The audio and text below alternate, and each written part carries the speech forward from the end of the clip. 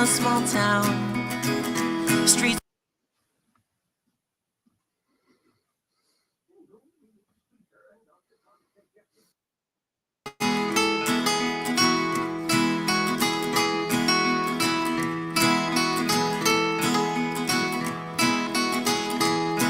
Nobody can hear this. That'll be really interesting. I hope people can hear this. If we can't, we'll go back. The road, this is Anthony LaFusi of We Have Issues.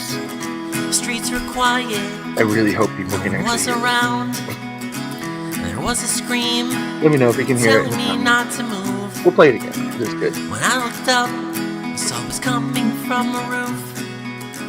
A group of new friends shouted pleasant things at me. They told me not to go. They asked me to freeze. They told me to stop. I knew that they would be the best of friends. They didn't want me to leave. They just wanted me around them. And as I approached the earth, it started to shake. If anybody's here, let me know if this is actually realized then I made a mistake. Would you watch the YouTube video? Make sure it's working. From the dirt. Know what it was. It was some kind of worm.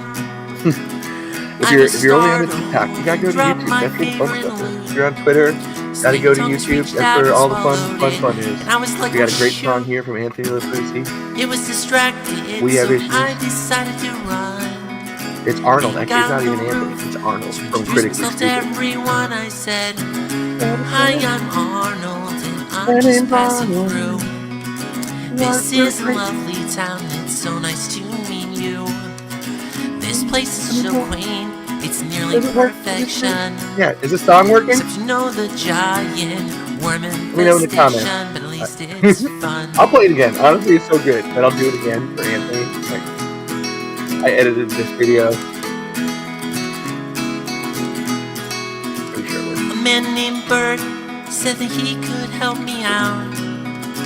Hey, get my yo, we got back, so I shouldn't pout. Okay, that's fun. He and his friends drove some that's tiny fine. I hear really loud carts. music. I don't know how to turn it down. They carried That's perfect, though. explosives to stop the giant land sharks. No, don't hear me. There was a rumble, and the cart it disappeared. Then everyone grabbed umbrellas. Yeah, it was pretty weird. Suddenly it rained. Hey, it's 88. It was What's up, really 88? gross. I was hitting the head by the thing that I loved most. I said, hi, I'm Arnold, and this is my loot. Thank you, Berghammer, for just being you. This is a lovely town, and I've had a lot of fun. And with the worms, this place is simply perfection. It's perfection. Yeah. Cool. Cool. Did that actually work? If you're in the comments, did you hear music? Welcome to Talking Tremors. I am your host, Levi Dylan Burzlow Flutt. I'm running Desert Jack's Graboid Adventure today. Let me know if you were able to hear that song. That song was by Anthony LaFusi of the We Have Issues podcast. Great guy, like huge fan of the show. I'm a huge fan of his show, him and Stevie's. Did that work, Caitlin? Okay, Caitlin's in the chat. Did that actually work? I will play it again too, because it was just. I'll do it later in the show, just because it was so much fun. I edited that little video together for Anthony. Anthony made me that song a couple months back, and I didn't do anything with it. I was like, "Oh, here, make me a song," and wrote me a song, and that's what we got. So thank you, Anthony. Caitlin, did it work? She just said, "Wow." Now she's yelling at. It's fine. Cool. So tonight's episode, all about, if you couldn't tell, Tremors 3. I got the hat. We got everything. I probably could have better Burt Gummer clothes, but I also don't care. I want to be comfortable. So this is what we get. This is what we get. Looks pretty good. You get the glasses and the mustaches though, so they all work there. But tonight's very special episode is about Tremors 3, because I specifically don't like it. But I also realized as I watched it and went over it that no, it's not bad. it's too quick. That's my biggest thing here. But yeah, anyway, we're past the music segment. I always open the show with a song, so we're past. Oh my god, this fucking mustache is the worst. How did I ever used to do that? We're past the music segment. We're into the show again. Welcome to Talking Tremors. I am your host, Levi Dylan Burzloff-Lutt, and here's your only podcast all about Tremors. The only one. Like there's no other. You don't get any other podcast about Tremors, which seems like a travesty in today's day and age that there's only one of me. But I will take this mantle that I have forced upon myself, and I will do something with it. Hey, thank you again to ADH Brady. I'd really love to be on your show too. I know you still got that, and I know you broke your tailbone last time we were talking, but I'm here for it. And thank you for the El Gecko for being here, and for JTH. I've got some Rangooniverse people here. What's up, Rangoonies? I know you're all waiting for Rangoon's stream to start, so you're coming over here because you're bored. I get it. I appreciate everybody. Thank you for being here for the Only Tremors podcast. Oh, also thanks. Hey, what's up, Iconic Horror on the TikToks everywhere? If you don't know this show, there's a lot going on. You'd think that I would like tone things down and not have crazy ass lights, but I don't care. It's a free world. Like this is what we got. Blah, it's red like the graboids of death. Bah, bah, boom. Boom. Or orange. Maybe I'll go orange. No, I love red. I do. And if you haven't noticed, I get incredibly distracted doing my show. I'm the only one up here, so I gotta figure out. I gotta juggle. I gotta have fun. Watched Tremors 2 with the guys at work last night, and we are watching number 1 tonight. Sweet, way to go, Crow. Yeah, like they're all good. They're all good. They all have their ups and downs and different things, which is the specific point of this like Tremors 3 one that I want to do. Last week, if you weren't here on the last episode of this show, I literally performed the entire script of the first Tremors movie from memory, and it was pretty awesome. And it's something I've been talking about for a really long time, doing on this show, putting my money where my mouth is in terms of that, and I was able to do it, and it rocked. And then I got to thinking, I was like, okay, what else have I said that I would do on the show that I haven't done before? And one of them was I want to do a game live stream, like live streaming, playing. There's several Tremors games that I could play, and now that I have actual real person internet, I could play them and it would work. Ooh, there's a bug there. I could play. Yeah, I could play. It's Last Train Out of Wormtown, or the other Tremors Rebirth games, or the Starship Trooper, or the different little weird Tremors 8-bit games and shit like that. But I was like, oh, I'll be doing that. Another episode that I've always said I need to do is I need to really go do Tremors 3, 2, and 1, because I've never actually done episodes solely focusing on Tremors 1, 2, and 3. It has only been 4, 5, 6, and 7, and then the Kevin Bacon pilot in the TV show. You'd think that for some reason I would definitely like make sure I have the first Tremors movie done, and then the second one done, and then maybe the third one before I went on. But nope, when this show started, I started with Tremors 7, and then I went backwards, and I never made it all the way. So now this is it. Now I'm making it all the way. I'm holding myself accountable. It's very fun. It's funny. I need more olives too. I got my olive jar, and I will pour some olives in here. But I am out of little tiny olives, so we'll have to use giant olives for this round tonight. I hope you'll all forgive me that I'm not that I got to use up my blue cheese and my jalapeno olives. How fun! If you don't know, there is a drinking game for this podcast. This Tremors podcast. Well, I do olives because I don't drink. Oops. There's too much juice there. Hold on 1 second. I gotta distribute my juice jars. All right. This is fun. This is real prime time podcast material right here. Listen to that juice. Yummy. All right. Yeah, listen to that ADR, baby, or ASMR. Ooh, it's very jalapeno in that. That's very good. Oh shit!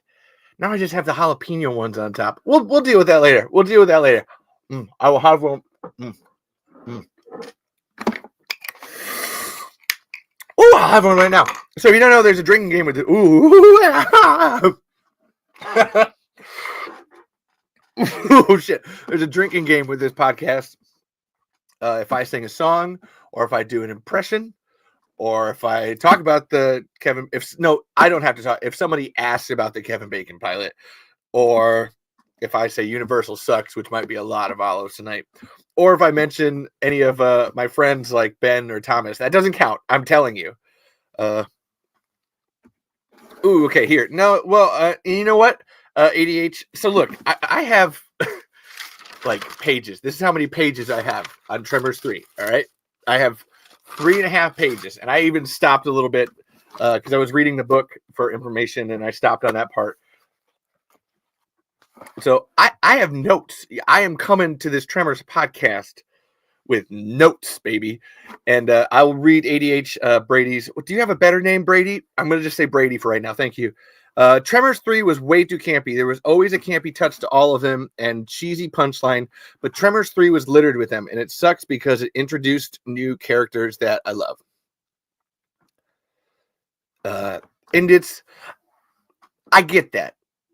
Like, legitimately. Like, it's definitely, hey, Andrew Bradford. Hello. Andrew Bradford's a great Tremors fan on the Facebook pages right now. Thank you very much for being here, Andrew. This person shares the fuck out of everything, and way to go on that. I would love to see Andrew make some memes. I feel like you would make some good memes from Tremors stuff there, Andrew. I'm waiting to see that. That'll be fun. But Tremors 3 being extra campy, like, I get it. I'm not going to, to this campy argument, I will say one thing. If you bring up ass blasters, I have arguments against you on this. Like, legitimate, I know how to say, like, this is why it's okay that ass blasters are here. I'm sorry for your loss. That is a tough one. I haven't lost anything yet. Maybe I have. I don't know. These glasses are fucking with me. But the campiness is there. Although I will say, so literally like the first note that I have written down for Tremors 3 is the way this movie starts does a bait and switch on its seriousness. Dark, broody, twangy guitar song leading to the Shrieker demolition. But then here's where the camp comes in. Any questions? I feel like I gotta have that. Any questions? Gotta have, like, it was really interesting watching it, like trying to really find out why I don't like it, and I found out I do like it. The problem is that it's too quick of a movie. I'll get into this later. And no, I don't think they tried to punk us. I disagree. I think this is a deliberate, very, very deliberate attempt to balance some things here. So the person that directed Tremors 3 is Brett Maddock, who is one of the creators of Tremors. Him and Steve Wilson and Ron Underwood and Nancy Roberts comprise Stampede Entertainment, and they're the whole reason that we all love Tremors. They put their lives into it. And a book that Brett Maddock wrote is called The Films of Jacques Tati, which is this entire book about French comedian filmmaker Jacques Tati. And it is like, it's a little fucking, I always call it like a mathematical tome on comedy.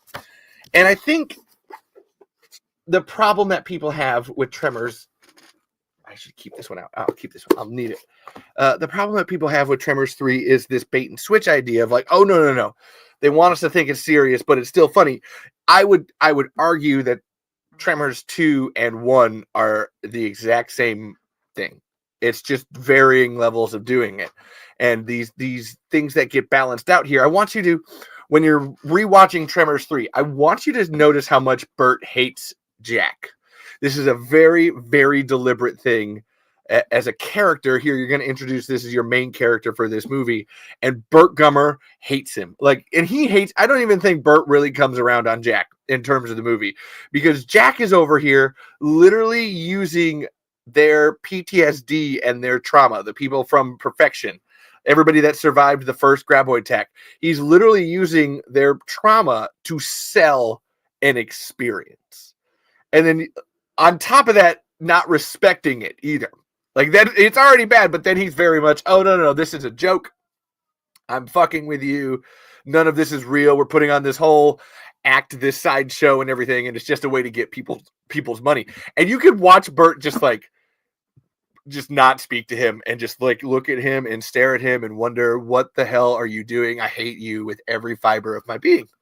It's really great character work from Michael. And then honestly, Sean Christian, It's not that he's not acting like acting less. He has less to do because Michael is doing so much to lay down that Bert does not like this guy. He's a piece of shit and all that. And I would even say it's kind of what I love about Desert Jack as a character is he's a total fucking con man. He's not a great person. He learns some skills during the course of the movie. However, this guy is probably not great. Like he doesn't Buford gets eaten and he's upset. It's a whole thing and everything. And it's just like, man, this guy is just has no respect. And yes, of course, he didn't like him. Yes, Bert does not like Jack. And I think this is incredibly important if you're going through the rest of this movie, that this groundwork is laid down for the campy and the serious thing happening. To the point where I wrote it down where it's whoever thought Melvin would try to buy Perfection Valley. Honestly, it makes complete sense. It's I'll get to that in a little bit. I literally just have a note that's just the giant words Melvin written down. So there's an interesting contrast here too with Desert Jack, that here he is making a buck off of graboids and such, and then you have Jody on the other end who is doing the same thing, but somehow Bert has less of a problem with. He does kind of like come at her with Jody, don't you think you're overdoing this a little? But she is able to be like, come on, Bert, this is our claim to fame. And I wondered, like, okay, well, why is she allowed to do it in his eyes, but Jack's not? Because there's a level of like, she lost someone. She did lose her uncle to the graboids. So it's not that she's participating in the trauma. She's there for it. And it felt like most of the world around Tremors 3 was built to torture Bert, which is really interesting because I think this is like peak Burt Gummer. This and Tremors the series are like peak, absolute peak of Burt Gummer. And he even rolls his eyes when Mindy's music comes on over the radio. I don't know if he does that.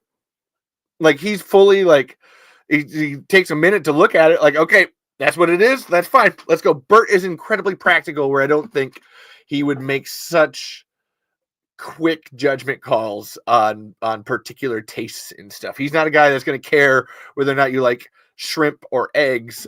He's going to care if you are murdering people in front of him. Like I said, Jack is such an interesting character, interesting foil to Bert, who's a very, very right and wrong, black and white kind of person.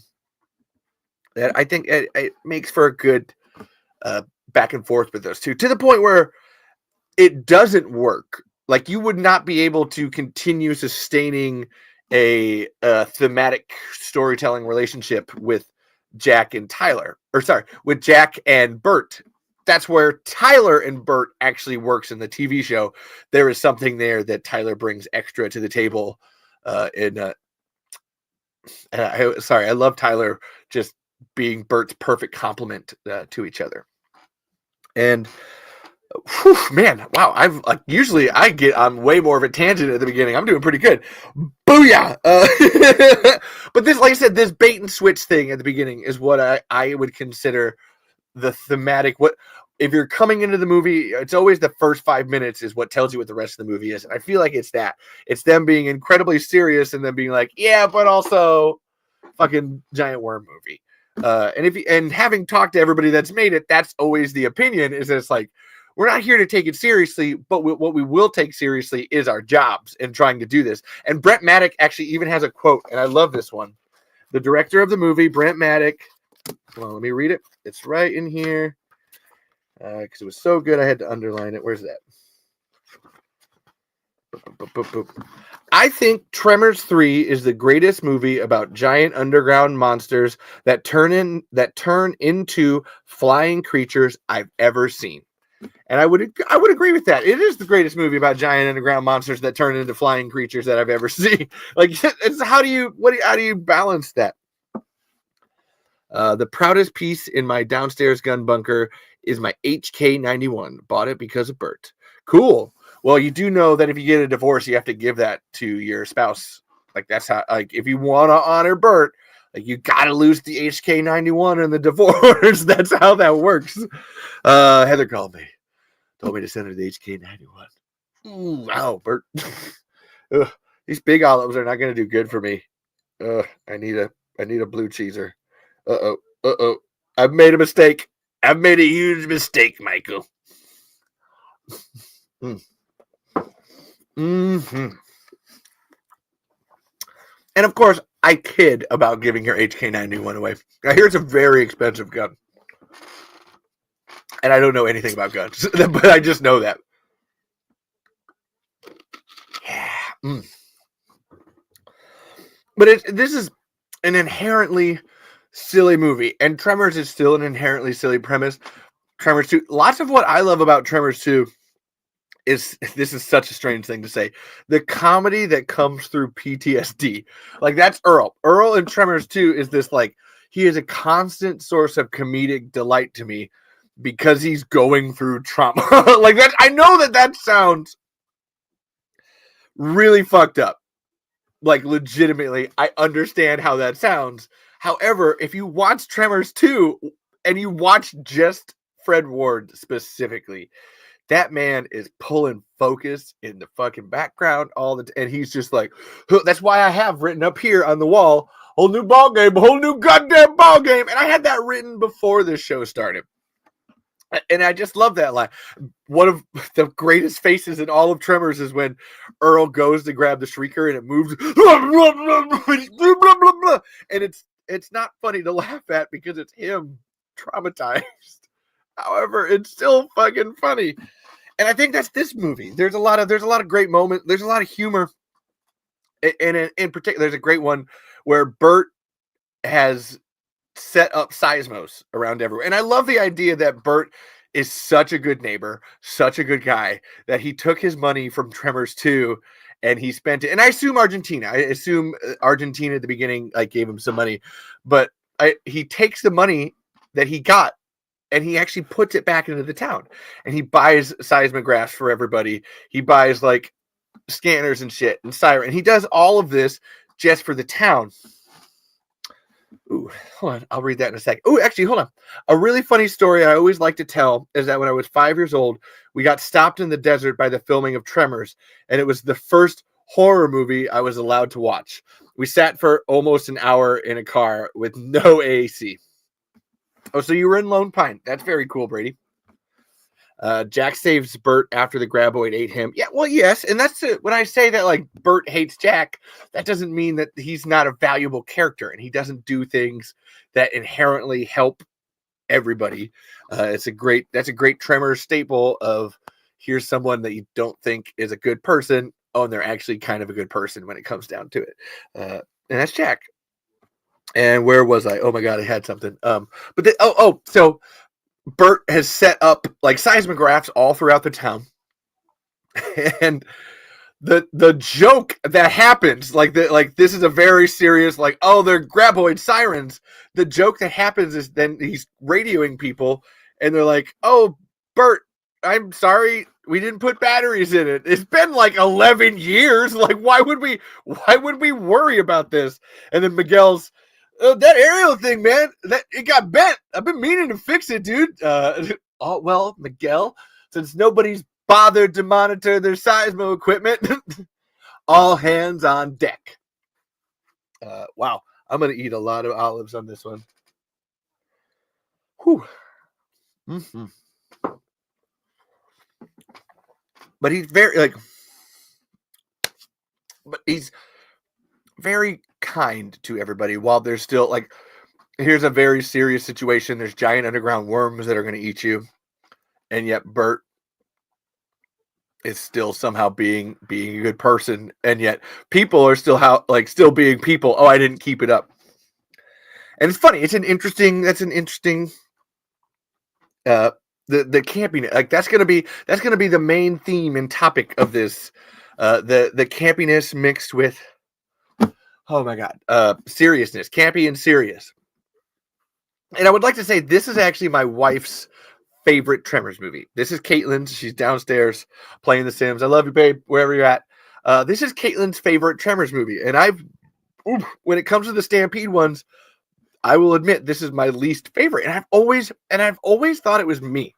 Like, I know I'm watching it and watching this movie and not understanding something. And I don't have that with Tremors 5, 6, and 7. I watch them and I know what it is, and I know why I don't like it, and I can like I have my little I can take my little pointer thing and be like, okay, so this is why over here, Jamie Kennedy does this thing that's terrible. Graboids suck. I hate this. Like, there's no jokes. This is not funny. Why is this happening? It's way too action hardcore. I don't understand. Like Tremors 5, 6, and 7. There's too many P jokes. There's another like over here. But with Tremors 3, it's so hard for me as a you'd think that I'm not objective, but I really am when it comes to this. Why do I not like this movie? And again, the thing that I came to the most is it's too quick. That was cool. And it was, when you know that they had only 22 days to film this movie. I don't know why I put up a 3. They had 22 days to film this movie, and it shows. And even Brent was talking about, where was it here? He was so mad at himself with this one. What was it? Oh, that's a good. The fans were. Come on. Damn it! It was back here. Again. I'm better at this. Hold on. That's the Irish tone. Where's the? Oh, come on. It's anyway. I think it was, where the hell? I had it written down. Boom. And oh, yes. Sorry, they're literally talking about. I know. I'm reading a book while I'm doing a podcast. Forgive me. I can do both here, but it was. Yeah, there it is. So this is director Brent Maddock. It's one of those things when you're in the middle of it saying, this script is just too elaborate. What were we thinking? Today, we're shooting a scene where the flying creatures land on this thing, and this thing blows up, and they're rolling down a mountain. Who wrote this? You begin to hate yourself. And that's one of the creators of Tremors. Like, legitimately just be like, you begin to hate yourself because it's all pushed together. And John Welpley even says that he had like 5 days to crunch down the script and get it right. Oh, hello, B Bliss. You are home. Welcome to, I got to read this and then I'll go back to Brady's comment. Oh my God, I literally have never met another human who loves Tremors as much as I don't know. I'm so happy to be here. Oh, baby. You have no idea. You have no idea what you just stumbled into. Where's my glasses? This show is nuts. Like I said, if you wonder what my credentials are, and I'll keep talking about Tremors 3 in a set. If you wonder what my credentials are, go to the episode before this where I literally, from memory, performed the entirety of Tremors 1. All of Tremors 1, actually about 85%. I would say 80. I got about 85% of it. All of it from Tremors 1 in under 2 hours. I was actually really impressed I got it in under 2 hours. And yeah, go look at that and then be like, oh, okay. I see why we listened to Levi's show about this. Shut the fuck up. I do that with Tremors too. No. And let me say, B Bliss, I don't mean just like kind of a line here and there. I mean from the opening sting all the way to the very end with fucking Reba's song and all of the songs and sound effects that go with it. Honestly, I was most proud of the songs. I got all the songs and the sound effects, and it was pretty fucking good. But if you want to believe my credentials, okay. So B Bliss can act it out. Cool. Welcome to the party, pal. Shit, that's an olive. Son of a bitch. Why did I do it? You set me up, Brady. You set me up. I'm gonna go through the jalapeno one first. But yeah, so I'm glad you're here, B Bliss. Thank you so much. Share this with your friends. Tell everybody to subscribe to Talking Tremors on YouTube and Spotify. You know what? Here's one thing. If people could go to the Spotify for Talking Tremors and rate it, whatever you want. Currently, it's got 7 ratings and it's at 3.9 stars. And I'm like, who found my show and gave it a 1 star? It makes me really sad. It's like, oh, this is so Somebody came here and just like wanted to shit on me. So if you want to give me some love, go to Spotify and rate this show 5 stars or 4 or 3, or I don't really care. Any recommendations on how to get rid of the hiccups? What's up, Thomas?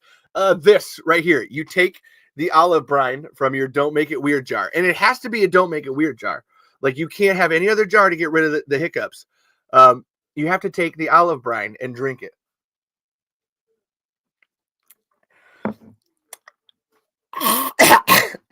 If you're only on the audio portion of this podcast, man, you miss my faces. They're so good. Olives.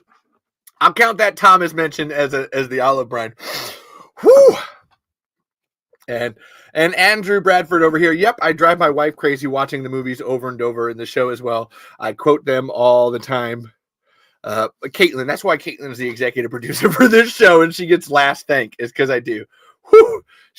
She has probably watched Tremors the series more than any other fan besides me because I watch it so much. But she is by osmosis has watched it more than anybody else because I have a problem. And hold on, Brady had it. So this is talking about Tremors 3 being too quick. And thank you for bringing me back on track. Is it because it's so quick that there isn't room for the jokes, or is it because the shoots were not executed with grace due to the cramped production schedule? Neither of those things. So this is where I think it's such a quick movie. And they even, like, that's what Brent is saying, where it's like, this script is too elaborate. There's too much happening in here. And it's why it feels so quick.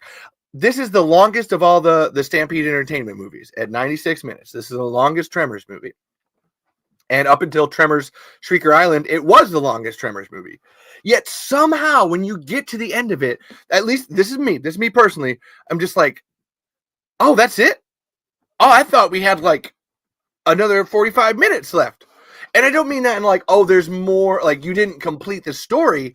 It's that this story is so big that it's like, by the time you get to the end, it's like, hold on, that's it? I feel like there should be a little bit more. There should be more to this, right? And in a way, there is. Because then there's Tremors the series, and then if you look at it from the, then Tremors 3 leads into Tremors the series, then that's that extra a little bit, like, happening there. But for me, it's just like, oh, wow, like, we get to the end, and I want more. That's my only problem with it. Like, legitimately, I watched it 4 times a day. I had it planned while I was doing stuff in the background.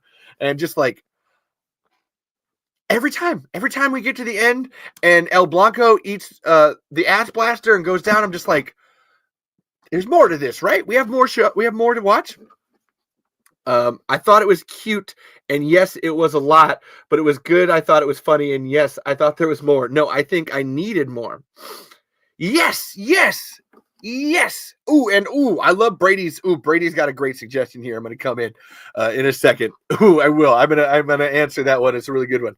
But it's true. You get to the end, and I'm like, I need more. And so you know it. This is a movie that, in terms of Tremors production, is almost as fucked up of a production as Tremors 5 is. Like, this is such a, wow, they really went through hell. When this movie came out, Universal barely produced a poster, and they didn't even like give it out to people. They had to different movie stores had to make their own posters for Tremors 3 to let people know it was happening. When Universal first came to Stampede and was like, make us a Tremors 3, they told them, this is it. This is the last movie. You're done.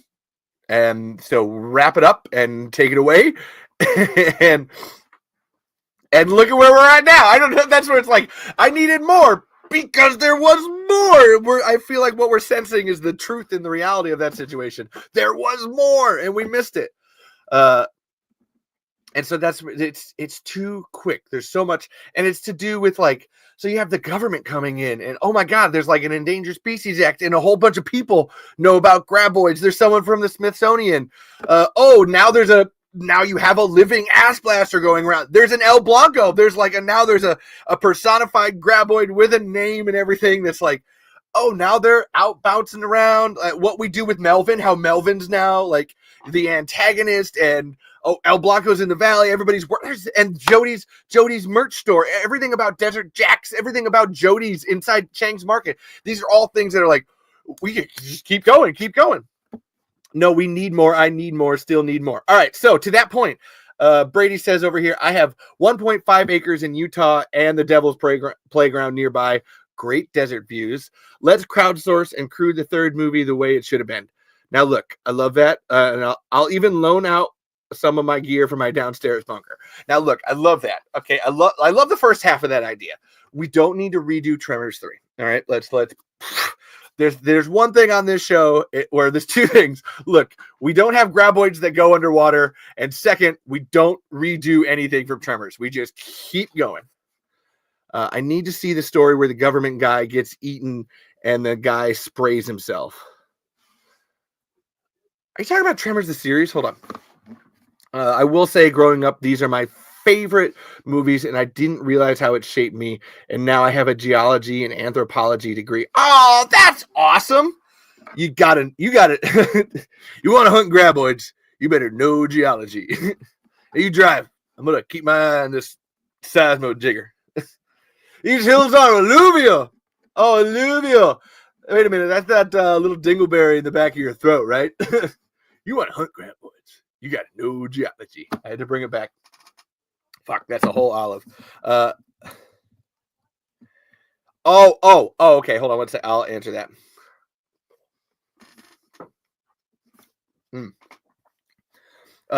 Then Brady says, the third movie, the geologist comes walking back covered in foam. I want to see how he got there. He's not a geologist. I would like to state that. I don't think he's actually... He just says he's from the Smithsonian. I don't think they actually give a qualifier for what his job is.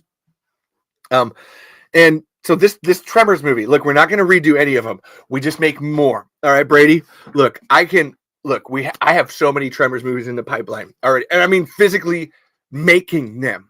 Like, you are talking to someone that makes Tremors movies because it's fucking fun.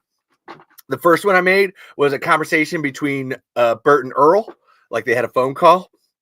The second one that I made was called Tremors Far Afield, where I go searching for a missing cow and find graboids instead.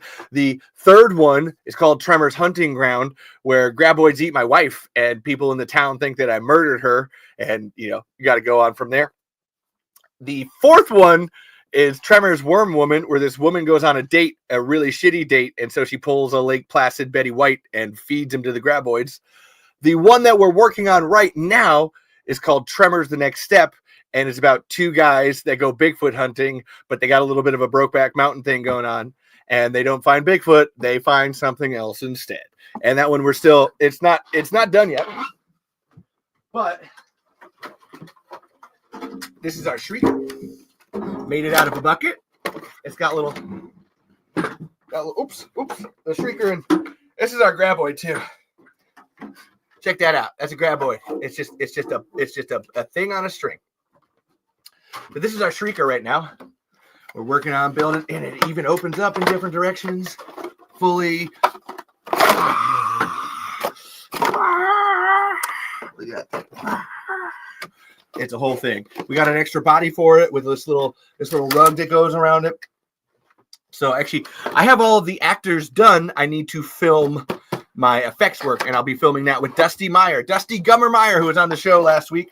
And yeah, this is our shrieker.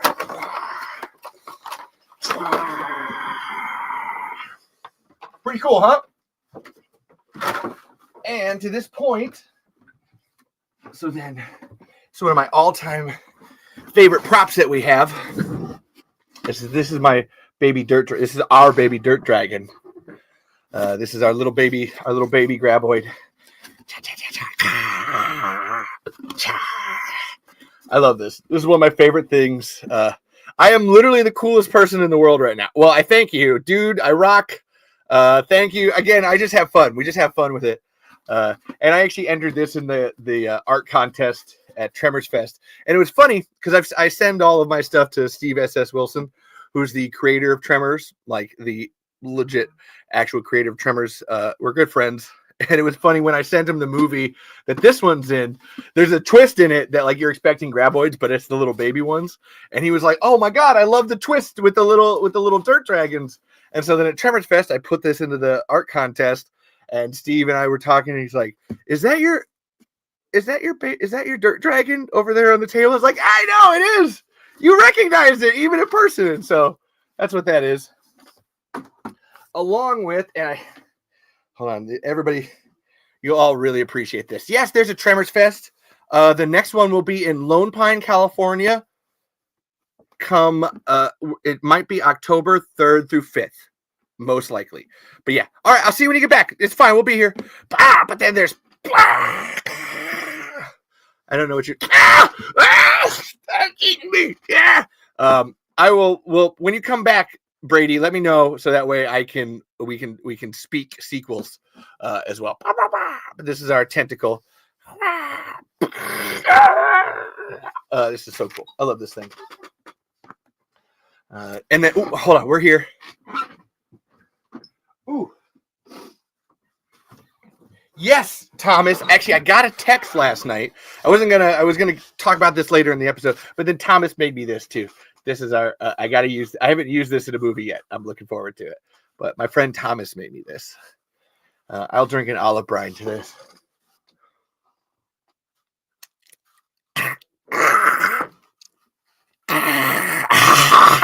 Oh my god! All right,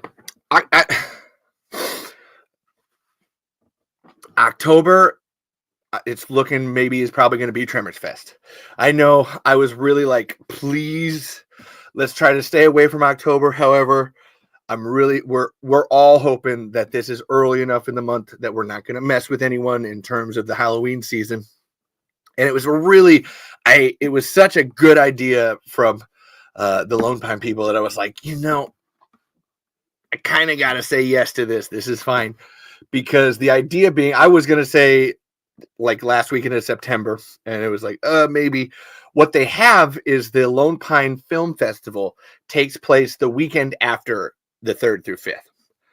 So they're looking to do a thing where we have Tremors Fest October 3rd through 5th. And then that whole week leading up to their film festival will be a Tremors themed week. Like they know people, like they get it's a huge thing out there. This is one of their main events is this like Lone Pine Film Festival. And they're looking to do this. Okay, so you have your Tremors Fest going. That'll flow kind of sort of into our film festival. And we get some more promotion for Tremors, more people having fun. And yeah, themed. And literally that's what Steve Latshaw said was like themed week. We do a Tremors themed week where we show the movies and then we have people on tours. And he texted me last night and I was like, I don't hate that. Like, that's not terrible. And while I'm here, hold on. I wonder if I can do this. Oh yeah. Oh, it's a thing, B-Bliss. I'm not messing with you. Hold on. Slides and PDFs. I wonder if I can. I'm going to try pulling something up here. I don't know if this will work. Hopefully your guys aren't like, what the fuck happened? Where did Levi go? I'll be like, hold on one sec. Let's do pictures. I'm doing this is a new thing here in terms of what I'm doing. So I appreciate everyone's patience and such. I was going to try to pull up my poster. Damn it. Camera, my files. Really? You're not gonna make it easy on me? Wow. You're not going to make it easy on me. I should have known. Facebook photos. Yeah, I would have had this. I would have had this up, but I wasn't. I was prepared with the song at the beginning. I have another thing here prepared. Hold on, come on. It's got to be. Oh, that's movies. This is pictures. Messenger. No, it's not in here. I think my files, downloads, camera. Yeah, I don't think so. And if it is, and I'm not doing this right. Documents. Nope. Pictures, Messenger. Nope. All right, it's not there. I thought I downloaded it. I have other like video files download. Way to go, Beef. Oh, whoa. Somebody beat cancer? Holy shit. Boom. That's even cooler than Tremors. Fuck yeah, it is. Hold on one second. I'm going to back out of this. So today is literally the best day ever, and you just made it 100% better. I just found out I am cancer-free, and now Tremors Fest. I never had more will to live. Holy shit. Yes. Way to go, B. Fuck cancer. B Blitz on the cancer. Woo. Damn. That's awesome. That is so cool. Wow. Let me know. Like, I can't find it. Maybe if I'm feeling like fucking around, I might do it later. I have a couple of videos that I'll pull up too that I want to pull up to illustrate some points. But damn. Wait, I'm so glad. I'm so glad, B. So let's see. Slides. One more time. I just want to look one more time. Otherwise, we're gonna keep going because look. There's only one person here. I gotta keep you guys entertained. Hello, my baby. Hello, my honey. Hello, my ragtime gal. Everybody, do the Michigan rag. You'd think it would be in recent, but it's not for some reason. Huh? Odd. Really odd. I'm gonna do one more where maybe. No, not even gonna risk it. I'm good. Anyway, Tremors Fest 35 coming. I'm super excited. It'll be good. The poster will be done. And to Thomas's point, Thomas, I did figure out how to do a red 5 on it, so I'm hoping it'll work. But yeah, Tremors Fest is happening most likely October 3rd through 5th. Steve was gonna let me know. What it is he has to talk to all of the hotels in the area because Lone Pine is a very small town. So we have to make sure that there are enough hotels for everybody that wants to be there, or people can't actually stay there and stuff. And they still film stuff in Lone Pine. So it's a whole thing of like literally talking to the Chamber of Commerce and like people like that, like literally talking to the whole town to make sure that we can bring Tremors Fest there and bring it there effectively. And I'm back. My daughter has agreed to watch Tremors with me over lasagna. Fuck yeah, that's cool. Cool. And if you're here on the TikTok or you're here on the Twitter, just so everybody knows, best place to be is over on YouTube at the Tremors Saga. That is the channel for all things talking Tremors. That's your best spot, man. Like, just go there or go to Spotify and, like I said, rate me 5 stars. It makes me so sad sometimes. It's just like, damn it, I got 3.9. Boo. But here's hoping we get 1,000 subscribers on YouTube. That would be awesome. So this point about let's make some more Tremors movies. As you can see, I'm into it. I think every single person, so Brady and Beebliss and Andrew and Thomas and El Gecko and Alec, like everybody that's watching or has anything to do, like wants to do with Tremors, you should make your own. Like, let's fucking do it. Let's go out and do it. I had Dusty Gummer here last week. We're going to do a Multiversal Bert episode. I think the one we landed on with him is we're going to do one where it's a predator that turns into dog soldiers thing of Tremors. There's ideas. Go out there and make your own. Because what it is right now, currently with the way that the rights are like, woo, way up in the air. As much as I did to get the rights back to Stampede Entertainment, there's still a long way to go before we get all of the rights back to all the Tremor sequels and everything that Stampede owns. Currently, right now, Stampede only has American distribution rights to the very first Tremors. So let's help them out. Let's show the world why we love Tremors by making things that homage Stampede Entertainment.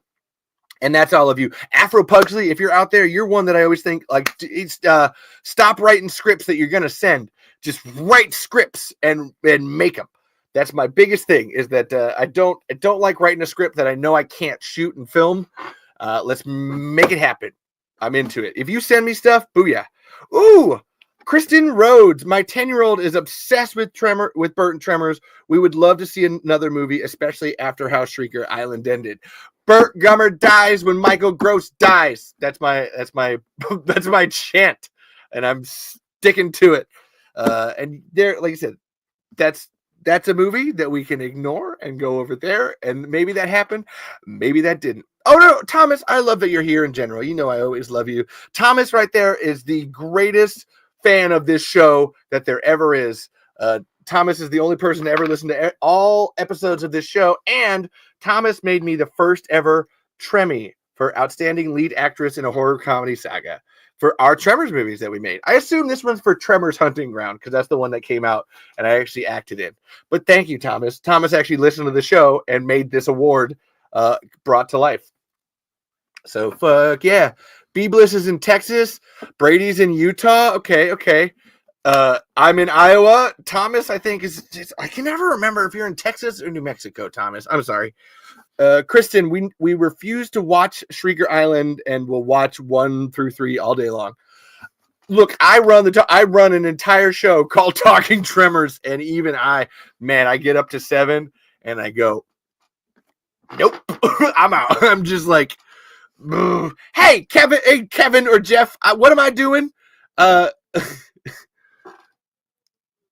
Oh, look, as I've said before, Kevin or Jeff of the Sons and Shadows, I'm always scared to be on your show, like in chat, because it's like I don't want to encroach on your guys' time. Like it's such a like I know it's Jeff. I just have to say Jeff and Kevin because you're the son, and actually Kevin's the son, and you're very much the shadow, Jeff, of that world.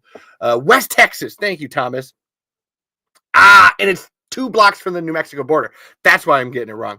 And Andrew, I live and breathe Tremors. Like I said, Andrew's doing a great job on Facebook right now, sharing all things Tremors. I would recommend you do one if you really wanted to like put your finger on the scale there, Andrew. You are not the sunshine, Jeff. No, you're not. Kevin is the sunshine. You are so no. Kevin is this like he's like there's a dark. He's a dark sun somehow. Where's the Flash? You are so the shadows, Jeff. What are you talking about? My son and I could talk Tremors all day. We use the quotes from the movies and show all day long. Kristen, if you want a really funny thing to see, I gotta tell I'm so proud of it.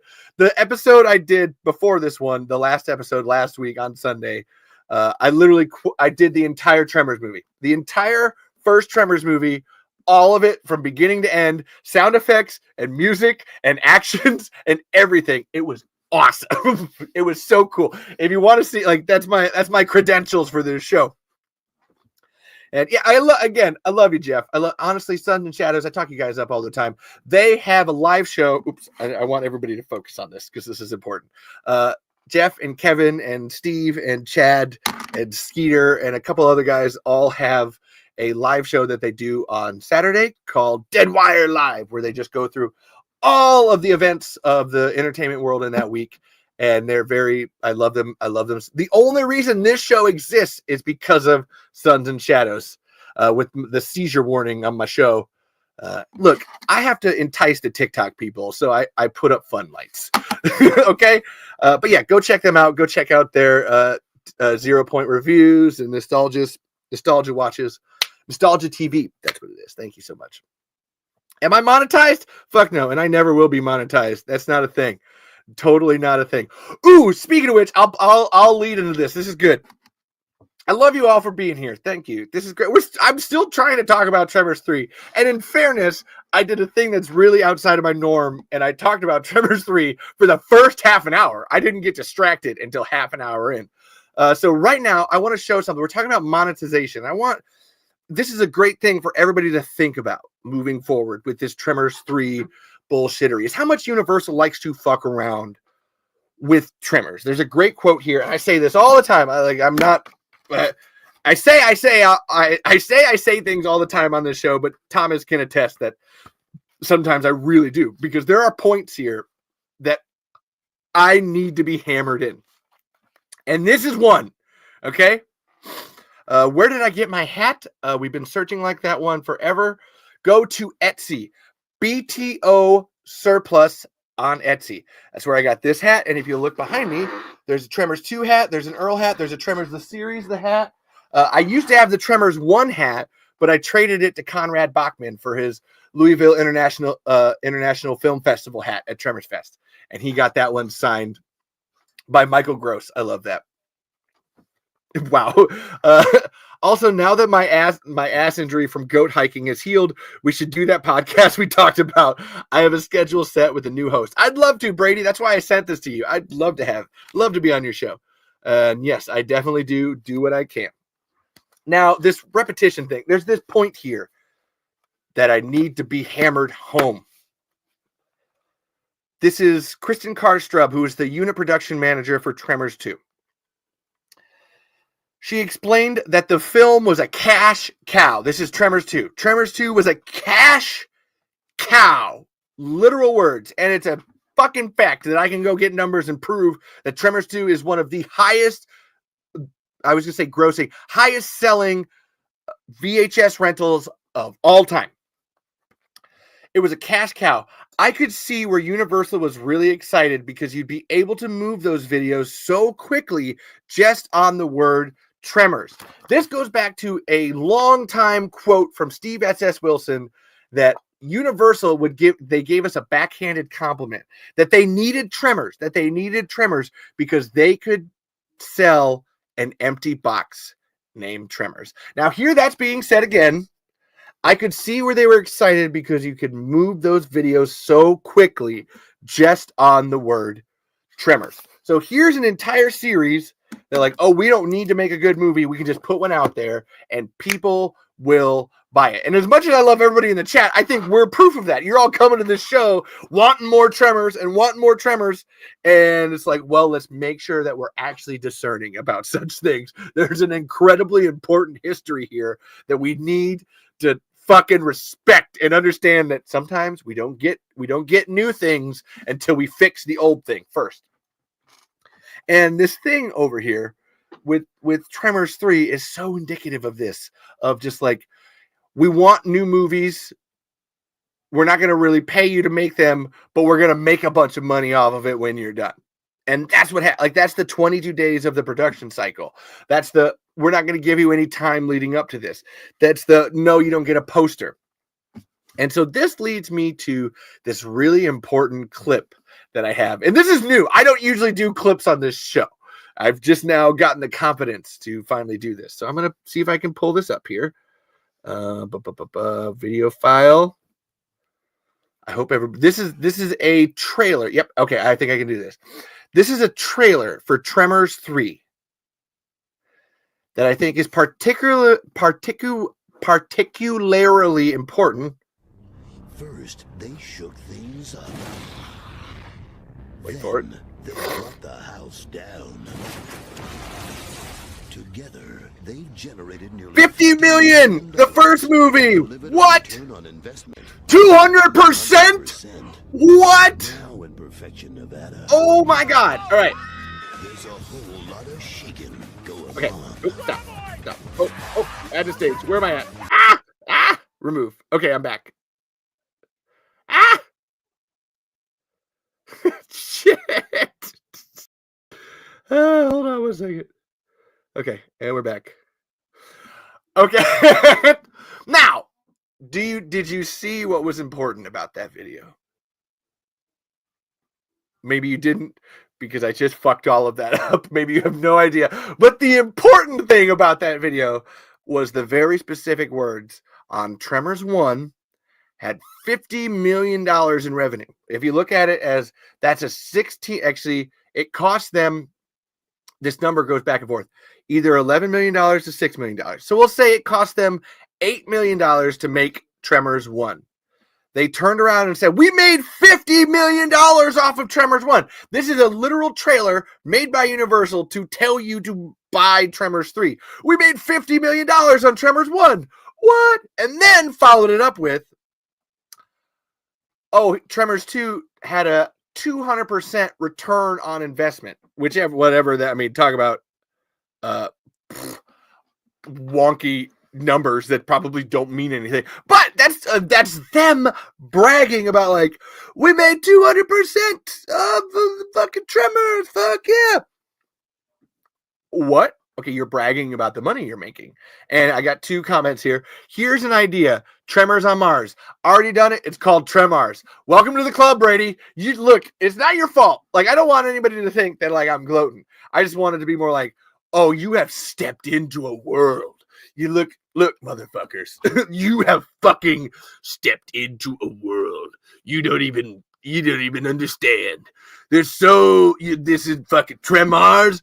It's done. It's done. Honestly, the only thing that's done about it is that I have the name Tremors because it's right there. It's Tremors on Mars. You call it Tremors.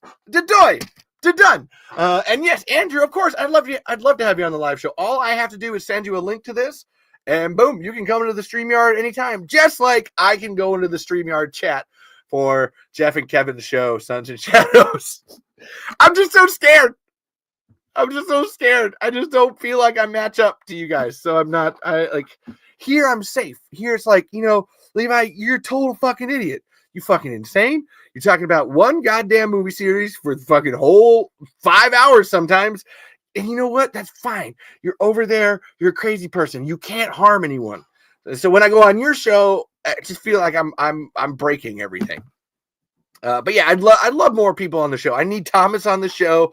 I'd love any B Bliss and Brady. I know Brady. I'll be on Brady's show. I'd love to be. I'll be on anybody's shit, man. Let's fucking go. Let's make stuff. I always have this opinion that it doesn't really matter what your opinion is. Do you make stuff? Do you make things? Then I like you. That's my opinion. You do good work. Put shit out into the world, baby.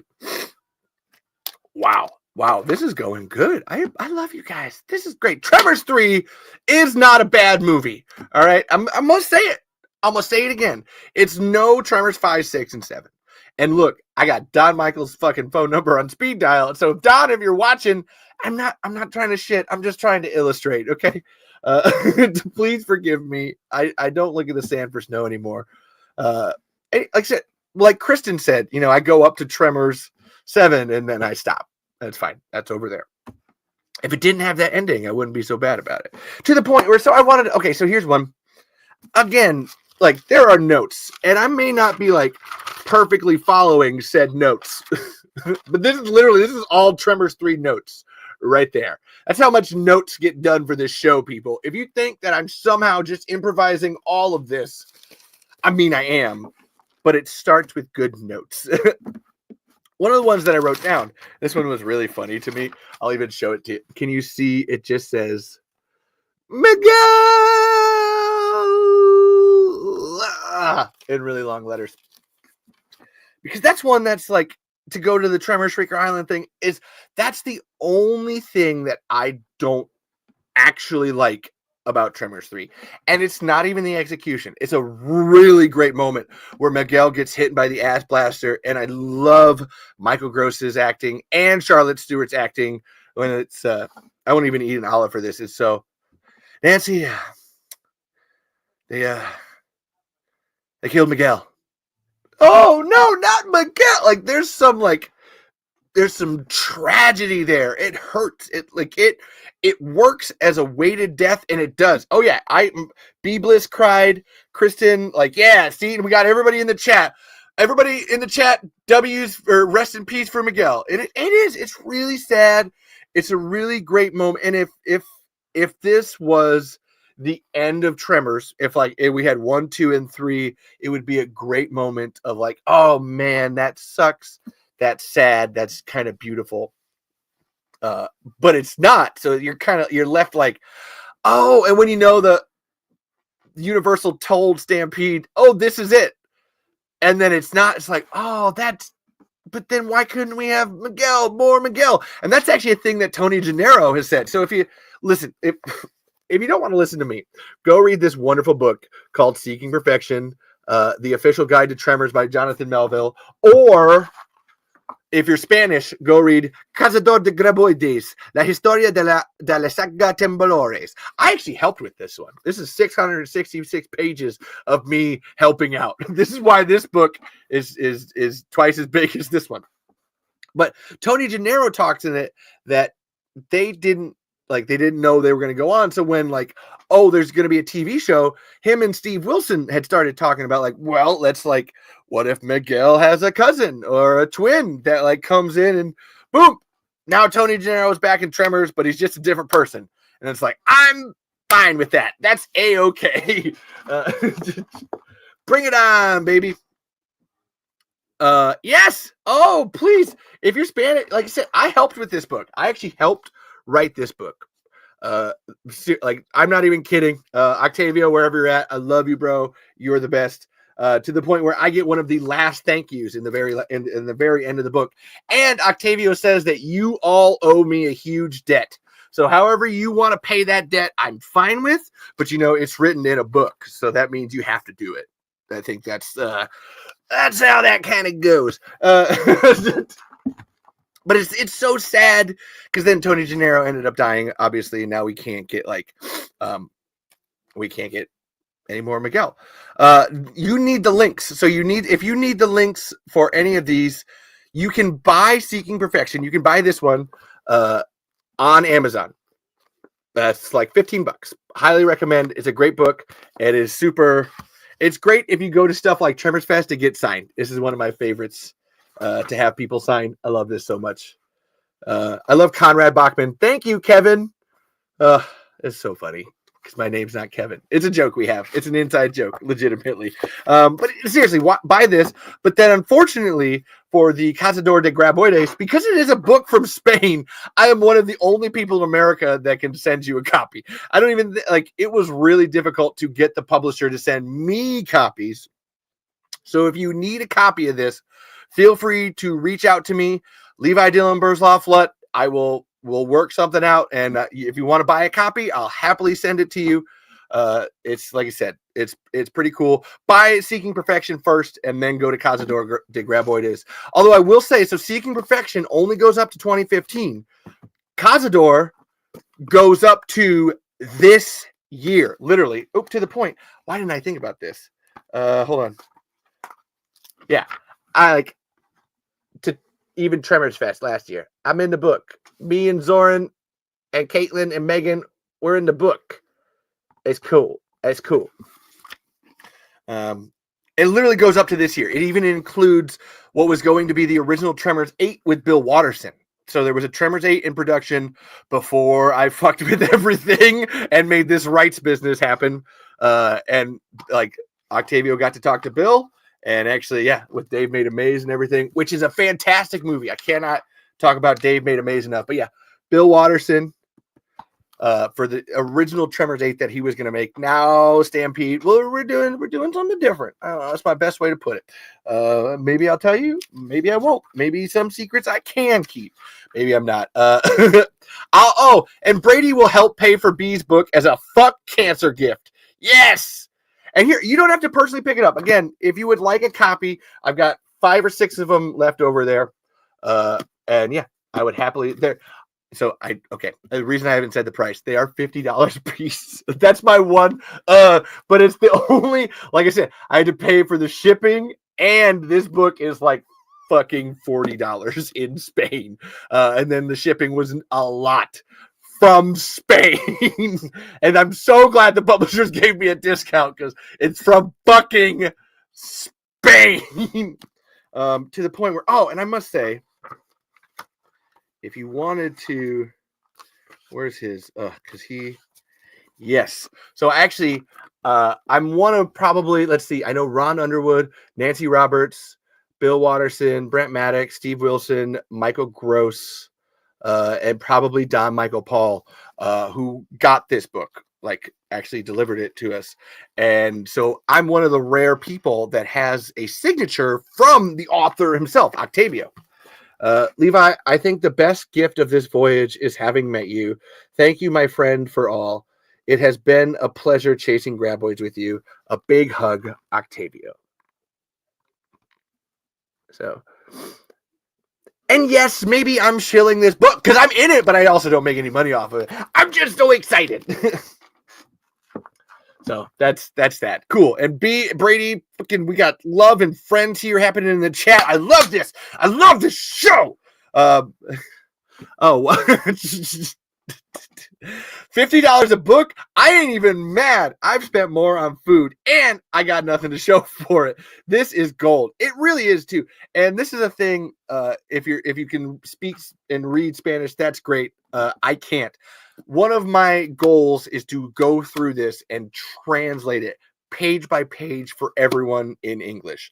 I haven't got to that yet because obviously I've got a show. I've got my own movies I'm making. Conrad Bachman's going to be on the show next week. Dr. Jim from the first Tremors who gets swallowed under the ground. Conrad's going to be on the show. I'm working on Tremors Fest. What else am I doing that I'm spending way too much time doing? I got regular life to deal with. But this book, I gotta shout it out. It's so cool. But to this point, this Miguel point, this sadness point, where it's like all of the things that I would not like about Tremors 3 happen because this is the very last movie, and so all of these decisions are being made for this. And I would take that step back and be like, okay, those are bad decisions. These are not great. To the point where I asked Steve Wilson this question on Stampede Entertainment fact site. So if you go to stampedeentertainment.com, there's a frequently asked questions section of the site where you can talk to Steve S.S. Wilson yourself and ask questions there. And I have his own email and everything, so I can talk to him there. But I love asking him questions from the site, because then everybody gets to see the answers and stuff, and they go right on that page. And one of the ones I asked him today, because I was doing this, was just okay, do you think that it's a mistake to have ass blasters be an aggressive segment of the species? Because if you look at them as a strictly egg-laying section of the evolution, then hey, what's up, Colby P? I was checking your comments last time. You were so awesome. Thank you for being here, Colby P. If you look at the entire evolution of the graboids and shriekers and ass blasters and dirt dragons themselves, it's really strange that the ass blaster is so violent as a creature. And hey, everyone send your Instagrams and Twitter handles and everything's in the chat. Be Bliss would like to hang out with you. I love this place. You are all amazing. Everyone send me your Instagrams and Twitters and stuff. Y'all are my friends now. On X, so you can find Brady at Nova Dodge on X. I'll go through and click these as everybody's saying stuff. But I was asking Steve, and I'll see what his answer is. He usually answers in a couple of weeks, so we'll see what it is. Is this a mistake? Because it makes more sense as the egg-laying portion of the creature that it's not aggressive, particularly. It can't eat food. That's the other aspect of it, is that it can't eat anything, or it goes into a coma. So then, okay, so this is, why is it attacking anything? It can't be for food, so then it has to be for protecting the nest. That's one of the, and I don't even think this was intentional, but it's one of the things that Tremors 5 gets right, where the ass blasters are protecting the nest. They have a thing about that. Although then it becomes the queen bitch graboid protecting the... No. A graboid is meant to go out and get food. Shriekers are meant to multiply. Ass blasters are the mothers. They are the protectors. They would make sure you don't kill the nest, or try to find... you need water and you need heat. That's how you make a graboid egg hatch. So I just wonder if this is not the ultimate mistake. And this is something that you would fall into if you're making the last Tremors movie. You got it. So this is your last one, your last hurrah. Let's go to town. You've got to have those set pieces. You got to have those final action set pieces. And this is, I wrote down, it's incredibly quick how the ass blasters get dispatched. That's one of my, that's my complaint, this quickness. Yeah. Ooh, thank you, Kristen. Kristen Rhodes over here. I really love the tie-in of the ass blasters. They don't feel any more aggressive than the shriekers and make a great completion of the life cycle. Herding havoc, as Brady says. And that's true. That's where it's in terms of, everybody always asks me, obviously we're talking about Tremors sequels and stuff, and what about one with an ass blaster? And it's ooh, man, that is one that I find hard to make work.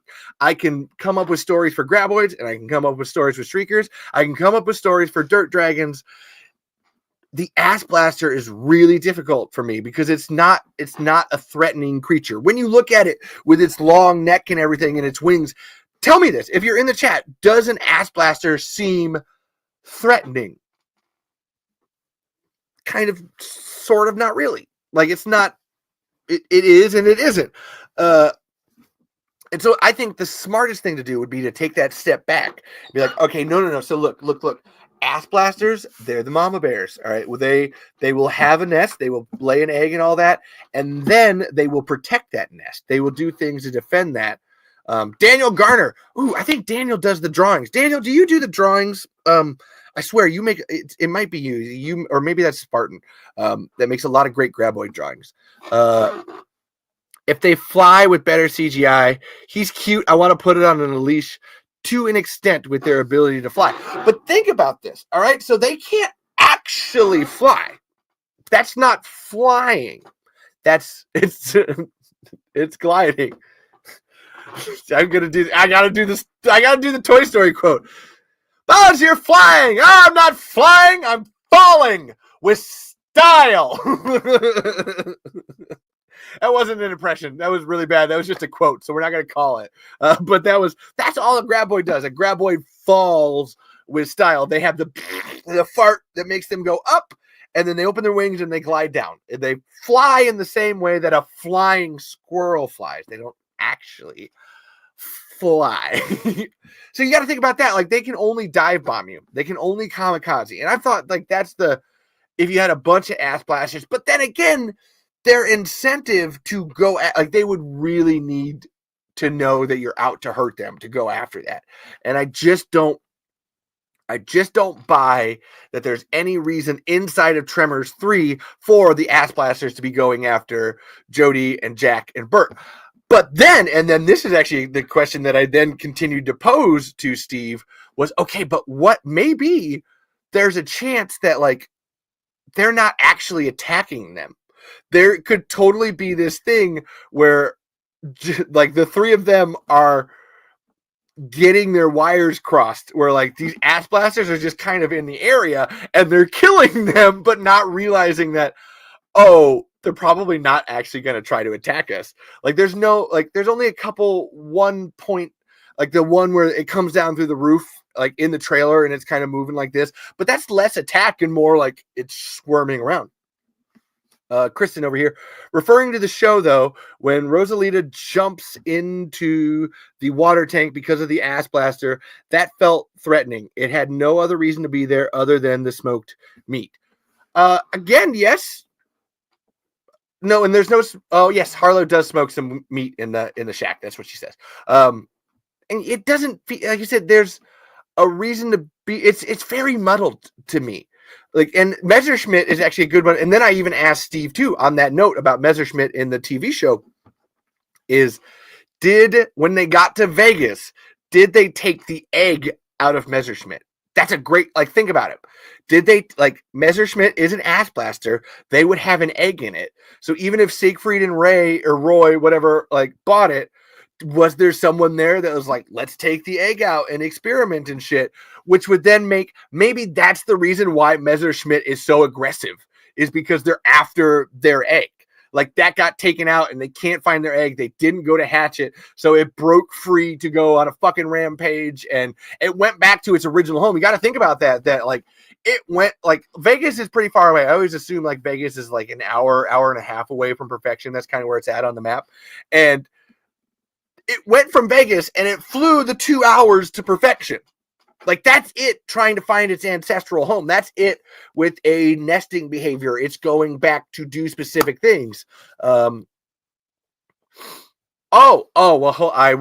Brady, I will go to town for you on this answer. This is why the Talking Tremor podcast exists, is for questions or anger statements like this. The thing that pisses me off is that they don't explain it. I always thought the idea was they pass out in areas with tons of food to lay the eggs, so the egg gets laid in an area with lots of food. Yes. So here's the thing. That would have actually been explained in the original Tremors 5. There's a lot of aspects which I wish they would took the time to explain, especially in the show. Not all heroes wear capes. So this is where I say, if you want to know more about Tremors, besides these books that I'm talking about, or you're listening to me, go to Stampede Entertainment. It's a dash, whatever the dash is. That's what I'm saying.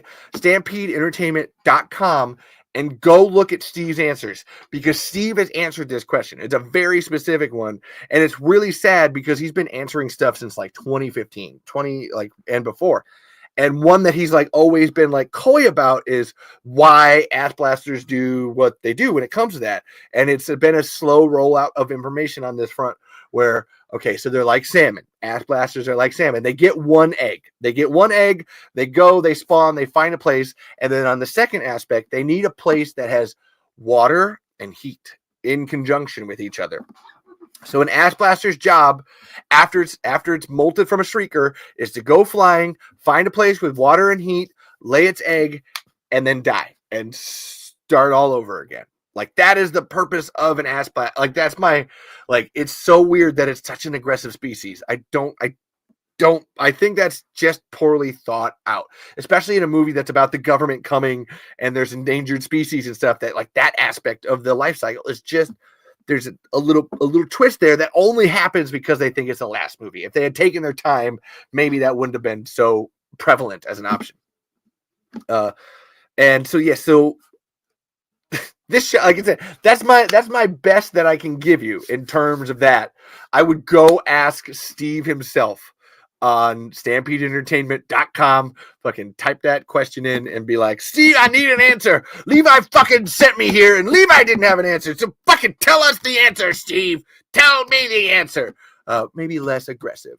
Maybe a little bit like an ass blaster would. Very subtle, very tactful, very taste. Very demure, very mindful. Holy shit. Okay. I would love to see the egg hatching.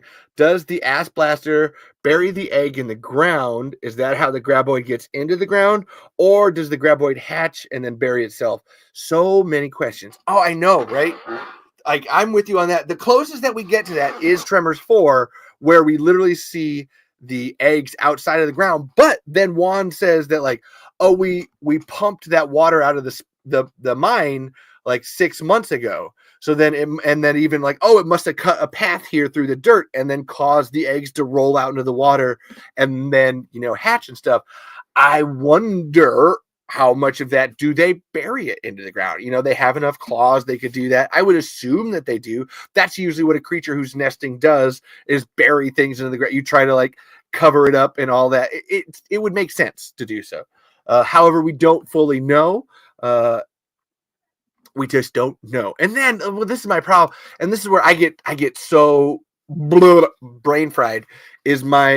There's two halves of my Tremors brain, which is, okay, this is the Stampede stuff. We're going to try to treat this as much as canon as possible. And then there's this is the Don Michael Paul stuff.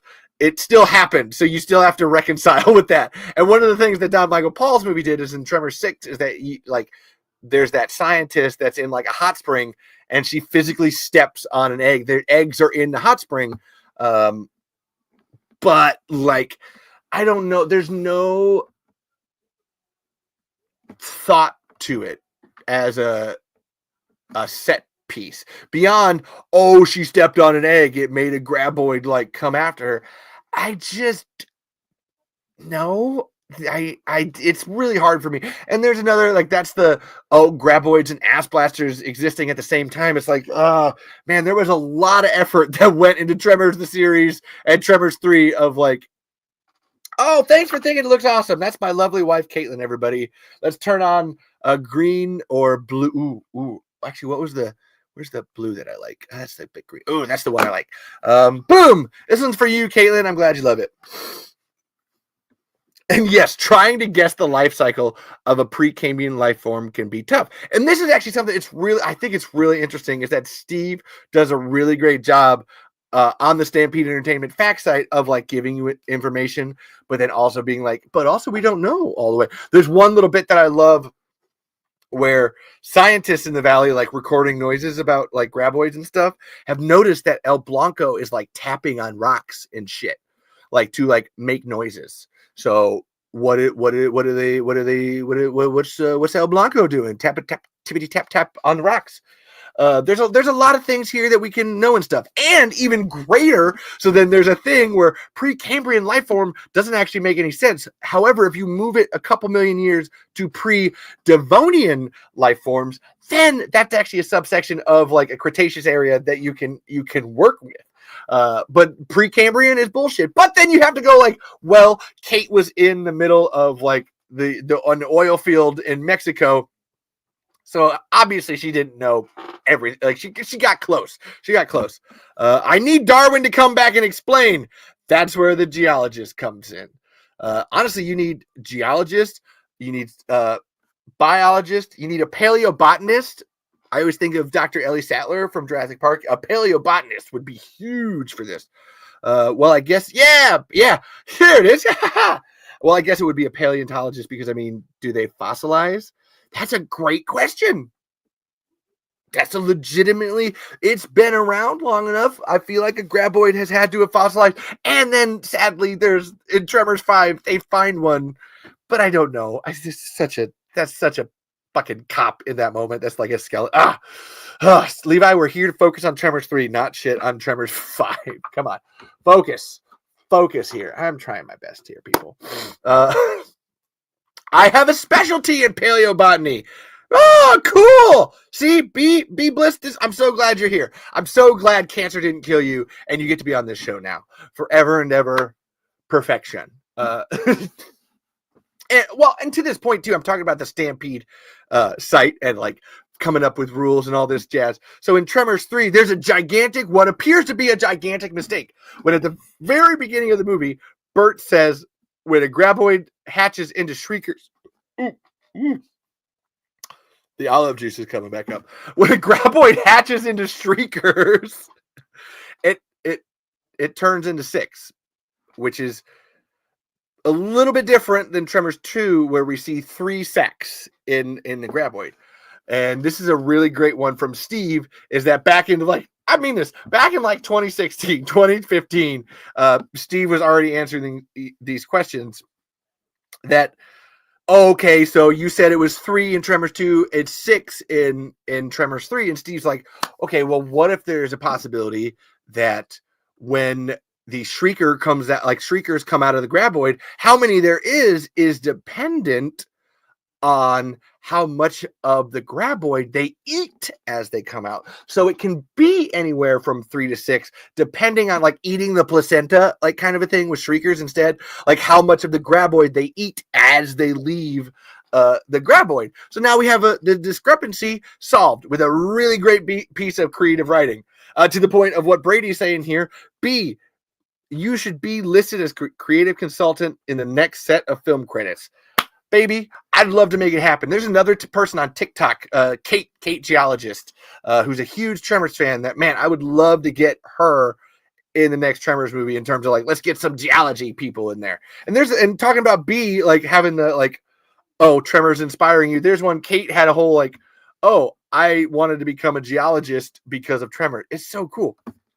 That would be a dream. B says, I would be eternally grateful. Well, look, when I'm making mine and I need some geology or paleobotany help, I'm into it. So, like, let's go. So currently, right now, our species of graboid that we have here in our movie in Shriekers, they're an Iowan species. So they have to deal with winters. So they actually have an extra layer of fat around. They're bigger. They're chunkier. They're chunky little monsters.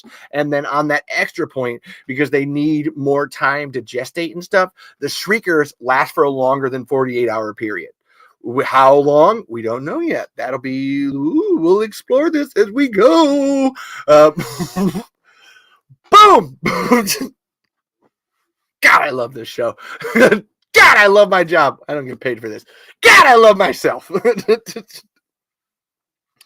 So there's this world of Tremors is amorphous. I think that's why I love it so much and why it's so much fun.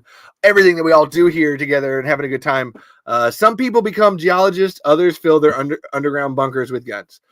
A little bit of column A, a little bit of column B. And I would venture too and point out that Bert learns his geology as well. Bert may have a bunker full of guns, but Bert learns the fuck out of his geology. Adaptation for climate and adjusting, I love. Yeah, like I said, it's such a cool, like you can play with it. That's where I don't hate a little bit of that in Tremors 5. They take it a little too far, but it's like, ooh, you can there's wiggle room there you can play with.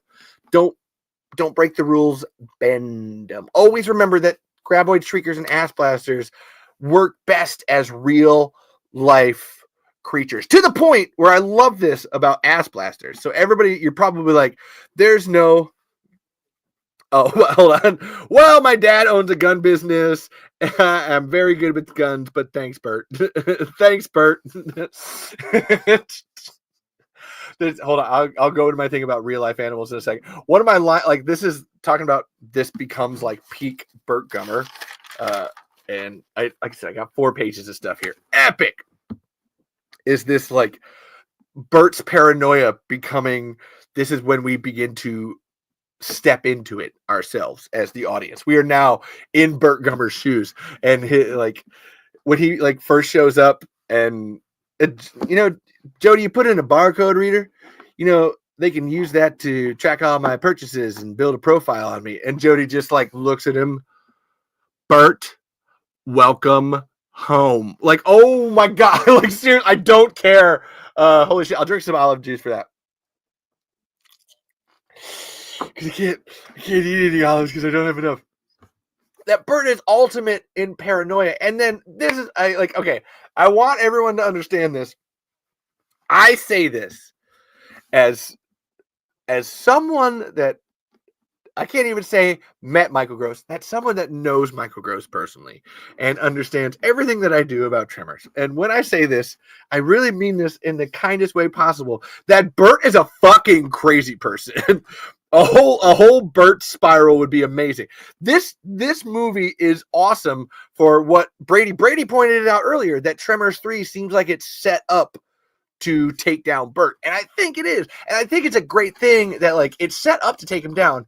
It still doesn't, because Bert is his ideals. Bert is not a bunch of guns. Bert is not I was just going to say a bunch of guns.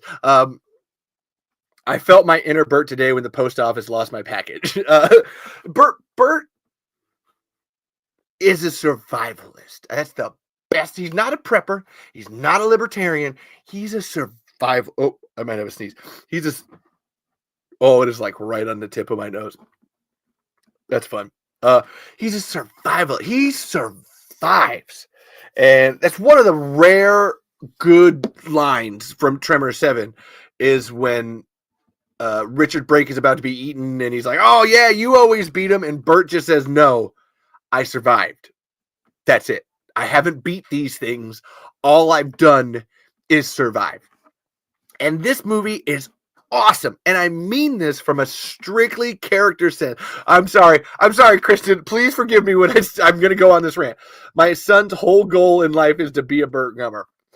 And I'm gonna go on that. Like Bert truly cares about people. I want that to be like 100% noted. I said it earlier where he used his money from Tremors 2 to put the Seismos in town. Like he's always trying to help people. Chris and Drew from the Horrific podcast always loves pointing out that Bert grabs like sweatshirts out of his truck and gives them to Jody and Jack and goes like, here's a sweater. Looks like you're cold. And then they like, here's some more guns. And then they go off with like, let's go bag our limited shriekers. But he literally gives you look cold.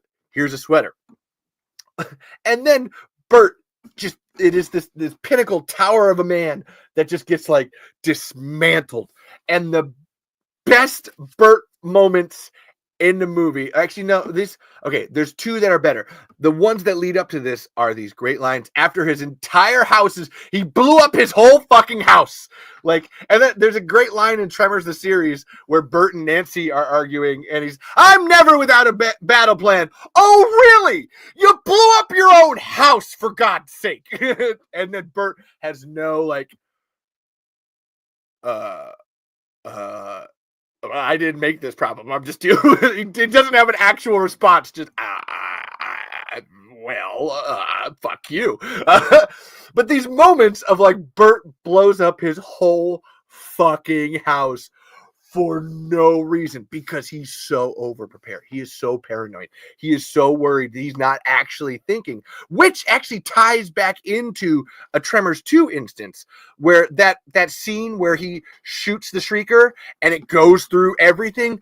Bert is so fucking paranoid. He's not actually thinking. He is just reacting and doing stuff because the third rule of firearm safety is you always know what's behind your target. Bert didn't take the time to do that. And so he's very reactive in these moments. These are so great. And because I will say Bert has a certain level of respect and understanding to him, and it's hard to portray it, but Gross does an amazing job. Oh my God, yes. One of my favorite Bert moments is when he gets eaten by the graboid and Jack has to cut him out with a chainsaw. That's so there's a moment that's better than that. I mean, that is cool. Like, and I love when you're watching this, and Caitlin said it today. Like he puts on his sunglasses and she's like, why is he doing that? He can't see anything and they're gross. And I'm like, it's true. He's like, all this is literally like his, like, I prefer we keep this to ourselves. Like, he is a man destroyed in this moment. He is his worst enemy has fucking swallowed him whole, and he has risen from the ashes like a fucking phoenix, like an ass blaster reborn. But he's still like, I need to hold on to the little things that make me me. And this is why, like Caitlin, like she pointed out, like, why is she putting his glasses on? And I told her, it's like, because that's all he has in this moment. That's it. That's all Bert's got going. He's like, I know I can put my glasses on.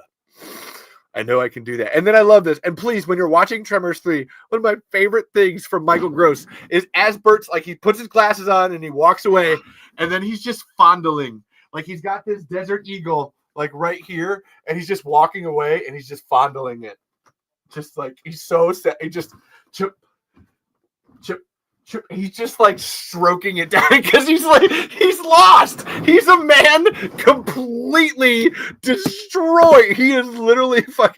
I'm fondling the only thing that I know brings me joy. I love this. Like he and this is to Michael Gross's point. Michael Gross says this all the time, that Bert Gummer is a man without a sense of humor. And when people are like, oh, there should be just a Bert Gummer show. In fact, there was pitches for that back in like the Tremors, the series 2003 era, where they wanted to do a show called Bert's Bunker that was literally just Michael Gross. Like the whole 45-minute long show was just Michael Gross just hunting graboids. And Michael Gross had to be like, no, we're not going to do that because that doesn't actually work. The only thing that makes Bert an interesting character is when you put, like, he is so crazy that you have to put him around normal people or semi-normal people in terms of like who perfection is. And like he's nuts. So he has no sense of humor. You're not gonna have a funny Tremors movie with just Bert in it. You need him to be surrounded by people. And even that's Michael Gross. And I love Michael Gross's opinion on anything that it comes to Bert. He's the only one. And this is I was talking to Caitlin about this earlier, where Michael Gross isn't Bert Gummer. Like, and yes, Bert needs a partner to be funny. And here, I'll read. You guys are all honestly, this ammo, the completely out of ammo is a really. I'm going to come back around here. And Bert. Oh my God, I just had it. Where'd it go? Oh, Michael Gross is not Bert Gummer, but Michael Gross plus good writers is Bert Gummer. Because Bert Gummer is such a specific person. I love the anecdote from Michael that festivals and conventions and stuff like that will ask him when he's doing appearances, hey, could you like improvise as Bert Gummer? And he says, no, I can't, because that's not Bert. Bert is so hyper specific that like everything that he says has to be written down. There are moments you can tell in Tremors that are improvised. None of them are from Bert. He is so hyper specific that you have to know every single thing that he is saying before he says it, or it will not work. And I mean that in terms of story and funny. It's the funny. The funny is what does it, like the biggest one that does it the most. And to everybody actually, you all, it's hilarious how everybody in the chat hit this same point. I converted my BB gun to full auto by the age of 7. And I wrote this down. How does Bert not know what a potato gun is? Bert is the man who built improvised pipe bombs out of fucking PVC. Doesn't know what a potato gun is. Oh God. And it's funny too, if you look when they're in Bert's house with Jody, Jack, and him, he's got marksman trophies. Actually, I need to ask Steve this and be like, are those marksman trophies? I assume that they are. But Bert has a row of trophies in front of his gun wall. Again, I'm assuming for being a marksman. That seems like it would make sense. That's how hyper specific he is as a person.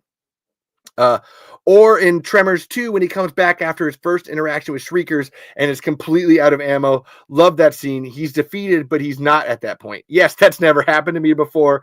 I am completely out of ammo.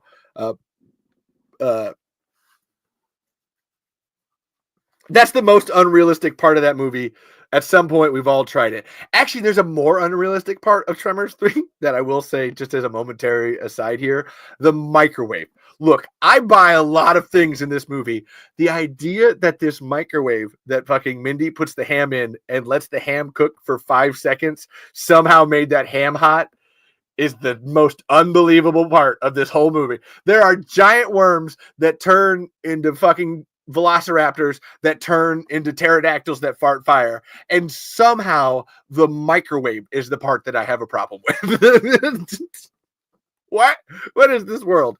And yes, my son actually has the "I am completely out of ammo" on his shirt. It's his absolute favorite. Yet the microwave. Bert is unintentionally funny to the point where what I think is a great moment for Bert is when he blows. I'm back. I can bring my tangents back around. You don't think that I can, but I can. One of my favorite, this is Bert moments is his house blows up and he's just like, man, you really go the distance. Yeah, I'm a masterpiece of self-destruction. Like, think on that line that Bert that he does, like he says it like it's actually a joke. Like, that's a rare time that Bert's trying to be like funny. Oh yeah, I'm a masterpiece of self-destruction. Like, damn, way to know it, bro. Followed up by when you get the phone call and it's, oh my god, ass blasters don't multiply. They go into a coma, and it's great. And this, if you were to put up the completely out of ammo scene, and then the Supreme Being could condone such irony scene, they're very similar facial expressions. And one of the things I love to point out about the completely out of ammo scene is Michael Gross's eyes. Like, it's not necessarily the words that he's saying in that moment that make it hit. It is his eyes. It is literally just an actor that you are like into him. And that when he hit, like, I am completely out of ammo, and then hits the ground, and then it's just, this never happened to me before. Like, the way he looks, like he just looks like you can almost see Bert reading his entire life and being like, I have never run out of ammo. Ever. Who am I? Who am I as a man? Who am I as Bert Gummer? Do I exist without ammo? Like, there's this level of, like, he is questioning everything that his life has ever led to of just, that's never happened to me before. And it's all Michael Gross. It's all Michael Gross acting his fucking heart out with just his eyes. Hey, what's up, Afro Pugsley? We were talking about doing Tremor sequels earlier, too. I was talking about you. You need to just write a script and film it. That's my advice for you. Just fucking let's film something. Don't write something to send to Hollywood. Just fucking write something for us to film right here, right now. I've got Shriekers. I got my little babies. Just fucking film it. Film it, baby. It's going to be exciting. So there's these two lines, this masterpiece of self-destruction and what kind of supreme being would condone such irony. And we have dismantled Bert. This is the point that Bert Gummer as a man has been destroyed. And I think that's a really great thing to happen inside of this movie. My friends don't get it. What don't you get? Let me know. What don't your friends get? I'd love to help. And yes, Afro Pugsley. Yeah, baby. Like I said, I'll help you make anything. Just write a script we can actually film. I just need to help. Donuts. I don't know what I need to help donuts means. So, with filming. There we go. Okay. I'm here for you, baby. Let's go. I know how to do, let's go. I can do editing, sound design, everything else. Let's make it happen, baby. Why do you think I got this big shrieker back here? Look at that thing. She's beautiful. Look at that. Look at that. That's my shrieker prop. If you want to see it, Pugsley, have you seen my shrieker prop? It's dope. I love this thing. So we have dismantled Bert Gummer as a man, as an entire everything that he exists to be. And I think it's a really interesting prospect to take after So we have Tremors 1 and Tremors 2, and we're slowly losing the rest of the main cast. So this is the one guy we've had for everything. Let's like take him down and do something with it. It's always more exciting to explore a character than to keep them static. That's why Tremors 5, 6, and 7 just doesn't land for me, is that this character is very static. They even add a literal son plot to you have a son you didn't know about, and it's still static. Like there's only a little bit at the end of Tremors 5 that you start like to feel, hey, Sonny boy, and like stuff like that. But there's something out there, something hiding under those hills. I'm just saying, if I want to do a project, I want to do it with my community, because my friends don't get it. That's what this is for, baby. Let's fucking go. I saw your tweet about crowdfunding. Like, let's fucking make this shit happen. I'm into it. I'm here. I'm here to help however anybody needs help in any way possible. I'm on my 5th Tremors movie. Let's make it a 6th, 7th, and 8th. Let's have more Tremors movies than Universal. So we have destroyed Burt Gummer as a man. I know, I'm bringing it back. We have destroyed him as a man. This is like the point. Then on the wonderful, you got to come back up. You can't just destroy it for no reason and just leave it there. Who is Burt Gummer as this person, as this call me Ishmael? Like him, I wrote it down like, call me Ishmael. Burt, that's not a good thing that you're considering yourself Ishmael in this scenario, and that's your white whale. This is not a good thing. It's not great. Burt Gummer has been destroyed by being swallowed by a graboid. He's blown up his own house. He has nothing anymore. And yet, this junkyard scene provides one of the absolute pinnacle fucking Burt moments. And there's two kind of. And one of them is really someone else affirming that this is Burt. Freddie Wong, who used to be famous on YouTube, just finished a feature film that he crowdsourced. That's what. It don't take much, man. We can make it happen. Just like I built this shrieker out of a bucket and some garbage cans and some tires and spray paint. We can make anything. So start it out. I can only lead so much. I can support and do a lot. But one of my favorite moments to build Burt back up as a character is that they're putting together this potato gun and fucking literally using everything perfection to make it happen. And they get to the point where, well, does anybody have a lighter? Burt does. How do you know? Well, because you're Burt. And then just absolutely perfectly giving that smile. Damn right I am. Like, God damn, there he is. That's who the fuck Burt is. Burt is not a bunch of guns and a bunch of explosives. Burt is a man prepared. He is a survivalist who will do whatever it takes to survive. That's all he is. It's like the Doctor in Doctor Who. You know, there's regenerations and stuff, but what's this core element that continues that character? With the Doctor, it's the urge to do right and want to explore the universe. That's your big that's your big things to look at. With Burt, it is survive. Like that fucking word right there. Survive. That's why I hate the end of 7 is it's like Burt willingly gives it up for someone he just met yesterday. Bullshit. Burt would survive. Fucking if there's any person that deserves I get to sit on my porch or ride off into the sunset death, it's fucking Burt Gummer. Here. Sorry, Brady. I love you all, but my daughter just texted she is ready to watch Tremors for the first time, so I have to go. Time to make history! Woo! Enjoy yourself, Brady. And again, if you got ideas for Tremors movies, let's roll. Let's make them happen. Let's make them happen, Captain. Boom! Fuck yeah. And you can find Brady, ADH Brady, at Nova Dodge on platforms. And they have a podcast, too. I will go look up and put into the description of this when it's all done. Go make history. And so, yes, here's Burt Gummer, said that, damn right I am. Like, he's got the lighter. Like, and I love Jack's assumption. Like, they're just like, who's got a lighter? Burt does. How do you know? Like Jack is a guy that has, known Burt probably a grand total of, let's call it 48 hours. But maybe. That's 2 days, maybe. And in that 2 days, And maybe Jack knows of Bert because of Tremors 1 and Tremors 2 and TV shows and magazines and stuff that happened because of that. He's still able to be like, Bert has a lighter. I know he does. Because he's Bert. Like, that's it. And you don't, and here's a character that you actually don't need an explanation besides, well, you're Bert. And it's just, yeah, you know what? Yeah, you're fucking right. That's it. That's all. You're goddamn right I am. Like, son of a bitch.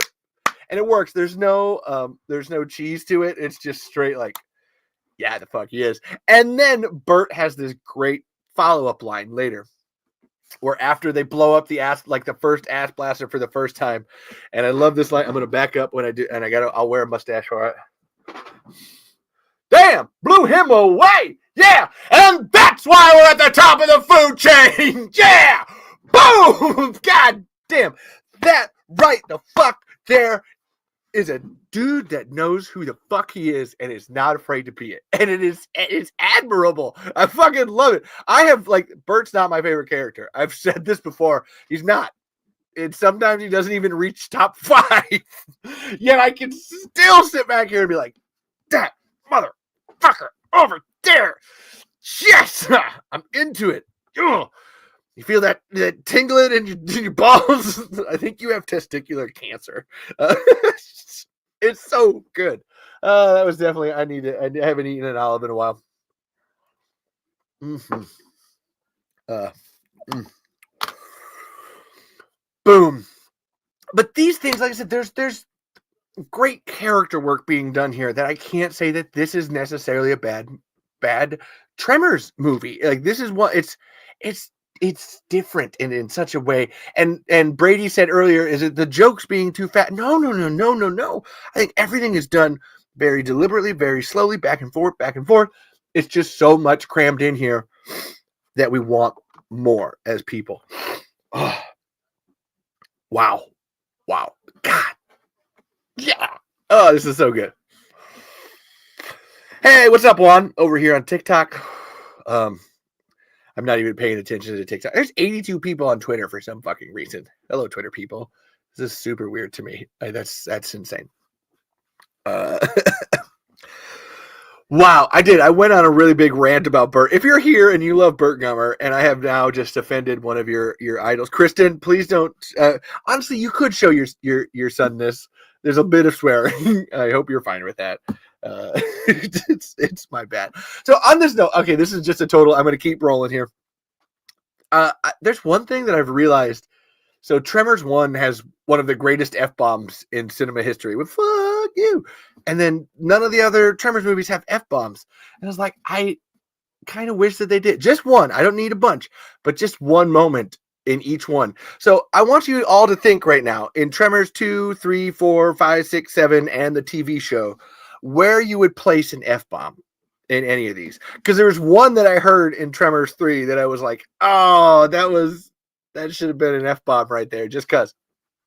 And it's when Jack, the second time Jack goes out with his graboid adventures and Buford's doing the stuff or whatever. And, well, we're right in the heart of graboid country.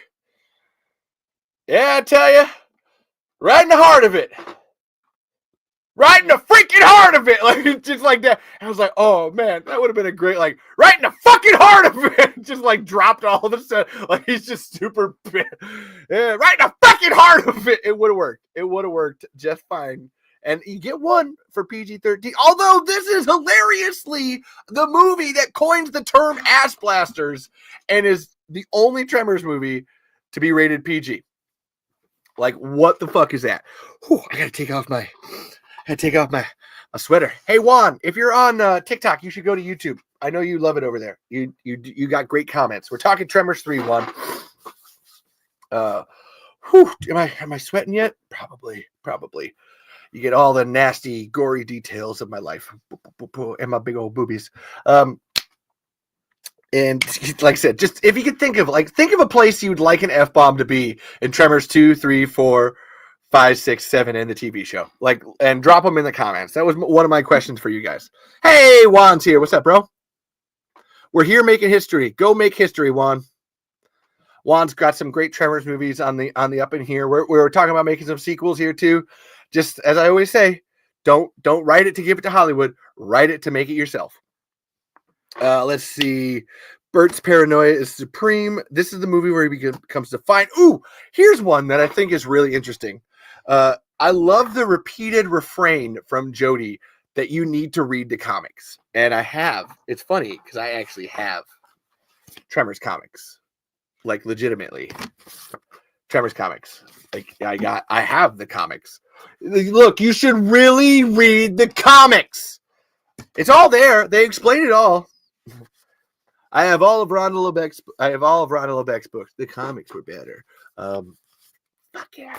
But I love this idea that the information inside of the Tremors world is being transferred from comics. Like, that's how everybody's getting their like their know-how and shit is the actual comics, which is really cool. And I had a note too where it's like, I love these comics. They should be more informative. That would be even good. More jokes, more informative. I'm into it. Let's make it happen, Rob and Mike. And yeah, Blackhand Kelly getting gobbled by the graboid. Love that scene. It is so good. That is one of my Blackhand Kelly in general. It's just awesome. Like, that's hold on. Look, y'all are gonna make me do it. Ah, damn it.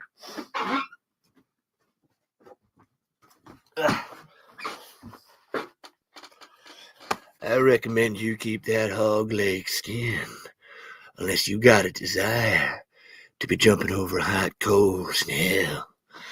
I love this hat. Thank you, Justin and Lana. And yeah, Cody, you should be rewatching Tremors movies in order to properly answer questions about the F-bomb. Thank you. You should be. I'm just saying. Cool. Now I've got 2 hats on. Yeah. Boom, boom. Like, what's my hat? What am I doing? But yes, let me know where the F-bomb should be in the other Tremors movies. But comic, like, that's so cool. And then even if they misspell Shriekers on the comics, I'm fine with that. And there is Dark Horse comics, although they didn't make it. But like I said, if you want Tremors comics, talk to me. I know where to get it. This one I helped make too, just like the book. Well, this one I didn't help make. I just helped print it and spent money so we could print more. But I did get a produced by Levi credit on it. It's in shit. You can't see it because it's stupid, but it's right there. Yeah. Score. And this is sexy. This is a really sexy comic, but it's awesome. Yeah. These are more traditional comics. They're okay. I mean, yeah. I'm, of course, going to say, buy this one from my friend Ben. Pangea Starseed. Do it. Do it. Buy this sexy Tremors comic, as it's called, a niche and self-indulgent Tremors porn comic by Pangea. Booyah! And 4123, show if you wanted, 5 to 7 choice. I don't know if that's a question. I don't know what the question was there, Juan. Is that a question or a statement? It's just, I'll read it. 4123, show if wanted, 5 to 7, your choice, no need to watch, but can if you want more Burt lore. I think you're just talking about an order, which is fine. I was saying, where's a spot in Tremors 2, 3, 4, 5, 6, 7, or the TV show where you could insert one F-bomb? And you could do it in any of them. I don't care. Honestly, to the Blackhand Kelly one, I feel like you could put an F-bomb in,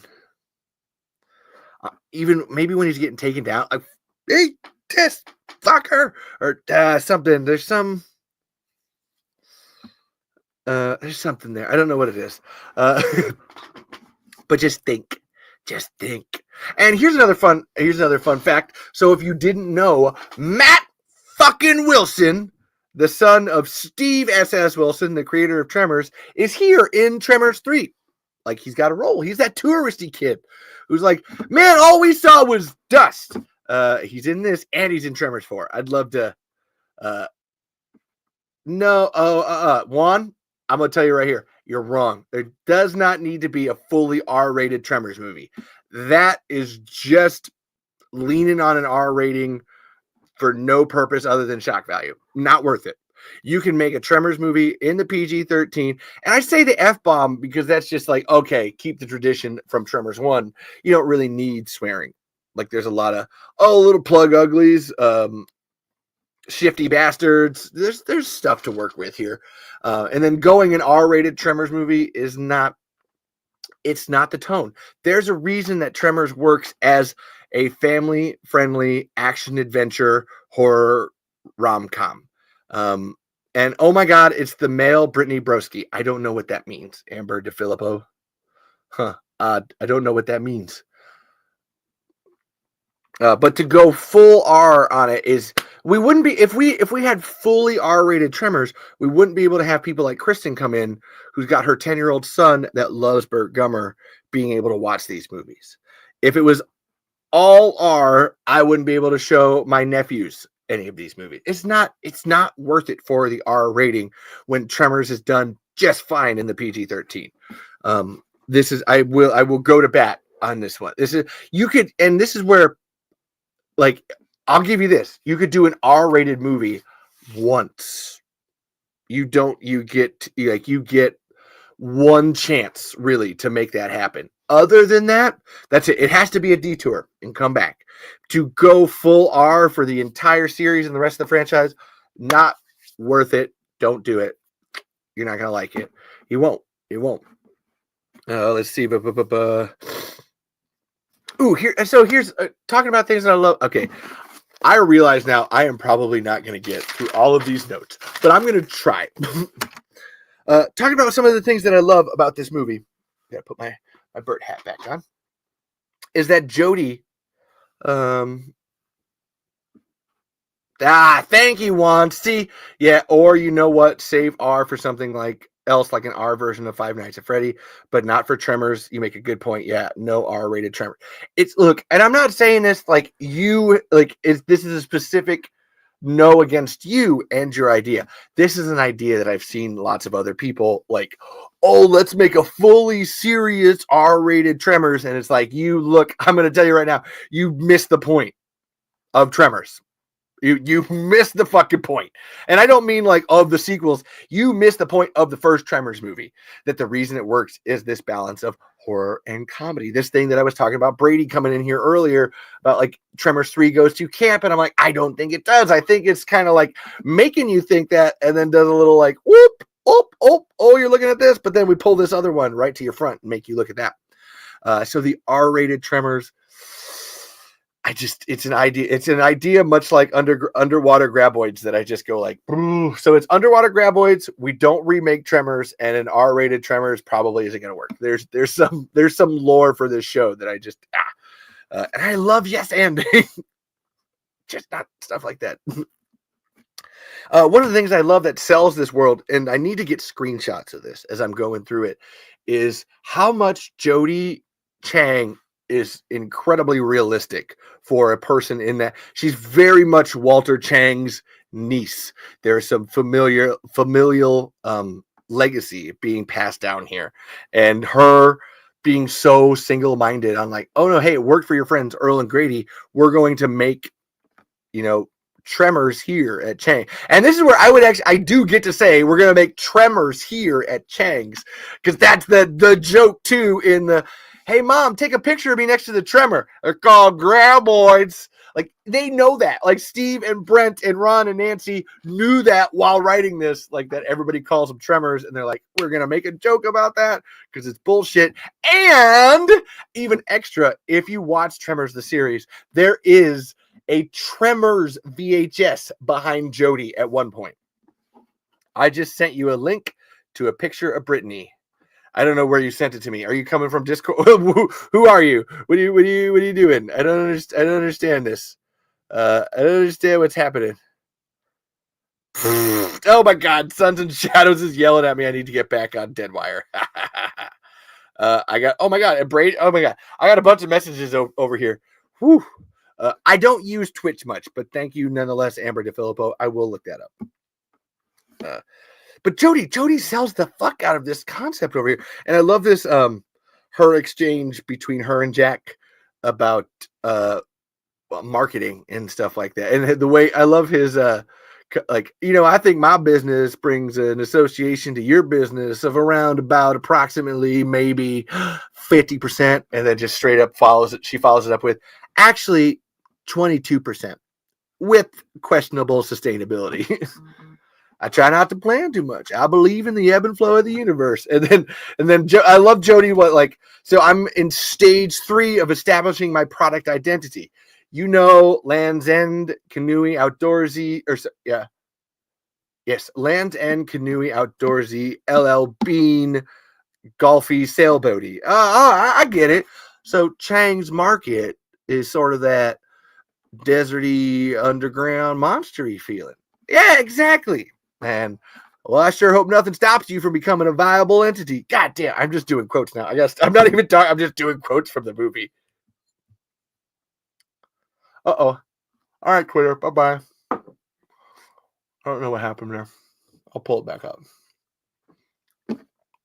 Yes! Don't tell her, Brady. This is great. Just popping in to say my daughter is trying to guess the serial killer is because I gave her no context. That is 1,000,000% what Steve and Brent were trying to do when they wrote the first script. So I'm glad that works, that she thinks it's a serial killer. Please keep us updated. I'm actually really interested. Like that was their point. Like they wanted to go out of the way in the narrative to make you think that, oh, maybe it is a serial killer. Maybe there's a person out there like killing people and it's not giant underground worms. And then even then, like, oh, well, it's just snake tongues. It's just snakes. They don't even know their tongue. They're just snakes. And then, oh, it's a giant fucking underground worm. And yes, in Dawn of the Plague Lands, we return to Perfection, Nevada, only to find out later that it is quarantined, sealed off to the public. All right, again, look, Pugsley, Afro Pugsley, I think that's a great idea. How are you going to execute it? We are introduced to the Graboid, Shriekers, and Ass Blasters all in one film. All right, how do you get them all at once? Those are three different life cycles. They have to be able to. It's really difficult for all three of them to be existing at once. So, what do we got going here? I'm so excited. I wish I could go back to my first time. I live in Juan lives in South Texas. It was so cold once down here recently. I quoted Earl from Tremors 2 going outside. Man, this stuff is cold. And love you all. Bye for now. Yeah, love you too. Pugsley, like I said, I'm not opposed to your idea. You've got to really write it. And this is where I would almost tell you to take a step back from using perfection. That's a lot. Because that is such sacred ground to Stampede and everything that they're doing. I would be careful about trying to step on toes. That's where I say make your own. Right now, currently in my universe, these Graboid, Shriekers, and Ass Blasters are happening in Iowa. They're right here. They're happening right around us. And then there is still a perfection. It still exists over there, whatever. However, what is your world? Look around you. I know you probably live in California, Afro. Look around you. What can you use specifically? And it's not something that you can always go out to Lone Pine for, which is fine. That's fun, cool, or whatever. You have to be able to use everything around you at your disposal at any point in time. You can't, don't primarily rely on what came before. Make your new thing, play in that playground, and then build up to that. Because I know what you're thinking. And I've read your script. I've read your plot exploits, where you want Bert and Kevin and all of these people in it. It's and there's sons of people and stuff and relatives and such. That's fine. Be careful. That is my biggest. I'm going to just warn you, be careful because you're going to paint yourself into a corner with a lot of what you're doing. Whereas if it's about you and your world and what you can contribute, you have a lot more freedom on that brush to play around with. First, we are introduced. This is Afro Pugsley's plot description. First, we are introduced to the Shriekers. A team blasts a hole inside a Mixmaster exit tunnel that was sealed off way before Perfection was quarantined.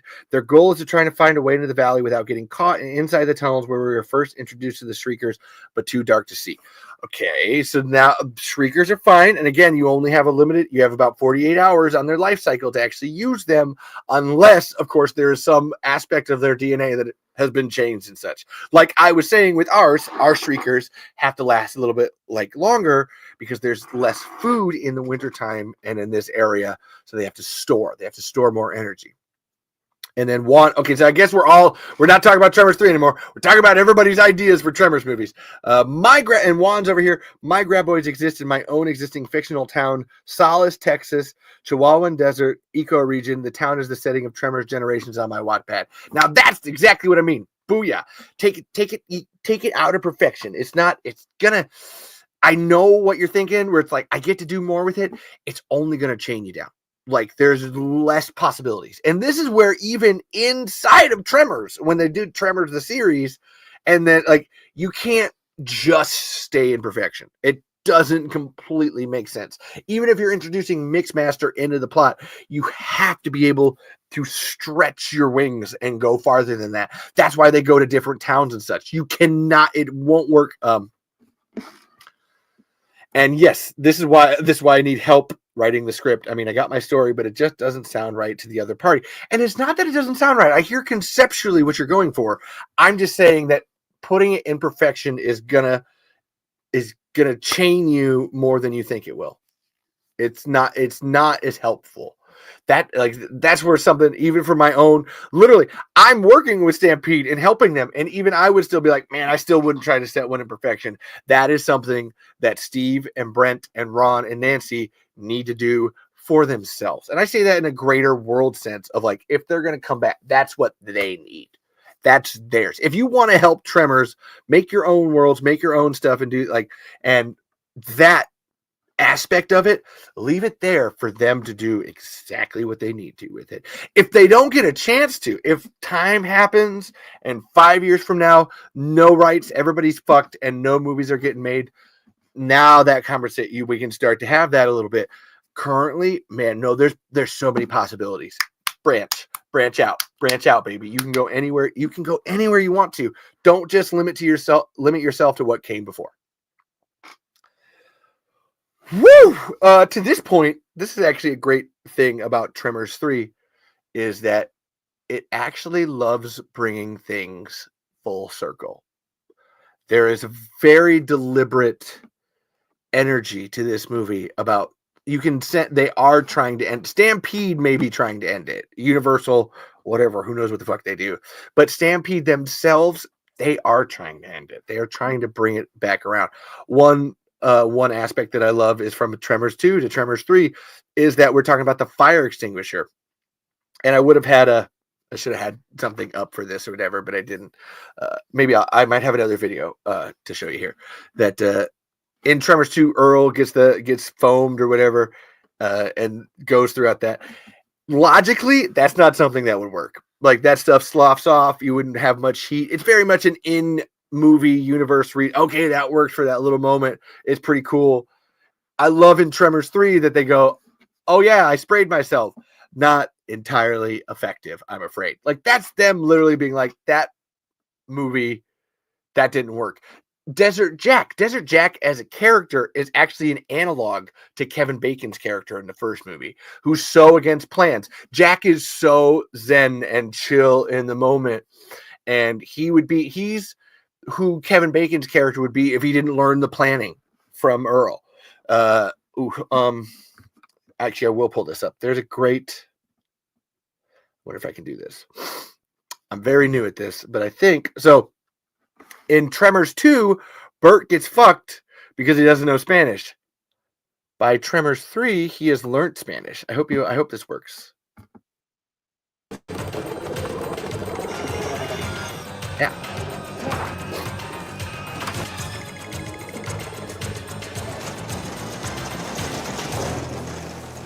See, Bert's here.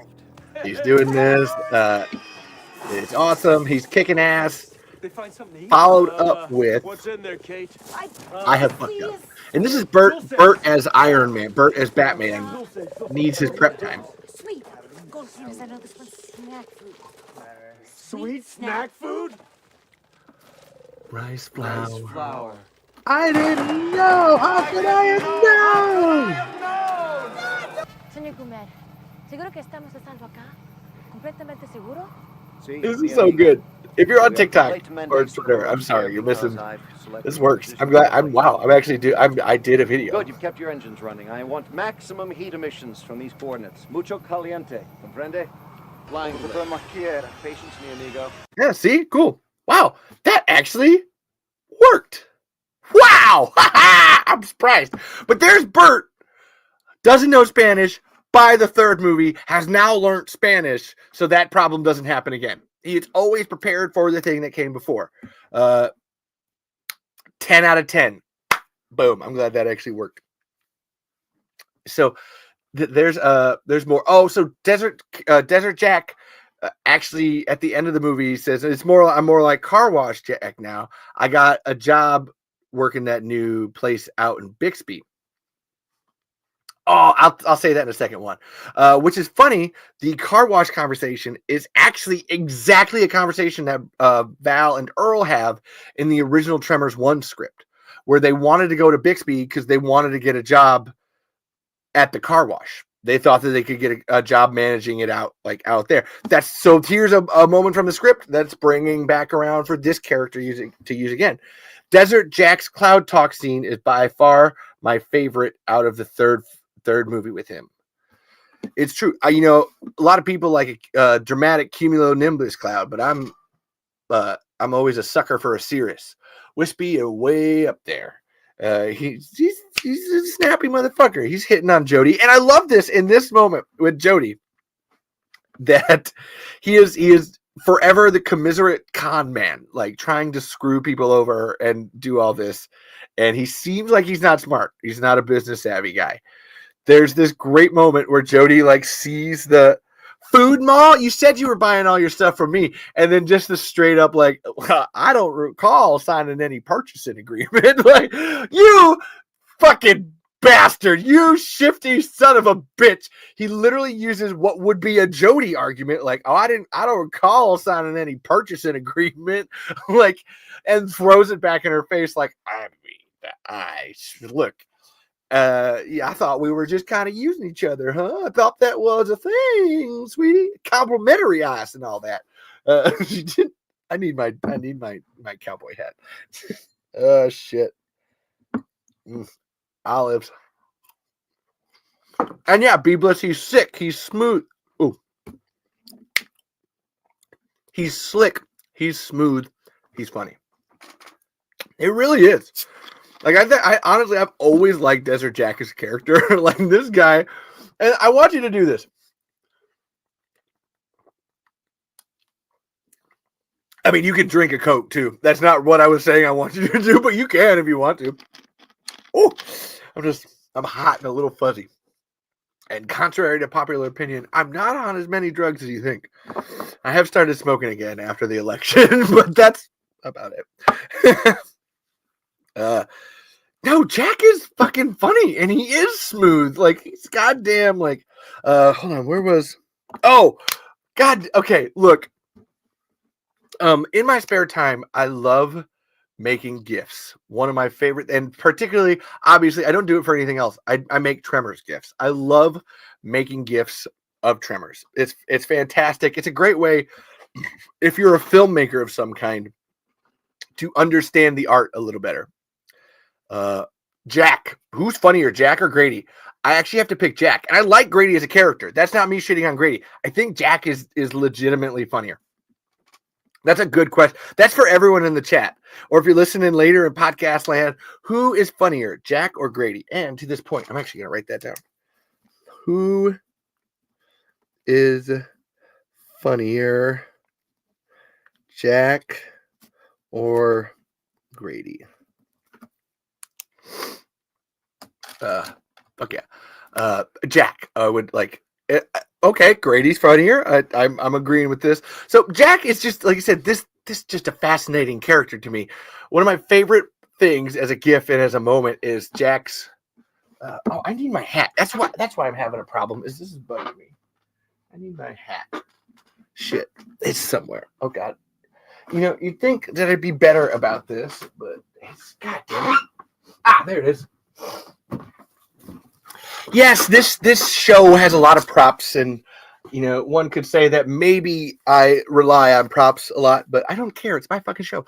And yes, Jack is sly like a fox, while Grady is like a cartoon dog. It's true. It's true. I'll buy it. Well, I am blessed with a sunny disposition. Most people seem to like it. And yet the universe provides a hat and a podcast. Honestly, excuse me, Afro Pugsley, I'm sorry to say you are immediately disqualified by including Travis and Jimmy in that question without including Tyler Reed or Larry Norville. Just saying. Or Tacopa. Tacopa is the funniest. I'm sorry. Tacopa from Tremors 4 is fucking hilarious. Well, at least one of you had some sense of decency. I voted to throw you off a cliff. God damn, I fucking love that, man. Tacopa. The answer to this question is Tacopa is the fucking funniest. But I'll say Afro Pugsley's question out loud, in fairness. Now, who's the franchise funniest character between Jack, Grady, Travis, and Jimmy? Answer in chat. and again, obviously my answer would be Jack. And then Travis is not in contention. Jimmy is pretty good. I don't mind John Heater. I wish John Heater had been recast as Travis Welker in Tremor 7. If that had happened, that would have made that movie worth it. If John Heater wasn't a new character, but they just Marvel style Don Cheadle from fucking Terrence Howard. Wait. It is Terrence Howard. Just if they had just recast him and been like, it doesn't matter, moving on. That would be great. That movie would be fine with me. But they don't. So I deal with it, okay? Look, I have, there's an entire show about fucking Tremors. Maybe. There's a tiny possibility I might be on the spectrum. Just a little bit. Maybe over here.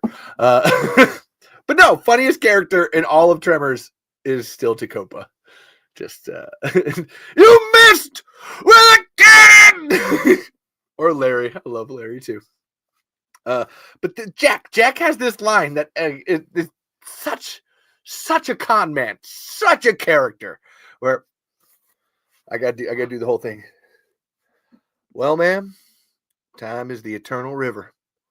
I suggest we not swim upstream. Damn, it's hot out here. Anybody up for a nice cold beer?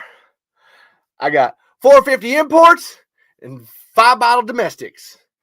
And I got and my signature fruit juices. I got Monster Mango and Graboid Grape. And for a buck extra, keep the signature glass. Glows in the dark. See right there? Literally, I love this. The time is the eternal river. I suggest we not swim upstream. And anyway, here's some stuff for me to sell. God damn it, you fucking bastard. But it's so good. It's such a great character moment of course. And I want everybody to do this too. Go follow Sean Christian on Instagram. That's the actor who plays Desert Jack in Tremors 3. Sean Christian. Just exactly like you spell it. Go look him up on Instagram. He is not any different than his fucking Desert Jack character. He's less of a honestly, that's the only is Sean Christian's a really honest guy. Holy fucking shit, man. He's not a con man, but he is that zen to the point where he's a life coach now. Sean Christian is a life coach. And he says everything that he ever said is Jack. I try not to plan too much. I believe in the ebb and the flow of the universe. Power, not attachment. You need to tap into that right now, Bert. Jack, enough with the Zen zingers. He's very seriously, go look up Sean Christian on Instagram. You'll be, what is this guy? He's kind of amazing. It's kind of awesome. I can't wait I'm so close to getting him to Tremors Fest. That'll be an interesting one. And yes, I do agree with that logic about Jack. He did seem the most relatable as a human. And here, I'll answer these other questions here in a second. And there's a really great moment that I caught when I was doing my rewatches today for this, that Jack, when Buford gets eaten and swallowed in front of him, and he runs up to Bert in the next scene, he's like, damn things like the size of a whale just came up and it swallowed Buford. And Bert's like, yeah, I've seen him. I don't fucking care. And then later, Jack, when El Blanco comes out of the ground, and Jody has a moment of like, oh my God, I've never like seen one up close. I didn't realize they were so big. And Jack is like silent, just like staring at the ground. Like he is. I don't want it to hear me. What if it hears me? Can it hear me right now? I'm thinking, oh my God, that thing's fucking huge. I don't want it to kill me. I'm terrified. It's really, it's a good acting moment from him. And who would I say would be the darkest character in the Tremors franchise? Ooh, I would either go with the scientist in Tremors' series who tries to have rescue streakers and then gets eaten by them. That's pretty dark. Although one that I constantly say, and I mean, this is one of the things that makes Tremors 7 bearable to me sometimes is Richard Brake in Tremors 7. Bill Davison, and like that guy is dark and nuts and fucked up and is kind of amazing, and I love it. It's much like Billy Drago's Black Hand Kelly. When his character dies at the end of Tremors 7, I'm like, did he have to? Come on, we could have kept that guy around. He's really fucking good. Why did we kill him? This is not worth it. This is so dumb. My wife loves Sean Christian from Days of Our Lives. She never knew about the Tremors movies until I told her. Hey, Sean Christian, I did send this live link to Charlotte Stewart, who plays Nancy in Tremors 1 and 3. And I was like, I'm talking about Tremors 3. If you want to show up. And like I said, Conrad Bachman will be on next week. I'm really excited for him. But Sean Christian, that would be just one I'd love to like. Who are you as a person? You fascinate me, good sir. Just the same way that Rob Van Vuren from Tremors 6 fascinates me as a person. Like just totally randomly, I'm like, who are you? And can I talk to you more about it? I like this. I don't know what this is, but I would like to explore it. And hey, Mr. B over here on the TikTok. Mr. B makes some great Tremors memes. Tremors memes are the world. That's the best way. If you want to spread Tremors, make Tremors memes. Boom. Let's see. So, like I said, Jack is a con man, like through and through. Like this is a funny one to me where it's interesting how many people mishear him say sounds like a porno film. That's all he says. He just says sounds like a porno film. And there's a lot of people that somehow think that he thinks he says sounds like a porno film I watched. It's really weird that there's this Mandela effect where people think that Jack says sounds like a porno film I watched, like putting that assumption on him. Like, look, we've all watched the Ass Blaster porno film. All right, look, I have seen so much Tremors Rule 34. I'm surprised I actually haven't watched an Ass Blaster porno film. Like, let's be honest here. That movie should have been made already. There should be it's just called Ass Blasters. That's just the name of the movie. Just like the regular name of the Tremors porno is just called Tremors. You don't got to change it. It's just right there. Universal went dark with Richard Brake's character. Richard and it's Van Dyke. No, Van Vick. Van Vick. It's Van and W-I-C-H. Van Vick from Tremors 5. Actually, I felt Universal made the darkest human villains in Tremors. That's the good in Universal Tremors. I'm going to actually disagree with you again, Juan. I'm so sorry. Look, this is something that I've found personally interesting in me trying to. I'll read that in a second there, Afro Pugsley.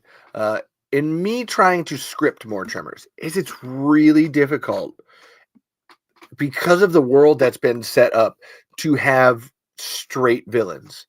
Even like I said, the Shrieker rescue lady from Tremors, the series, is trying to do something good.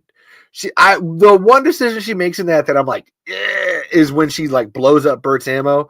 Not cool. Then there's the answer. It's not great. However, there's still she's flawed. She's not a bad person. She's a person doing bad things. This is important. And Van Vick in Tremors 5 gets a little like, okay, there's a real world aspect of like, it makes sense that poachers would try to go after a graboid egg or graboids or any like that works. However, the like trying to kill other people, like locking Bert in that cage, he's still trying to kill him.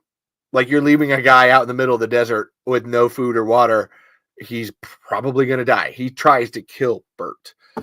It's too dark. It goes too far. And I would even point out, look at Melvin as a character, how even Melvin does these things and yet everybody still tries to not throw Melvin into the woods. I talk about this all the time, that if you're a person that watches Tremors 1 and says, I think Melvin should have died, it's really hard to take anything that you say about Tremors after that seriously.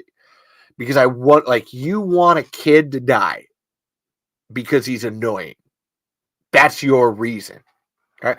If you want to talk about Tremors 3 and Tremors the series, Melvin, I'll give you a little bit. We get a little bit closer here. Melvin does some things that do lead to people's death, whether indirectly or through his own hand. Melvin in Tremors is a fucking shitty kid. In no book of any, at least in my book, is that a character that deserves to die. And I love about Tremors 1 that the boy who cried wolf thing gets flipped on its head, where in the actual story about the boy who cried wolf, it doesn't just end with the wolf like killing the kid. It ends with the wolf killing everybody because they didn't listen to the kid. They still treated a kid. You always kind of try to give a kid like that chances. Oh, and if you're not, then you as an adult are bad. Ask yourself why you, like this kid is in your town crying wolf. You should be the responsible ones and be adults around that and stand up and try to do a little bit better. And so it is. It's just one of those like, ugh, in terms of darkness, don't go there. There's kinder worlds to do. And I've experienced this trying to write like what Afro Pugsley is trying to do with the big like open world and stuff. Trying to have a regular hardcore villain like that, a dark character, is really difficult with everything that's been set up. This is a very gray universe. Everybody's got different, like that's where I love Tremors for its political opinion because it goes everywhere. It goes here and here and here. And it's really about community and about what people do and bring together to the table to fight the underlying threat that matters. And well, that's so I'll say everything that Afro Pugsley says, and then I'll add the rest here. Isn't it also explained in the original Tremors 1 script that Melvin hates the town because his parents left him to gamble a lot? Isn't that also the reason why he's so shitty? He doesn't hate the town. Let me be clear. Like, he doesn't hate the town. Obviously, he's going to hate his parents. He's going to have resentment. Resentment is like, that's the reason why he's so shitty. He's bored. He's a fucking kid. Mindy's got her pogo stick, and she's fucking jumping around and shit all over the fucking place. And then Melvin's got his basketball. That's all he's got. And he can't even really hang out with Mindy because she's too young. Like, they don't have, like, she's like 8 and he's like 13. Did you hang out with 8-year-olds when you were 13? No. Fuck no. That's weird. So this is where I don't blame him. And yes, his parents do leave him in perfection to go to Vegas. That's reason enough. Like, oh, that's why he's a shitty asshole. And it's why the town treats him like they do. They're not going after him. They're just like tired of it. Also, Dawn of the Playground script, I do have a dark character, and this will basically explain to how and why Burt Gummer died in the 7th movie. Again, gonna warn you, don't try. Don't, you're like, unless Steve and Brent come up to you, Afro, and they're like, hey, we need you to write this Tremors script. Don't even try to fuck with canon. Don't. I mean, and hey, maybe I'm wrong. I'm just saying you're gonna have a harder time than you think you are. It's not gonna work out for you. Like trying to explain things like that. And I wouldn't even like, that's one that you don't even like explain. Don't. Like, there's a little bit like you lampshade it as a writer, but other than that, just don't. Just keep rolling. How do you know Bert's dead? Just keep fucking rolling. It'll only hamper you down. And you know what? maybe I'm fucking wrong too.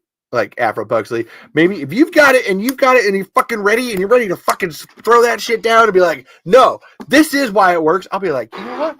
I respect that. I respect that opinion. You've come at me, you've given me your reasons, and you've taken where's my I had it. It was cool. Where'd it go? Oh, I lost it. It's fine. If you got your pointer and you're like, this is why it works. And yes, Burt Gummer is never dead. Yeah, Mindy young and Melvin older. She had her pogo stick, but Melvin did have the basketball until the graboids ate it before he went under on the pole. That's what I mean. Like that's just, and Melvin, and I love talking to Robert Jane personally about like, man, I want redemption arc for Melvin. That's really, I do. Everybody likes to shit on Melvin, but I'm one that's like, can we have a redemption story for Melvin? Oh, good night, B Bliss. Thank you so much for being here. Brady did send me a direct message about getting you that book, so we will figure some things out here in the background when the show is done. And just so everybody knows, buy this book from me, Cazador de Graboides, La Historia de la Saga Tremors. And happy cancer-free to be bliss. Boom. Fuck you, cancer. You're fucking worse than I can't name a person because that like contradicts my whole point. You're fucking worse than that bacteria that sucks up dryness or water in Tremors the series. Boom.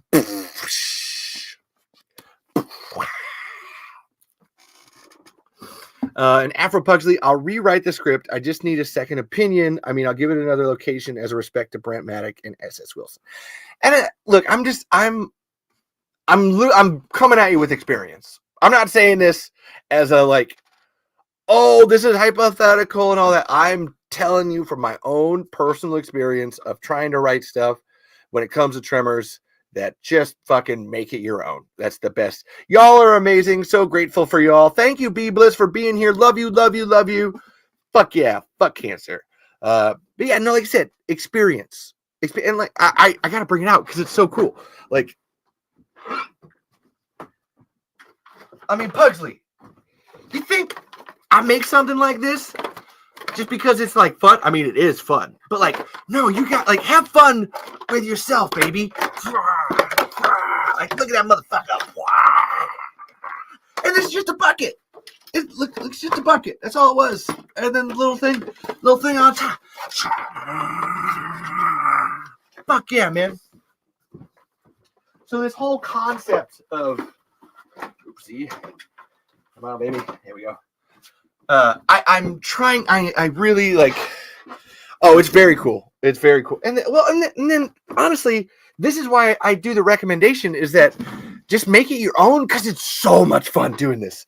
Like if you love Tremors and you love making movies, just do it because it is so much fun. Just to like. What are you talking about?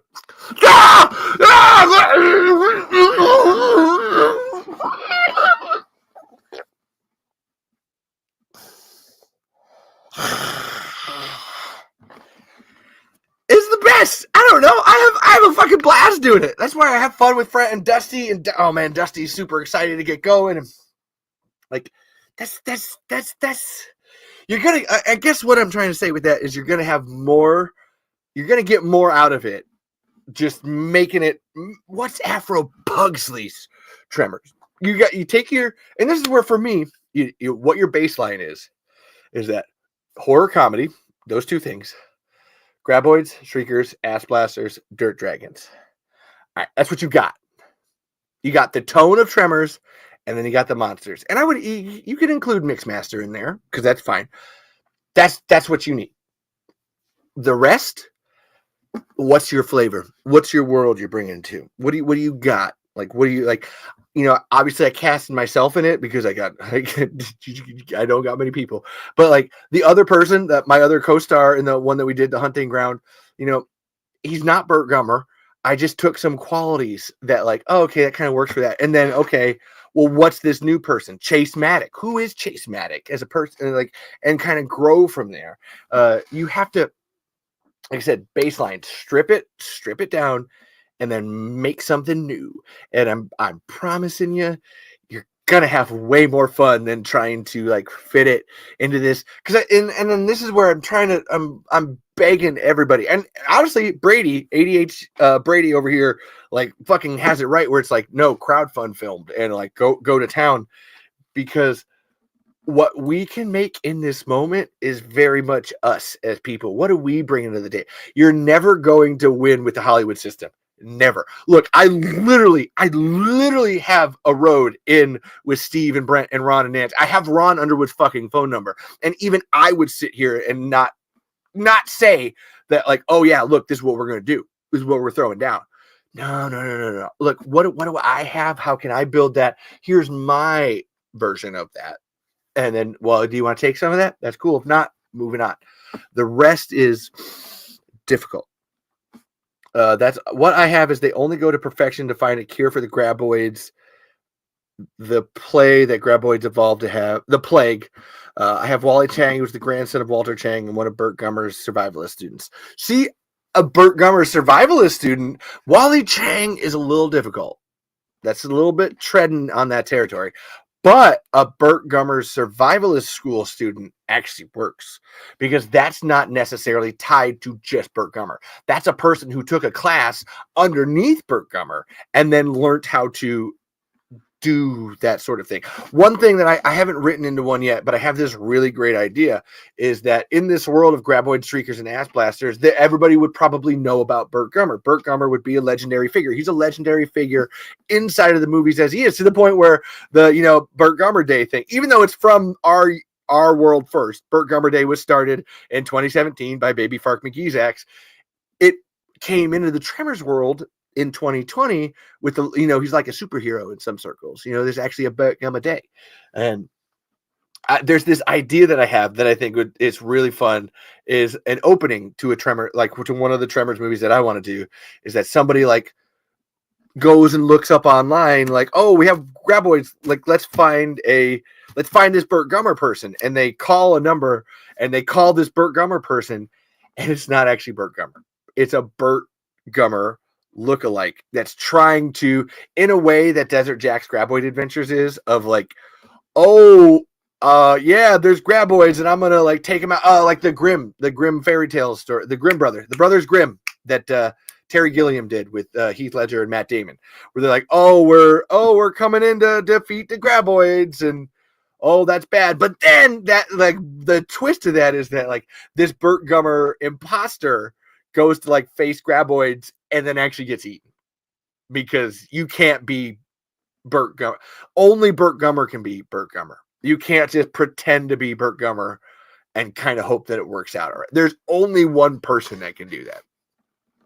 It's just, them's the facts, man. There is no other Burt. Like Burt Gummer dies when Michael Gross dies, because that's it. If they try to recast, I would fucking slam down doors. No, that's it. He gets that character. That's it. And it dies with him. Otherwise, just fucking stay away from it, man. Just don't even do it. It's not even sacred. It's just stupid. You are going to like fuck yourself if you try to do something like that. Just don't do it. Just don't do it. Just walk away. So yeah, that's my point. I stopped talking about Tremors 3. I guess we're talking about everybody's fucking script ideas right now. On this point, I don't even think I'm going to get through all of these. Maybe it's a two-parter. Maybe it's not. We'll find out what we're doing here. Because this is hilarious.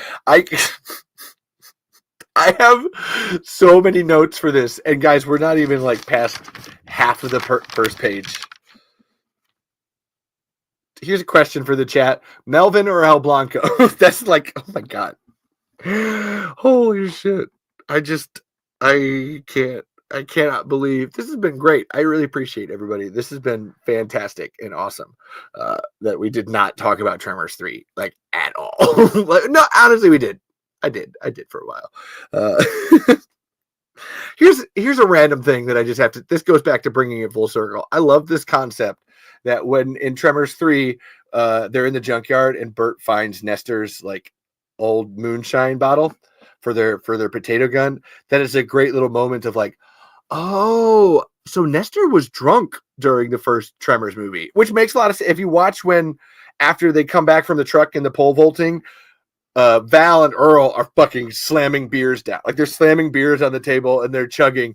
And it's like, oh my God, I can see other people drinking at that moment, like Nestor drinking. And that's the reason he got on the tire and didn't think to get any higher, was he was drunk. He was, it's such a, oh, good job. Good job, Tremor 3. You actually made that make sense. Damn right I am. There's so many good, like, and I want you to know these notes here weren't critiques. These were things that, like, I thought were good. These were all good things. And it's like 3 fucking pages of it.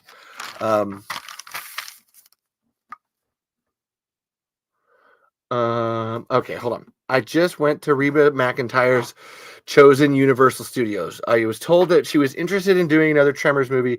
Do you think she could maybe come back after she's done filming her shows? Happy's Place. Yes, Reba's wanted to come back for the longest time. It's literally about her schedule. Reba became one of the biggest superstars in the whole fucking world.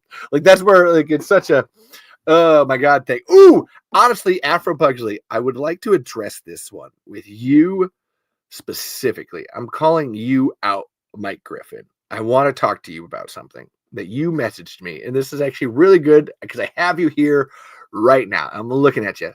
How's it feel, Pugsley? Yeah, the whole Talking Tremors podcast is focused on you. Everybody stop and look at Afro Pugsley Adams right now, because this is important. This is good. And oh yeah, I felt that tire part with Nestor. Felt like what a drunk would do in a graboid situation. Yeah, it's funny, like a little headcanon. I wouldn't say it's necessarily confirmed. I would just be like, I feel like that's it. Yeah, okay, that's what I thought you said. Yes, Reba would love to come back and do Tremors. She has for the longest time. Which brings me to a really great point. Everybody's smoking, we got him. Great time for that. And it's about Kevin Bacon. All right, Afro.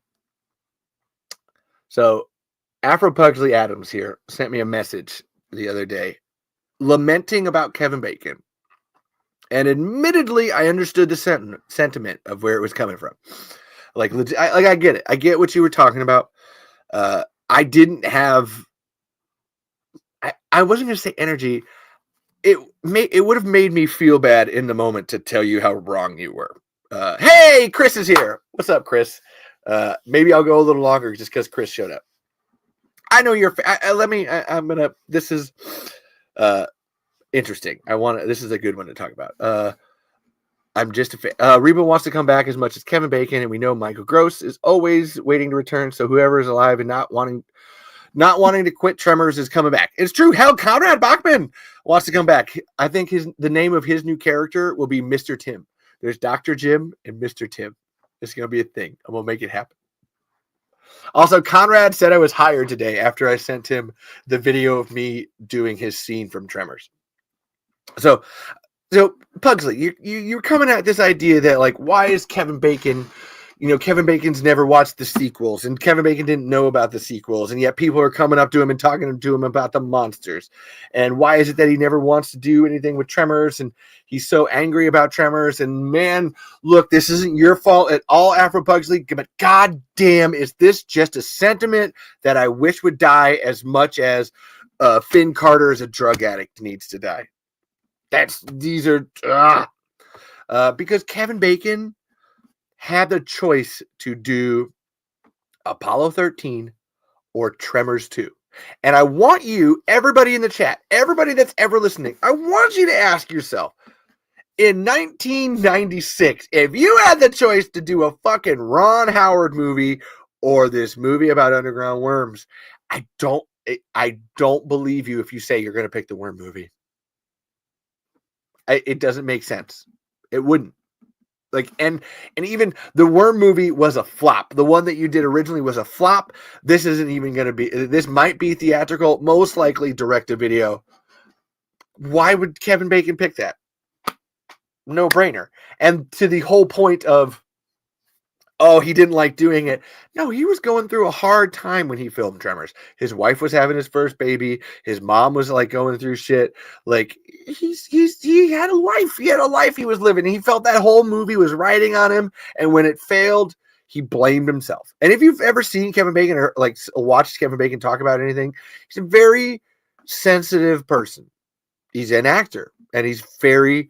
I can see where he would be harsh on himself and blame himself for this. Although I must say, I did love seeing him on American Dad, doing the. Hold on, no, did I download that? Did that make it? No, it didn't. Shit, I would have pulled up that clip because that was funny. Wow, that's. I will read that in a second because that's funny, Chris. But like he's come around, and I don't blame him. It's difficult. It's difficult, lemon difficult. I would, and Chris over here, I would pick Tremors 2 because who wants to be involved in the 13th Apollo movie? The quality must have really fallen off after the first 12. Chris's crazy theories, everybody. And yes, well, to be honest about it, I can't say much because I was only introduced to the Tremors franchise by the second movie. Yes, I saw Tremors 2 before I saw Tremors 1, and then I remember asking my daddy, where are those monsters that walk in the first movie? Look, Pugsley, I watched Tremors 2 first too. All right? I didn't know there was a Tremors 1 till like 10 years later. I fucking love Tremors 2, and I would rewatch it. I did not understand there was a Tremors 1. I just thought that was a cool name for Tremors 2: The Aftershocks. Like, that's it. That's whatever. This Kevin Bacon idea that he's like, oh, I hate Tremors is like, that's such a hard line to walk. I get it, man. And his aspect of, people come up to me. People come up to me and they don't say, oh man, you were great in Tremors. They say, oh man, those monsters were great. Although I do love Kevin Bacon's kids. Hey, what's up, Jeff? I did see your fucking tweet, by the way. And I will come on the show tomorrow for you guys specifically because you yelled at me. I was talking about it after you left. That it's terrifying being on your show. Yours is a legitimate show, fucking Jeff. Mine is just this weird, crazy person with cool lights behind them that that just talks about Tremors for fucking 8 hours a fucking day. Yours is a legitimate show. I feel like I'm breaking your show when I come on it. I'm sorry. And Juan over here, I was born in 2003, so I lived to Tremors with Tremors 4. I lived to Tremors with Tremors 4. Got a 4-pack, loves the first, fell in love, and from there watched it all ever since I was aware of the franchise until somewhat ending in 2020. Well, fuck, man, the franchise hasn't ended in 2020. There's been movies galore, baby. Man, if you think that Tremors ended in 2020, I have got some fucking news for you, baby. I got links. I will send you links to some great Tremors fan fiction. That's not even my own. Fucking yeah, I love that part. It's not even just me. It was great Tremors fan fiction from everybody. But yes, this Kevin Bacon, not Kevin of Suns and Shadows. Go watch Deadwire live tomorrow at 11 p.m. Pacific Standard Time on the Sons and Shadows podcast network. Go check it out.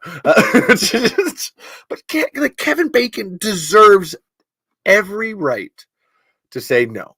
And this is an interesting thing, and I want you to I'm not just saying this to fuck with you, Afro Pugsley.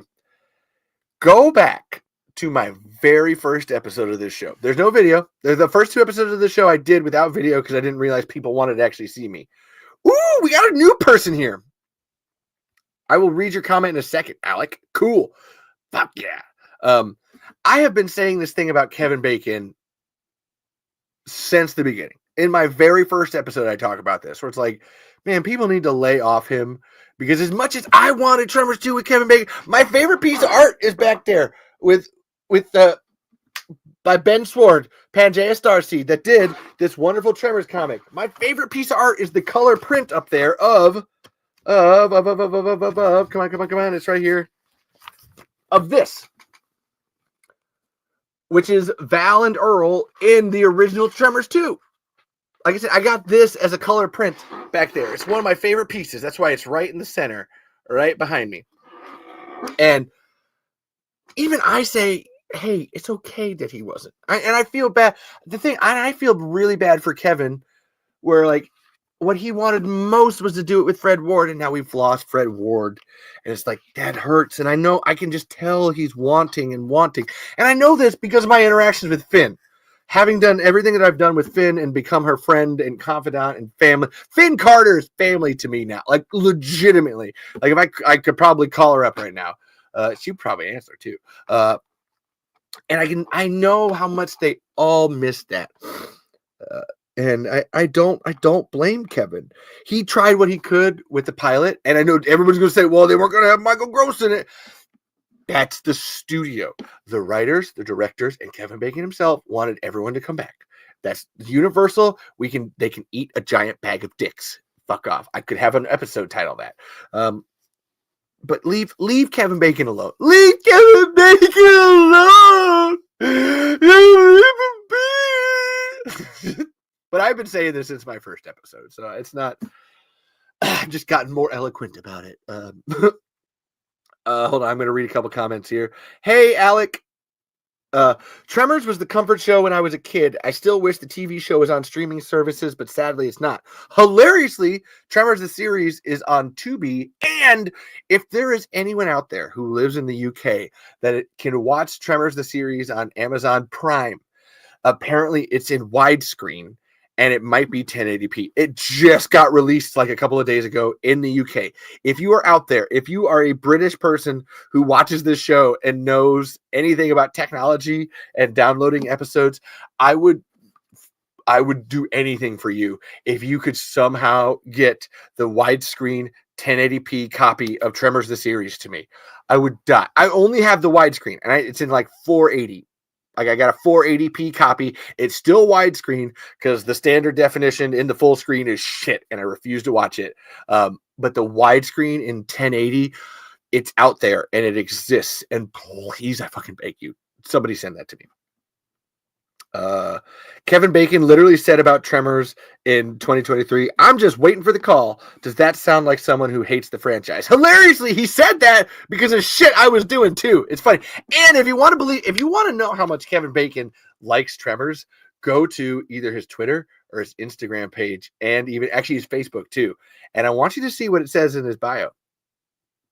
Kevin Bacon, written in his bio, says, trying to do what I can with what I got. He literally uses a fucking phrase from Tremors 2 as his bio across all social media platforms. That's Kevin Bacon. Don't tell me that he somehow doesn't want to be a part of Tremors. Hi, Alec. Welcome. Well, from what's canon with Stampede and Universal and ended. Fan made, I do respect it. I'm interested in seeing what fans have to offer others, like how I did with Generations and Levi with their films.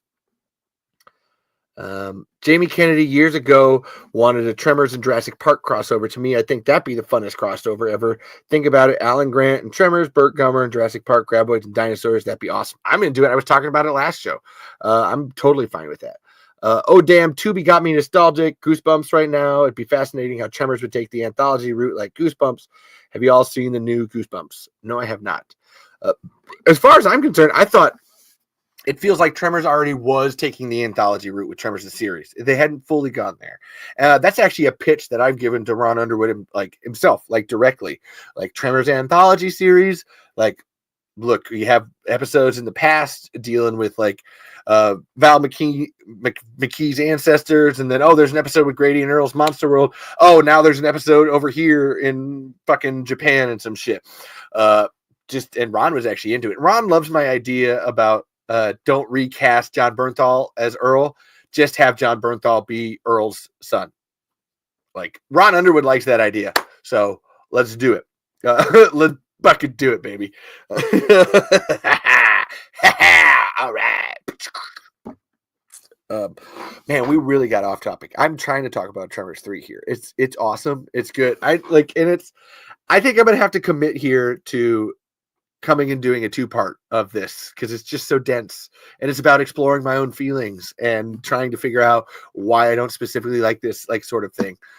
It's so interesting to me. I don't know. I like being uncomfortable, and I guess, and I will say, I like making all of you uncomfortable too. You can come here for comfort, and I'll wrap you up in the tremors and stuff. However, I will make you think things. That is definitely part of the goal. If I've got you here and you're listening, I'm gonna make you fucking think. I don't care. I don't. Well, no, it's not. That's not true. I actually care a lot. That's why I want you to think and interact and become a part of this universe and making. And that's where Afro Pugsley, with your script, I want you to tell me your tremors. Don't just use the things that are easy. What's your tremors? What's that? Who is that to you? You know, to me, that's where, you know, one, like the things that I was trying to answer were like, why don't we know about more graboids? What's it like graboids actually in your lives and killing people? What's the sad, like, there's sadness to this. My favorite fucking thing that I've done so far when it comes to my Tremors movies is the opening to Tremors Hunting Ground, where we watch these two people who are in a relationship in love, and then one of them gets eaten, and then the other now has to defend against accusations of murder on that. This hasn't been done before, and I fucking love that so much. Same thing here with what I'm doing with Tremors The Next Step, with this Bigfoot hunting and shriekers. How, when we're dealing with our own problems, how do we deal with a larger problem? Like when you're like the two people actually dealing with a problem have their own problem on top of the other problem. Which one comes first? Is it the monsters trying to eat you, or is it this relationship that you have? That's me speaking about Tremors. And then my friend Justin Edwards, who was my co-star in Tremors Hunting Ground, he's got one that I'm really interested in about the psyche of revenge and like trying to follow shriekers in the wintertime, and this ghost, this ephemeral, like maybe it's real, maybe it's not, maybe like having to hunt something over and over and over again is just like it'll affect you up here, and it won't like it. So yeah, bring you to the table. Speaking of Grady and Earl's Monster World, I remember watching a video of Christopher Garten saying he had a good time with Tremors 2. At the end of the video, he said, "Let's do another one, please. Is there any way we can have Grady Hoover back in the Tremors franchise?" Because he was referenced in the third film. Yes, I know. Yeah. Again, I know exactly the video. Yes, let's make it happen. Christopher Garten, if you're out there, boom, let's make it happen. This is where, look, this is where I love all that. I'm into that. Fucking Charlotte Stewart and Conrad Bachman and Finn. I'm into it. Unfortunately, it reaches a certain point with those kinds of people that you have to actually be making a movie where people make money, and people have to be paid. Christopher Garten especially needs to be paid to get him to appear in Tremors again. Even as much as he likes it, it's still a job. He still needs to be paid for it. So that's where making what you can with the people that you have around you works better, because most of the time you don't have to pay them. Let's see. Falling back into Tremors 3, though, I love Jack. Burt is the usual. My satisfactory for Tremors was the monster designs, practical and CG. I'm trying to comment shortly because YouTube has limit. Oh, you're fine. Some of my comments won't fit. It's fine. It's fine, Ron. Take your time. I speak fast because I know what I'm talking about. And Chris over here, I'd like a Tremors movie to explore the ancient history of the graboids and how they've managed to survive for millions of years, whereas it looks like humans won't make it a fraction of that time. This is what I fucking mean! God damn it, Chris! Yes! Ugh! That's it. See, that's right there. Because this is what I mean. Like, Chris has a question. And Chris wants to answer it. Like, Chris has this personal question about Tremors. What is their history? What is the ancient history of graboids, and how have they managed to survive? That's his question, and that's what he wants answered. And I feel, and that's, if Chris, you were to start writing, that would inform your process. And I'm interested in that. Immediately interested. And that's where I'm sorry, that's being a little mean. I'm sorry. I'm being a little mean to Afro Pugsley, who's actually coming to me with script ideas and stuff. I would like to illustrate that, like, look at that. That's story. All right. That's not just a movie. That's your story. What's the story that you're trying to tell? That is so important. With Tremors 3 here, the story we're trying to tell is about how capitalism affects this small town and who is the ultimate anti-capitalist, Burt Gummer. What happens when we strip him down and he becomes a who is that? That's your story that they're telling in Tremors 3. Tremors 2 is a story about PTSD. Like the fear. Like Burt and Earl are men that are scarred and destitute and destroyed. They have been through so much. And what are their reactions to things? What is life like for them now that they've witnessed this horror in their eyes? And Tremors 1, the story is what happens when these people who are nothing, they're in the middle of nowhere. What if something happens in the middle of nowhere? What if something happens there? What is that? Who are those people that have to deal? What's your story that you're trying to tell me? You got to be a storyteller. I think Alien was or is doing this now. I'd love to see this for Tremors because everyone has theories and puts together their own biology and history, like Five Nights at Freddy level puzzle, like do Tremors Nature Doc. Nature Doc. Actually, Nature Doc is one that I have a script for. I have a whole of every version of the life cycle, Dirt Dragons, Graboids, Shriekers, and Ass Blasters. I have this 12-page like Planet Earth style doc written out. That's just David Attenborough narrating like their life cycles and stuff. But then this is the twist. This is what I love about it, is that slowly as it's happening, like each life cycle as the doc is going on starts to notice more and more that the camera people are there, until finally by like the last couple of rounds, the camera people are literally running for their fucking lives from the Shriekers and the Ass Blasters. By that point, like they're being attacked because that's the comedy, that's the humor to it. Like, what's the Nature Doc? Okay, cool. Then how do you twist it on its head? That's Tremors. Give me that spicy twist. Yes, and mention the Graboids from Devonian, then Jurassic, maybe tell how the life cycle started leading to the first movie. Yes! Fuck yeah. Hey, by the way, Juan, if you could do me a huge favor, could you share this show on Reddit? I need more people to share this show on Reddit. I don't have anybody doing that. I got all the bases covered everywhere else. If people could share this show on Reddit especially, and let them know that this show exists, I would appreciate that so much. I say that because Juan, that's how I met you, Juan, was you commenting on everything that I fucking made on Reddit on Tremors, and it was awesome. I loved it. Even if you were telling me I was wrong, I still appreciated it. I was like, this guy says I'm wrong about Tremors. Who are you? I love this. Okay, cool. Like, please tell me more. Tell me how I'm so fucking wrong. I love this.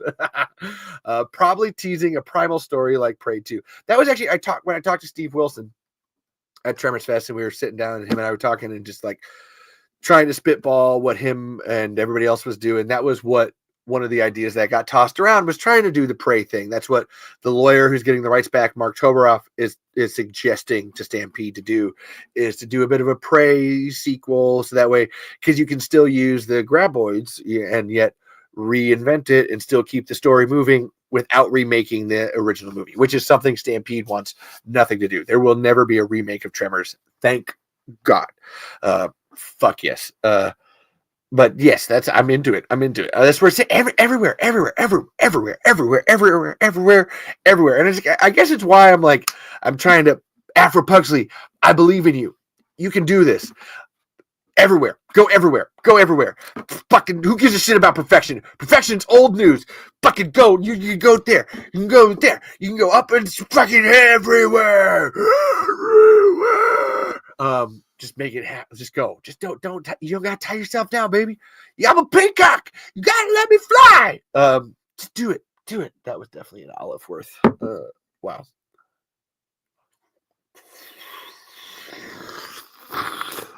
Oh, baby.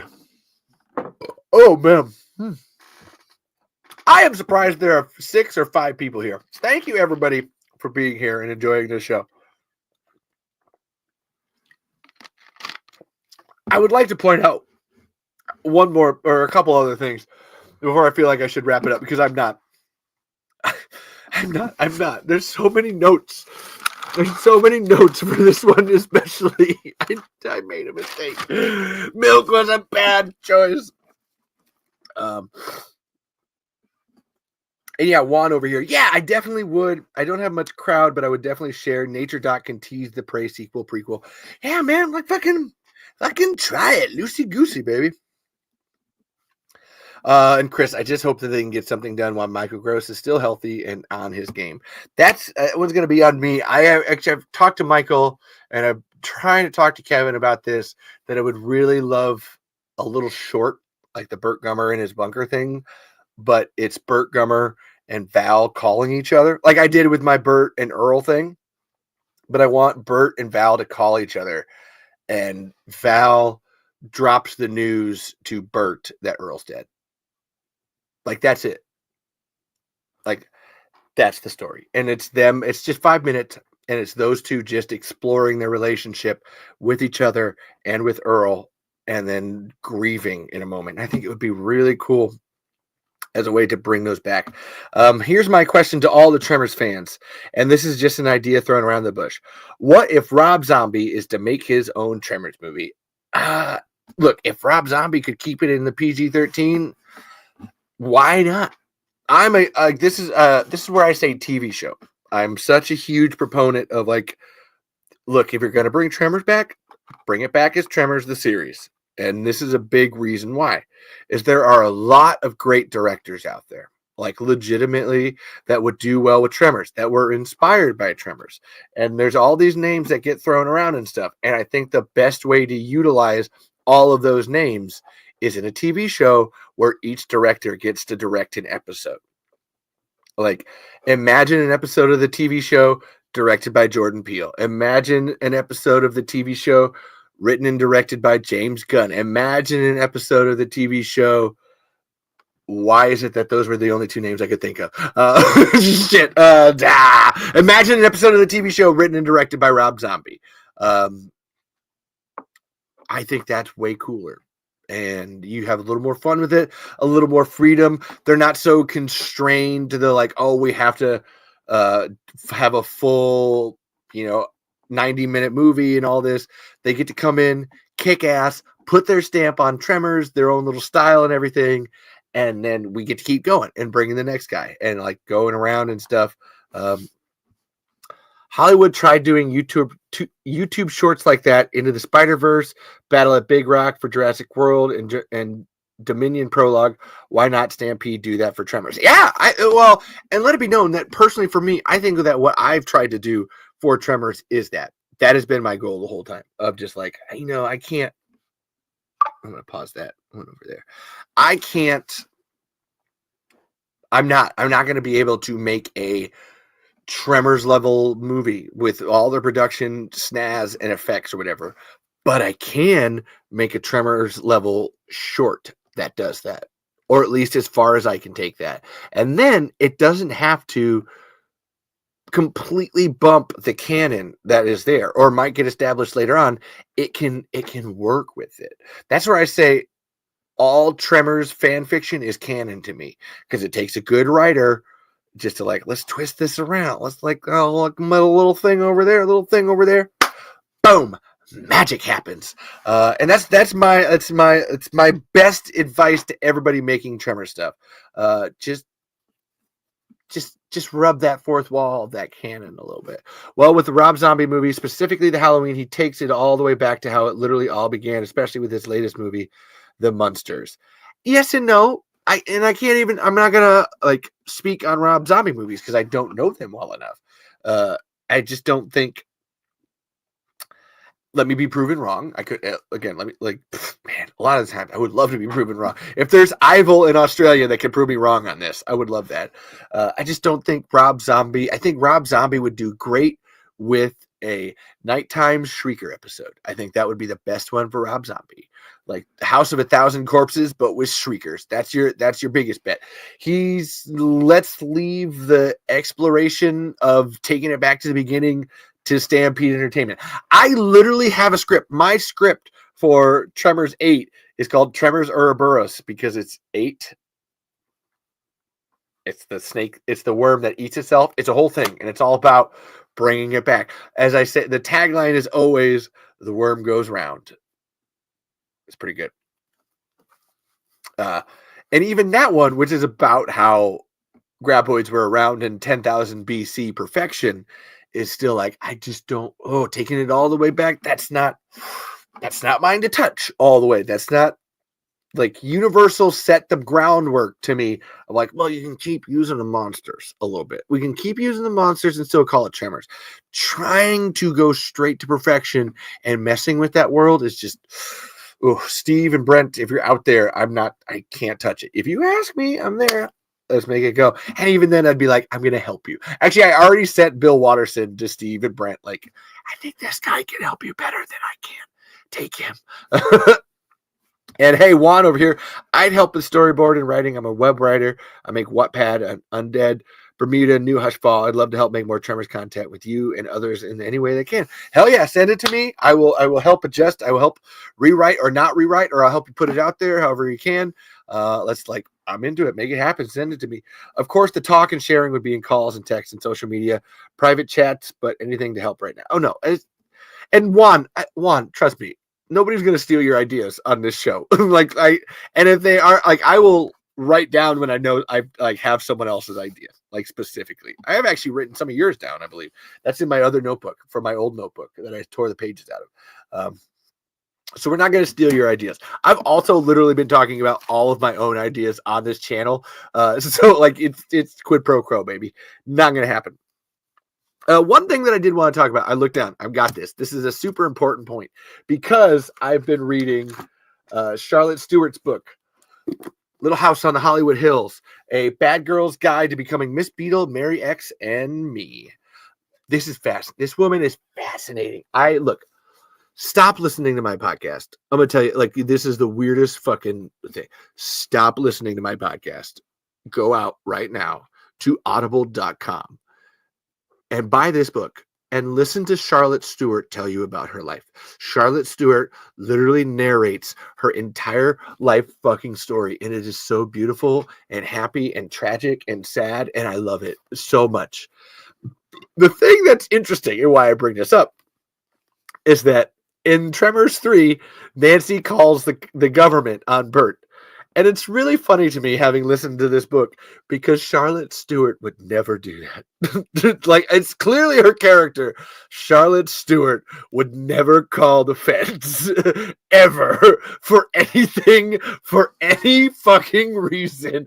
This woman is a cocaine magnet. This woman has fucked Jim Morrison and Richard Dreyfuss and John Voight and then done LSD off their dicks. I'm sorry, Charlotte, if you're listening, I'm trying to be glib. It's just funny. Yes, I would love to. Oh, yes. Oh, my God. I got Charlotte Stewart's number. I've been texting her. She would love to be on the show. I'm working on that. It's for Conrad's next week. And then Robert Jane, I think, will be after that. And then Charlotte. But no, Charlotte Stewart would never call the feds on anybody ever. It was really funny as I rewatched it today. Like, that's totally different. And I must say this. This is one of my complaints about Tremors 3 is that there's not enough Charlotte Stewart in it. Like, legitimately, I was like, shit, man, she's like barely in this. And it's funny, I was like, when I listened to this book, man, there's little Tremors in here.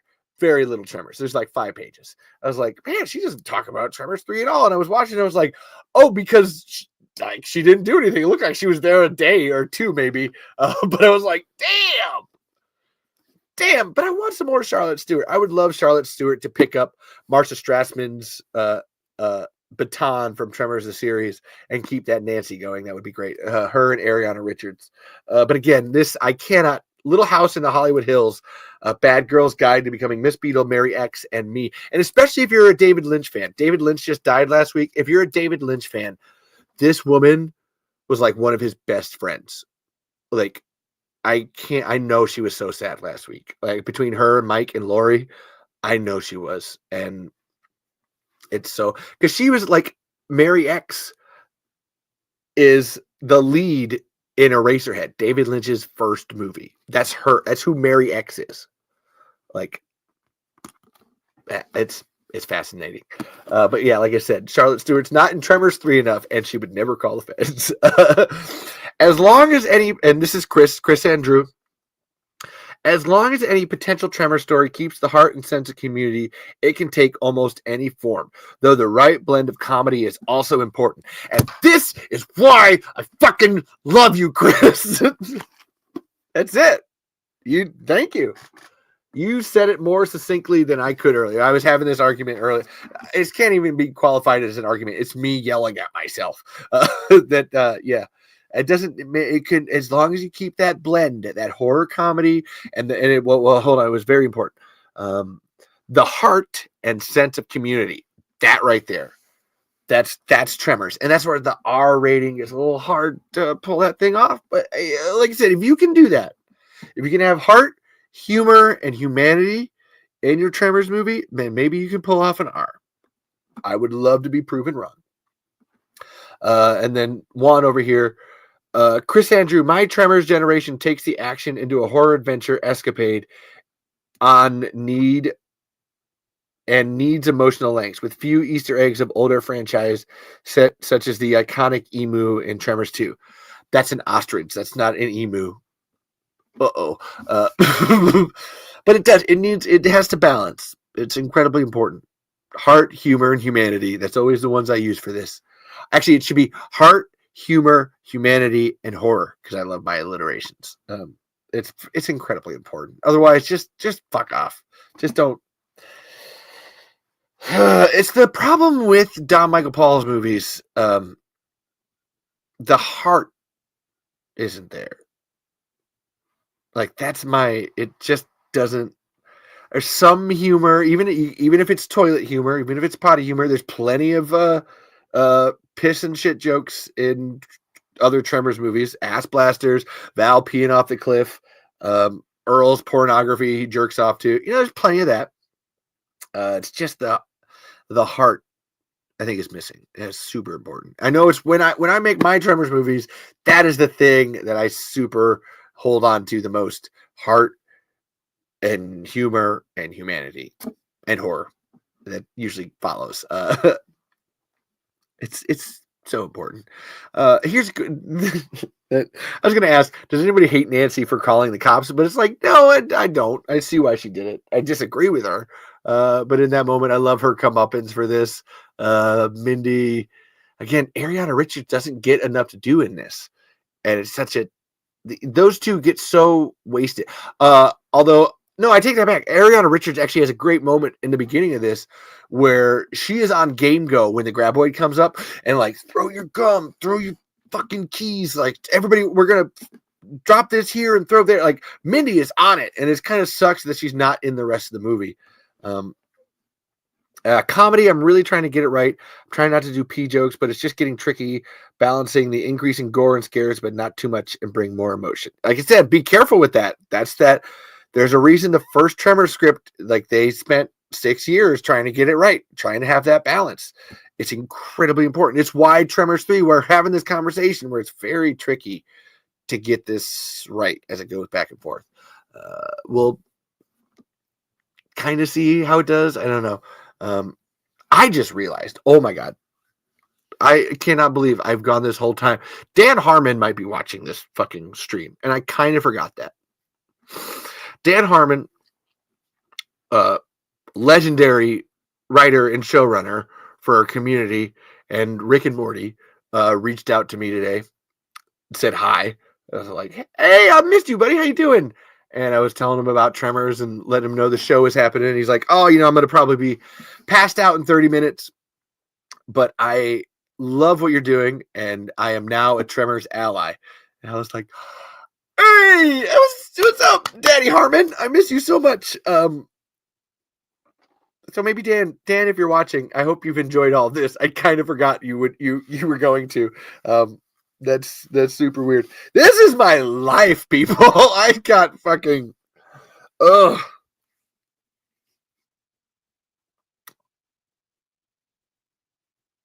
I'm sorry. I'm gonna take a moment here and abbreviate that. I got Dan Harmon on my left, and I got SS Wilson on my right. I got Kevin Bacon in front of me. I got Finn Carter behind me. I'm just like, What is this world? What am I doing? I hope. Can to the 5 people that are in the chat, am I a bad person? I just like, oh my god. Sorry, I just got hit by a ton of bricks in realization. I'll read your actually, Afro Pugsley. You got a lot. Actually, you got a lot of great comments here. Dan, people are saying hi to you in the chat now. If you didn't know. I'm sorry. It's super. Wow. How far things have gone in 10 years. Let's see. So Afro Pugsley, I'm not gonna lie. I love Don Michael Paul's Tremors movies, and I'm glad he made them. But my biggest issue about them is, okay, granted, I expected graboids and ass blasters to be different after 11 years.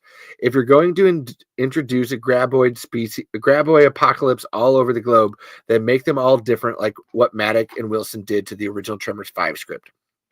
I mean, in Tremors 6, when we went to the Canadian Arctic region, we all expected the North American breed, not the African breed. And then, of course, Tremors 7, yes, that would be expected to use the African breed. If Don Michael Paul would have found the Tremors 6 off of another region, not part of the North American continent, it would have made more sense. I agree. That's a fucking great point. Like, legitimately. And it's less Don Michael Paul and more trying to reuse assets. That's always that's what they're called. Like CGI designs and stuff like that. They're called assets.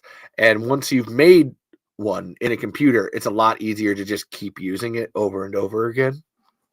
And it's always what I've thought is the problem, or what the laziness that leads to Tremors 5, 6, and 7 is that they're just reusing the assets from Tremors 5 and not switching them up enough. Like, the entire point of Tremors 7 is that they're mutated graboids, but the only difference is that they're bigger, which is the whole point of African graboids, is that they were already supposed to be bigger and meaner. It's like, okay, but why did you mutate that? It seems it's a hat on a hat. I should have. Where's my hats? That's a hat on a hat.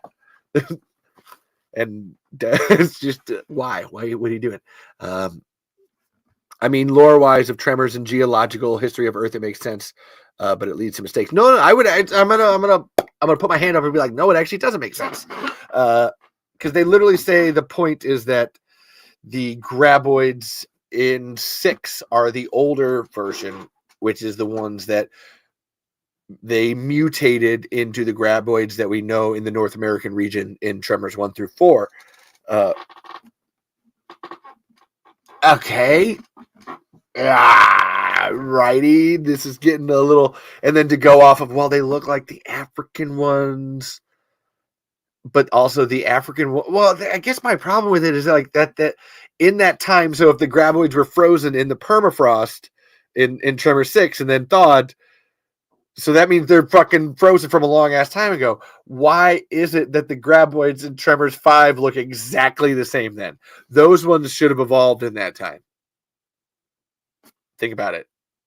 Like, legitimately think about it.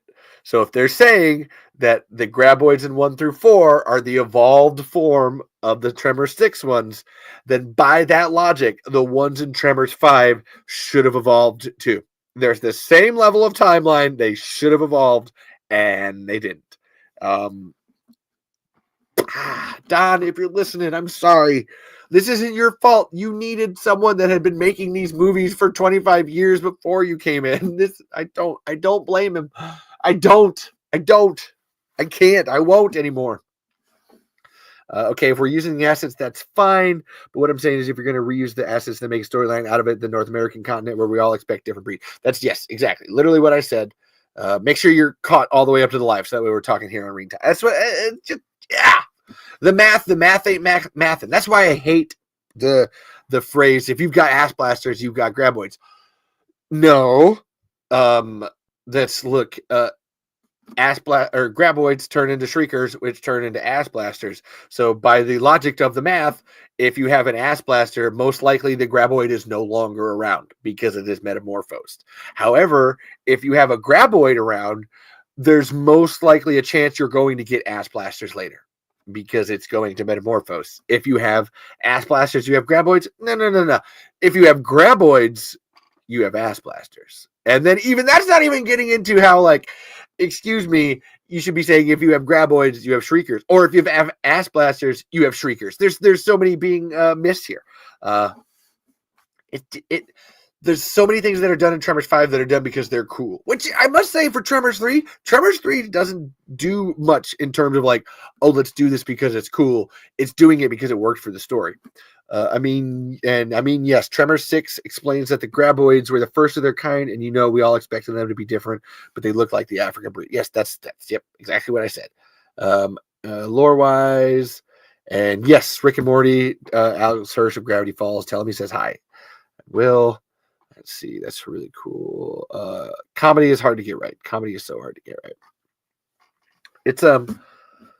It's just a fucking tricky thing. Here's a comedy bit that I must say too. In Tremors 3, I love how Bert hides his code from us. Maybe there's a way to be said that he thinks someone from far away is going to watch. I just like to think that Bert is literally like hiding the code to his house from us. Because he knows we're watching. Maybe Bert meant it like an expression. If you've got ass blasters, you've got graboids, like sort of like raining cats and dogs. This would. Oop! I lost my hat. Oh, you made me lose my hat because that was so not a good explanation. It's not your fault, Chris. Not your fault. It's not your fault. You're trying to fill in gaps that other people should have had plowed over long before you showed up. Because Bert Gummer is such a hyper-specific person that if he was going to use a phrase like that, it would work. It wouldn't just be a phrase. Like Bert Gummer would like, no. If it's raining cats and dogs, there better be fucking cats and dogs coming down. Otherwise, this is bullshit. Like Bert's not a hyperbole kind of person. That doesn't fit his. He's dry. He's humorless. That's him. Like think about it. When does Bert ever use hyperbole? In all of Tremors 1 through the TV show, at least. And here's another one that's funny to me. There's an honesty box at Chang's for the gas. At Chang's. Think about it. Chang's, the most capitalistic fucking business. Not just in perfection, but probably all of Nevada. And I mean that in a kind of a good capitalism way. The fucking Chang's market has an honesty box for gas. I love that so much. Oh, wow. Okay, I think I got one page done. Wow. Okay, here's another stupid one. When you're watching Tremors the 3, up on Chang's Market, up here on the right-hand side, it just says doodads on top of the building. Like, it just says doodads. I don't know why it's funny to me. It's funny because it's just doodads. I love saying the word doodads. It's just doodads, little doodads. Come to Chang's Market and get your Tremors doodads. We got the doodads. It's a stupid word, but I like it. I'm gonna drink olive brine for that, whatever that was. Jalapeno olive brine is not great. It's not doing good. I don't appreciate it. And here's another. Okay, here. This is Bert's. Like for me, the funniest things in Tremors somehow are PTSD related. Maybe it's because I have my own PTSD and such. But I love the like.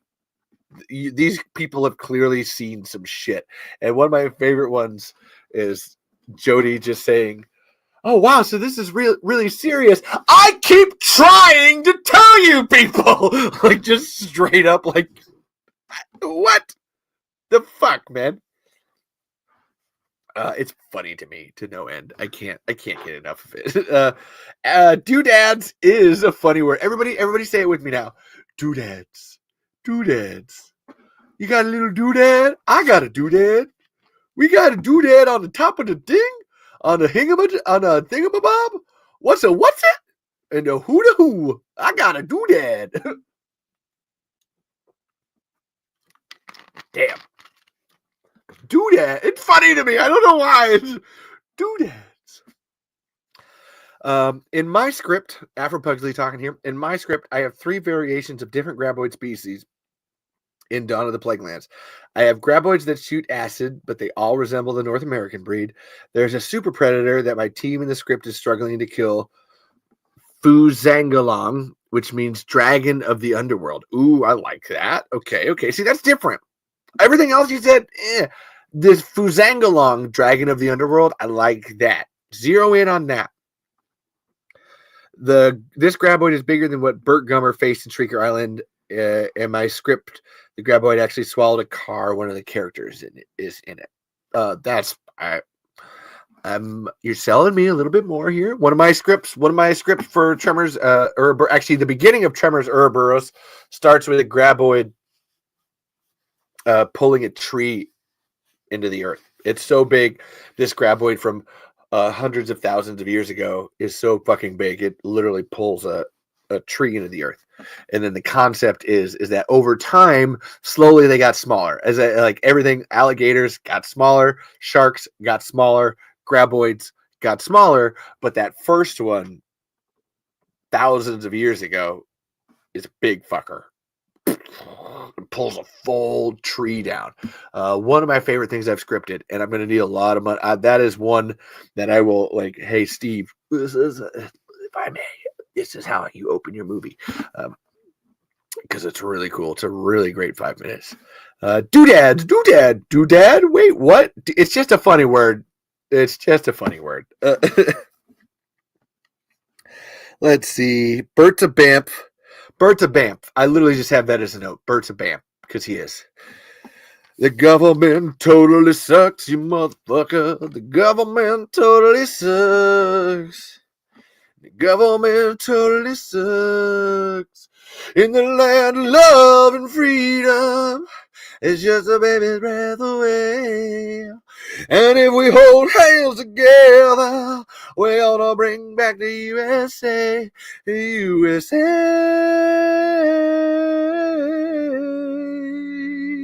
The fucking USA. Ben Franklin was a rebel indeed. He liked to get naked while he smoked on some weed. He's a genius, but if he was here today, the government would fuck him up. It's right to say. Well, let me tell you about the fucking government. They're fucking up the environment. Say what? They're taking all the fucking beautiful animals and making them fucking extinct. Yeah! The government totally sucks, you motherfucker. Government totally sucks. So if you didn't know, the government totally sucks, you motherfucker. Is the point where the feds come in is always hilarious to me, and I love this. Just like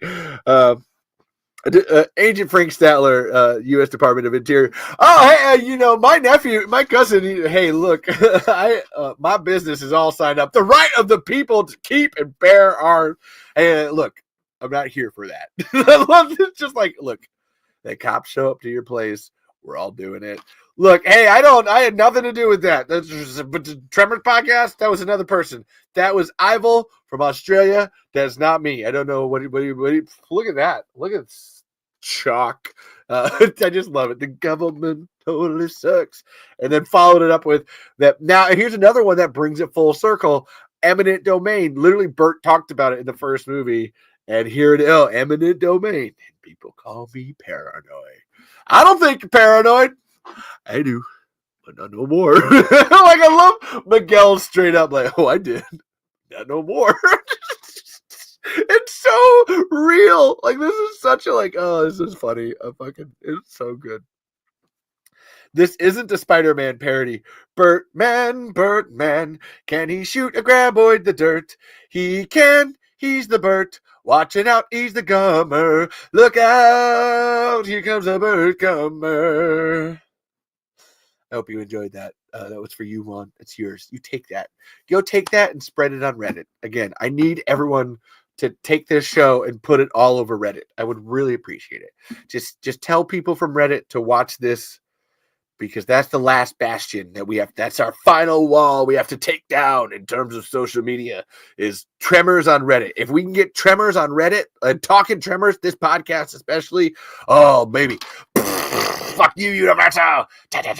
Everything's gone. Big old explosion. Some like confetti comes down. Anyway, that's all I got. By the way, now I'm reaching here near the end. I'm going to eat my MRE from Dusty Gummer. This is the Apple Cinnamon Emergency Food Rations Bar. This is from my friend Dusty Gummer, who was on the episode 2 or 3 episodes ago. He was sitting right here with me. He would have been here tonight too, but he didn't have enough gas to get down here. So, Dusty, wherever you were at, fuck Jamie. Fuck Jamie Schmidt. Total asshole. He's the Harvey Weinstein of Dubuque. I said that for you. I love you, bro. I need a knife. But I eat this MRE now during every episode. It's a thing because I love my Dusty. And again, anybody that's in the chat right now, like Afro Pugsley, if you would like to be on the show, let me know. I'd love to send you a StreamYard link. Chris, I need to get you and Colin on the show. So freaking bad. I owe you guys $1 million. And I've been doing these. Honestly, let's make some time after Conrad. I think after Conrad would be a great moment for both of you two.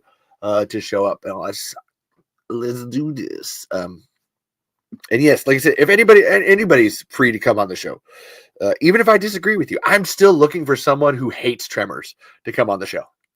That would be awesome. Like if you hated Tremors and you somehow found out about this podcast and you wanted to tell me how Tremors sucks, God, that would be so cool to me. I'd be like, oh my God, please tell me more.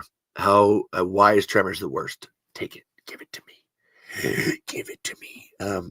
Oh my God, there's too many fucking comments. Wow. I need to close up here because here's the MRE. It's just a block of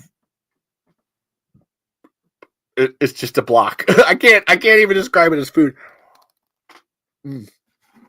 Oh wow. Nope. Uh-huh. Oh my God.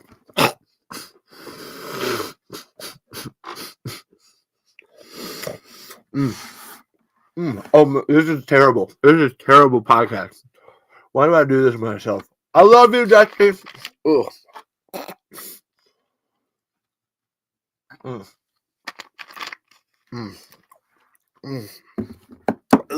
Try, and then Afrobugs that says try getting the civilian kind of MREs. Don't get the federal kind. I'm gonna be perfectly honest with you. I'm not really looking to get MREs. If someone brings them to me, that's entirely different. I'm not looking to buy them myself, except for to do things like this on the show. The pun Universal becomes shrunk down national as Tremors doesn't make its namesake but earthquake. That's funny. A block, yes, a Minecraft block of food. Wash it down with a bucket of water.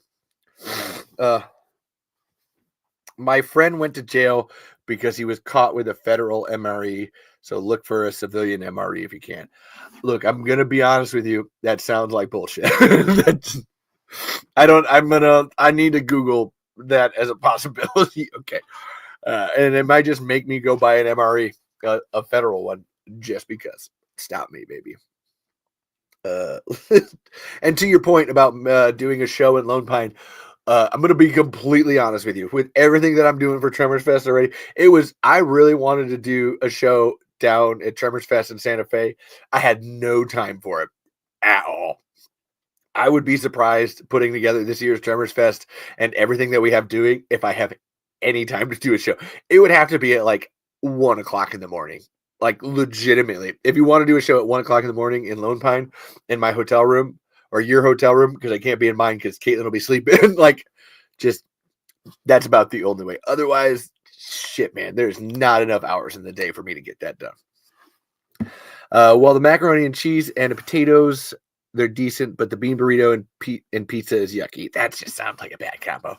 I'm not into that. That sounds nasty. Oh, that. Thank you, Dusty. Or Hank. Out of my mouth. And by the way, if there's a villain of Tremors, it's Melvin. I have that written down. And then Melvin. It's Mel, actually. I just love Robert James, wherever you're at. I don't have anything. I just want a redemption arc for Melvin. He is a shit in this. He's a little turd. That's always turd, always a little turding out, little turd of dirt. He is on like Donkey Kong. Jody has dildos. Those are not graboids. Those are dildos in her shop. Buford was kind of rapey, right in the fucking heart of it. Mindy's on the ball. Oh, by the way, Jack totally throws that camera that guy has to get rid of the evidence. I'm just telling you. There's no other reason. They have already thrown everything. Jack throws that camera that guy has because it has evidence he was on that tour that day, and he's tossing it just to. Oop, what are you talking about? Okay, so wow, Juan over here looked up the MRE in prison. Not simply possessing a federal MRE will not get you put in jail. It is not illegal for civilians to have them, even though they are designed for military use. That's what I thought. Then Melvin was a great villain in the TV show, and yeah, that's the information you got from Google. It's true. That's even in the TV show, he's just a little turd, just a little shit. I don't think he's trying to get people killed. He does, but it's not deliberate. There's lore drops, the 300 years with the eggs. We were talking about that earlier. Like I said, there's a lot of things I like about this movie. There's like I said, I have 3.5 pages of things that I like. These are not notes about things that are bad. These are things I like. And it's really, I love Bert's frugalness too. Like I can get a graboid to swallow this with this for $49.95. And then you can dig it up, take it back to Area 51 or wherever fits your plausible deniability. Like I can like $50. You're gonna spend $1,000. I can do it for $50. That is a man who is prepared to survive. Out Jody Miguel. And I don't know if I said this earlier, but the Ass Blaster as a monster is a very solid concept in design. Like based off the Bombardier Beetle, it's a real life creature. It can fly like a real life creature does. It does real life creature things. The only thing that I would call into question is how aggressive is it as a species. Other than that, and I think that aggressiveness as a species is a problem of us not fully understanding what it's trying to do in these moments. I love you. Yeah, let's go shit on Bert Gummer. Yeah.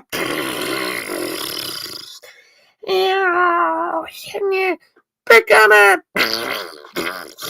Look, I am 8 years old at heart, so what do you expect? But yeah, give me toys. I'm gonna make him fart and kiss.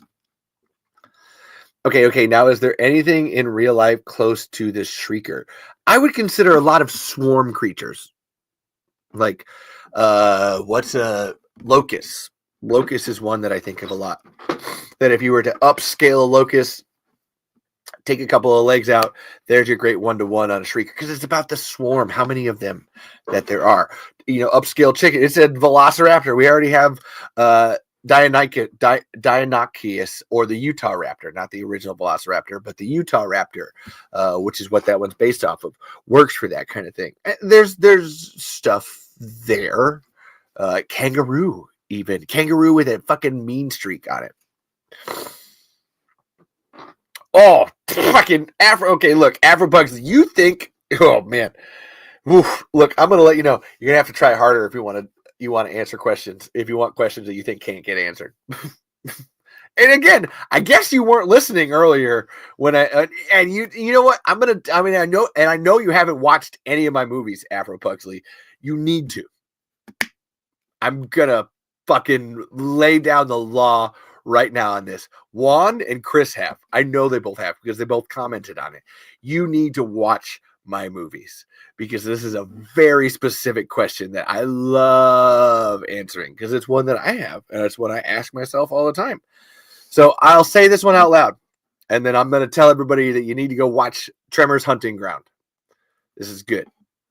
Yeah.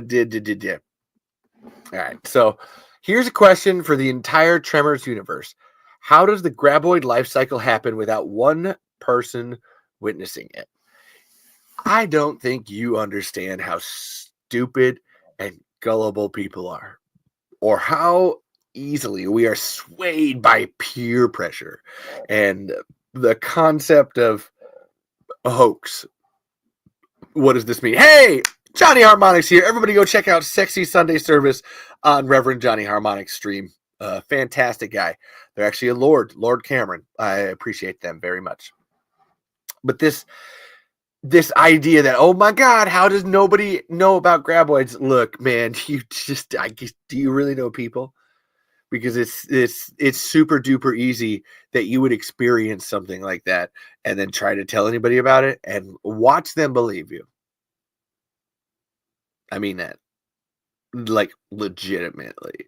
Go, like, let's say, for example, I don't know where I could take this example from. Let's say that your wife gets eaten by graboids. You're going to go tell people that?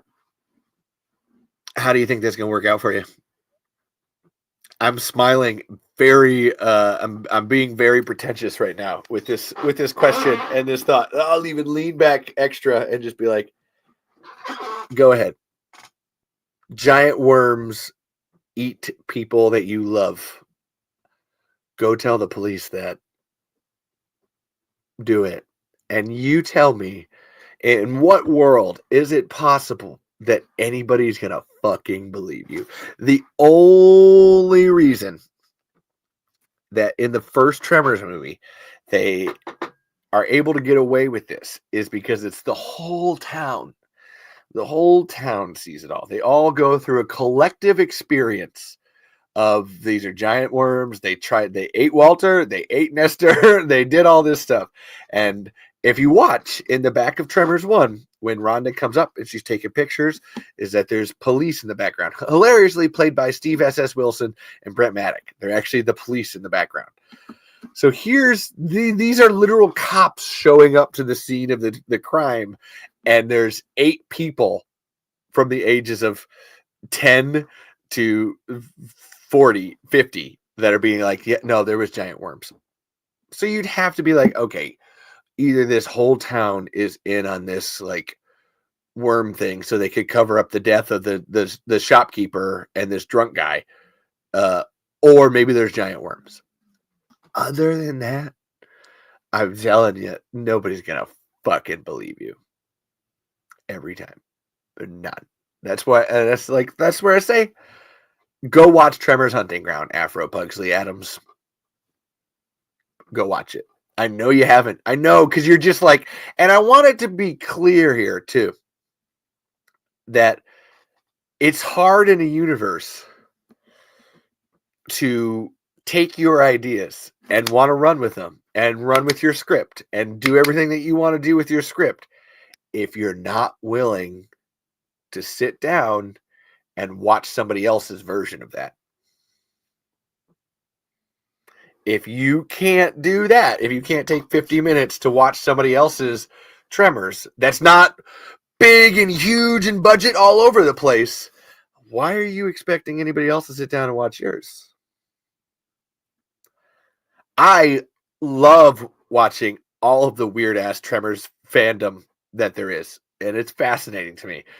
One of my favorite ones recently is the Tremors 404, The Legend Begins, where these guys have they're trying to play DVDs all day long, and it just keeps turning into Tremors 4. It's fucking hilarious. I love it. It's super stupid, but it's fucking awesome. But you have to put out to get something back. And I know, and I just scared you off. I know I did. I'm coming at you. And you're like, whoa, I don't like this. I don't know about this. Someone's is really hitting me with the truth here. And I'm just like, you can't expect anybody else to watch anything that you make if you're not gonna. I'm glad you're here, Afro Pugsley. I didn't scare you too much. You can't expect anybody else to watch what you're gonna make if you won't watch other people's. That's how that, like I said, and that's where that question about like why don't more people know about it without witnessing, man, I've answered it, and I've answered it in my own movies. It's one of the things that I talk about the most when it comes to my movie. This next one that we're doing, like these guys go Bigfoot hunting. was anybody going to believe him about Bigfoot in the first place? Probably not. Okay, so now you're telling me that you guys went Bigfoot hunting and then fucking giant chickens showed up? Okay, totally, dude. It's not like that's not. It's such a how is anybody going to believe? Hell, even within the canon of Tremors, of that, the Stampede canon of Tremors, you have Tremors the series where Frank, the mobster guy, oh, let's go to like, oh yeah, there's a giant worm. I don't fucking believe. Oh, that's like some fucking Ripley's Believe It or Not fucking shit with the CGI and the hocus pocus. Like even he in that episode is like that's bullshit. While the other guy's like, man, the graboids are a geological fact, man. That's just something you're gonna have to deal with. It's like, well, you just show me. And it's only until one is up in his face and literally eats his friend that he's like, oh, I guess graboids are real. I guess that's a thing. And then within Tremors 4, and I love pointing this one out, is that Tacopa, who's the Native American, the Indian guy with the ancestors and all that jazz, literally talking about, my ancestors used to talk about spirit beasts that live in these mountains. Demons from the underworld, blind to all and killing. And everybody's always like, he brings this up like twice, and everybody just like looks at him like, what the fuck are you talking about? Tacopa, look, you've been smoking so much of that peace pipe, bro. You need to like, what? Spirit beasts, the underworld, what? And they're literally dealing with them at that time, and even those people are like, what the hell is that? What are you talking about? And then even later in it, when the guy from the train station gets the telegram, oh, listen to this, the people up in perfection, funnier than a dancing bear. Here's one that they sent yesterday. Graboids or giant worms have reached Upper Valley. Please send help immediately. Like, giant worms. Can you believe it? Like, even in the narrative, there's this idea of really giant worm.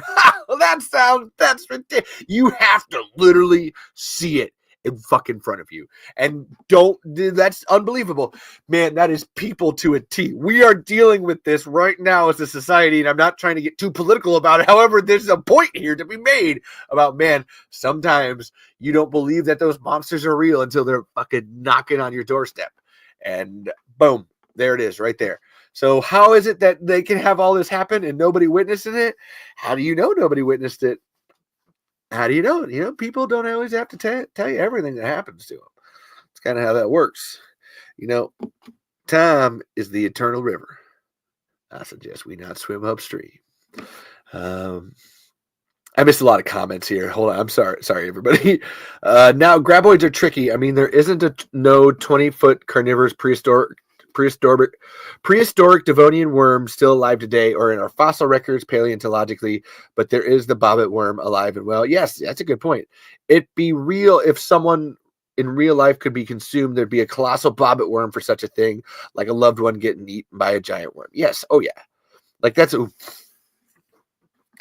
your precedent. And that's my I don't know. How do we know graboids aren't real? Well, remember, they're on a 300-year hatch cycle. That's another part of it, too. If they only hatch after 300 years, which is another thing for them to be like locusts, I think it was either Juan, you brought it up, or maybe Brady or B. Bliss earlier was talking about them needing to hibernate so that there's more food. That's what graboids do. That's the point of the 300-year hatching cycle. Incredibly important. Otherwise, they would just overconsume everything. It's also what makes it really difficult to believe that there are graboids all of the time in Africa like that, instead of like hibernating, because they would have just consumed Africa. Like gone. Gotta think big picture.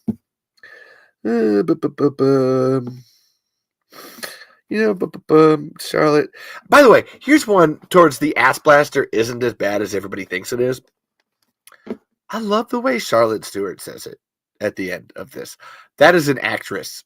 That is a fucking pro of an actress. Well, this is the only living ass blaster in the world, okay?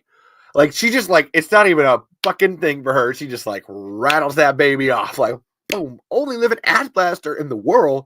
You don't even notice it's weird that she just said ass blaster, ass blaster, ass blaster. Like, way to go, Charlotte. I appreciate you so much. And then the irony too that Burt Gummer uses the government to stop Melvin. I think that's hilarious. Boom, boom, boom, boom. Also, I've blown them up before. His indignation sometimes. Burt's indignation is amazing. Let's see. Seeing a graboid and saying you've seen it in person is like you experiencing a ghost and telling about it. There has to be someone else with you or some evidence, even if not, and tell no one they would believe. Yeah, the entire movie Nope, which, man, I fucking love Nope. I will go to bat for Nope a million times. Nope is one of the best Tremors movies that's not actually a Tremors movie that has been released in the last 10 years. And I say that actually works because that's how many. Yes, Nope is the best Tremors movie that's not a Tremors movie that has been released in the last 10 years. And that's the whole point of that movie, is that they need to get Jean Jacket on camera because nobody's gonna fucking believe them. Like, you have to have proof.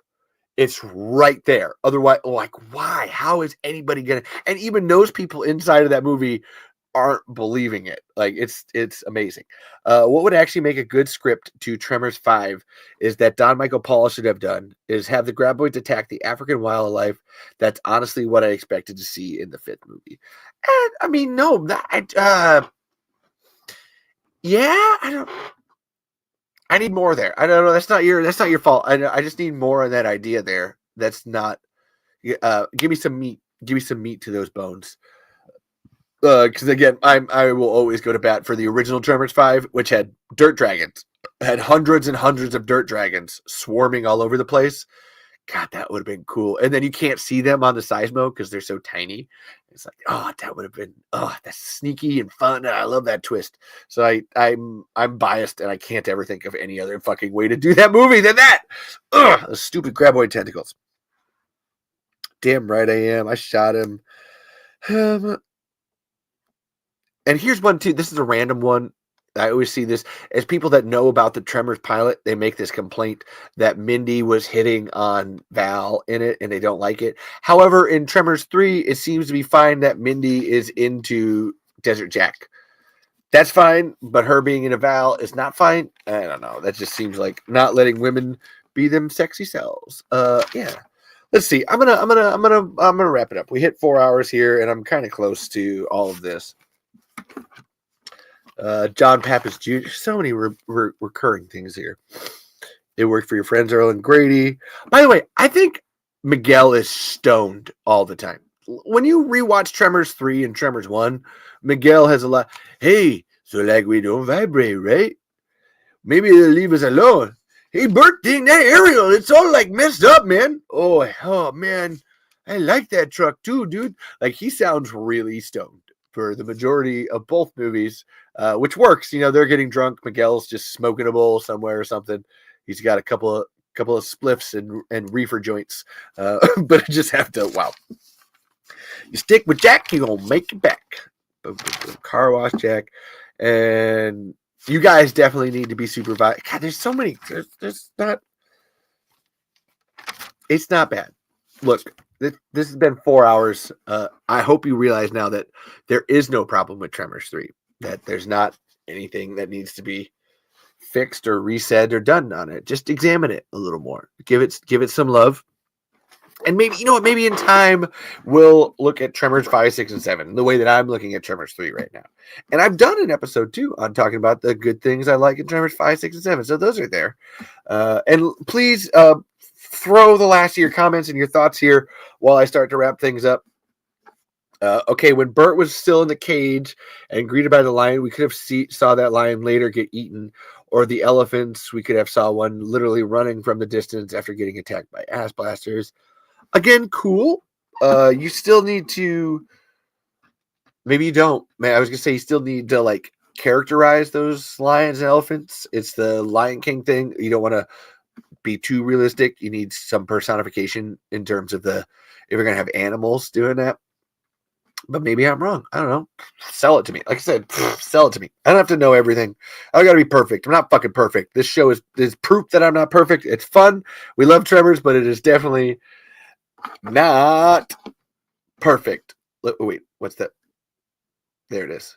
Yeah, it's pumping. It's pumping. It's pumping, bump, dumping. But yeah, like I said, throw everybody last comments in the chat while I start to wind things down.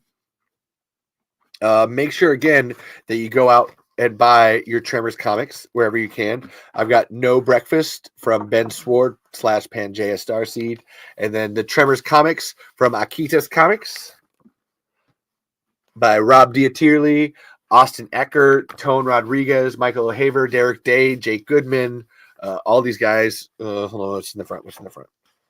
Robert, Dave Curez, Raymond Lee, Dutch, Gabrielle Merritt, Leon LeClaire. And let's see if there's any other ones. Ethan McAllister, DJ Hall, Chin Potter. All these guys. Thank you. And speaking of which, there is hold on, where's that back here? Talking about the dinosaurs. Oh, I gotta turn that off. It's not helpful. There's your Graboids versus dinosaur story. You know, it could work. I don't know. Again, I think there's personifications that you have to work into it. I like this one. The ones that don't have any dialogue in these comics are the ones I like the most. Weirdly enough for me. Nevada. The Cretaceous period. Juan over here. I feel like if Tremors brought back the 2003 series and came after Tremors 7, I wouldn't want it be going into Camp Cretaceous route. No, I don't think so either. Although I wouldn't mind an animated kids show. Josh Pruitt, wherever he's at, is working on that. That's a good one. Afro Pugsley had a really good chat. I take my rest. How much are you selling the Talking Tremors shirt? I still need to buy one. That'll be $30 when they all go on sale originally. I still need to make a new print of them. They have all gone away, but I need to make a new print of that, and they will be about $30 a piece. That's with shipping. That's all together, and I'll get that sent out whenever we're ready. Man, I got so many things on my plate, Tremors wise, that my own T-shirts are definitely coming in last on that one. But if you want a Tremors T-shirt, a Talking Tremors shirt, this bad baby over here.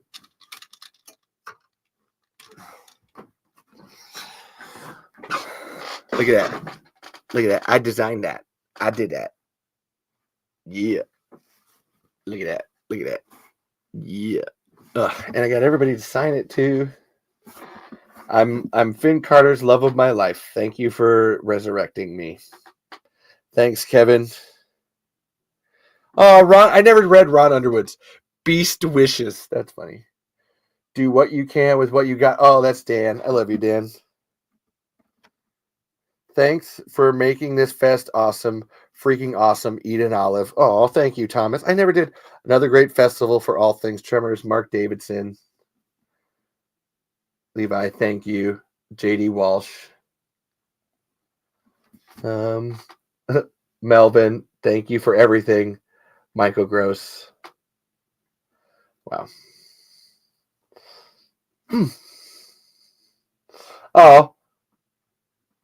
Oh, Lori over here. Levi, thanks for keeping the faith. I never read these back here. I never actually took the time. I was so excited.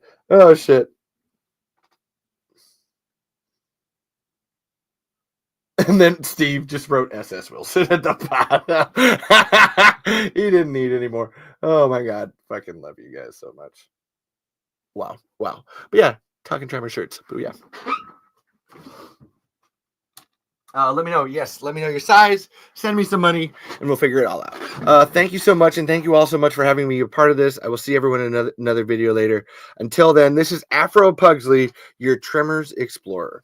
Yeah. Hey, Afro Pugsley, make sure you share this in the official Tremors franchise fans. If you like this show, share it on Reddit and in the official Tremors franchise fans group on Facebook or the Tremors Saga on Facebook. Let everybody know that you like this show. And go to Spotify, rate it. Again, it makes me so sad that this show is at a 3.9 stars on Spotify.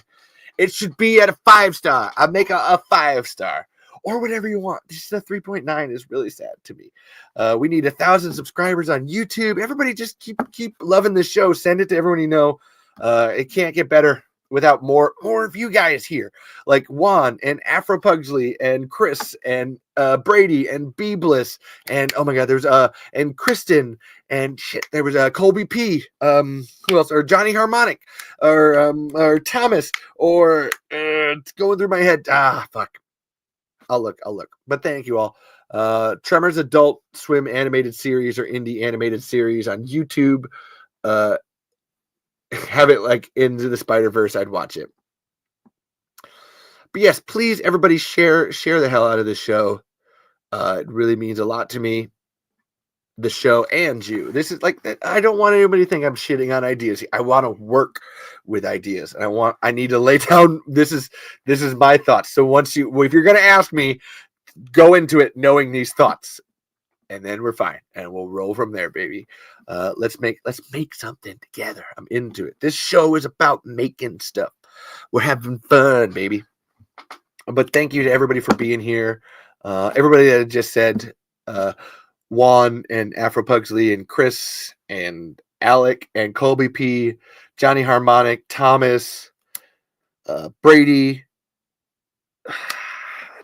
B Bliss, Kristen Rhodes, Andrew Bradford. That was the other one. Andrew Bradford, wonderful guy. Thank you for sharing the fuck out of this show everywhere you can.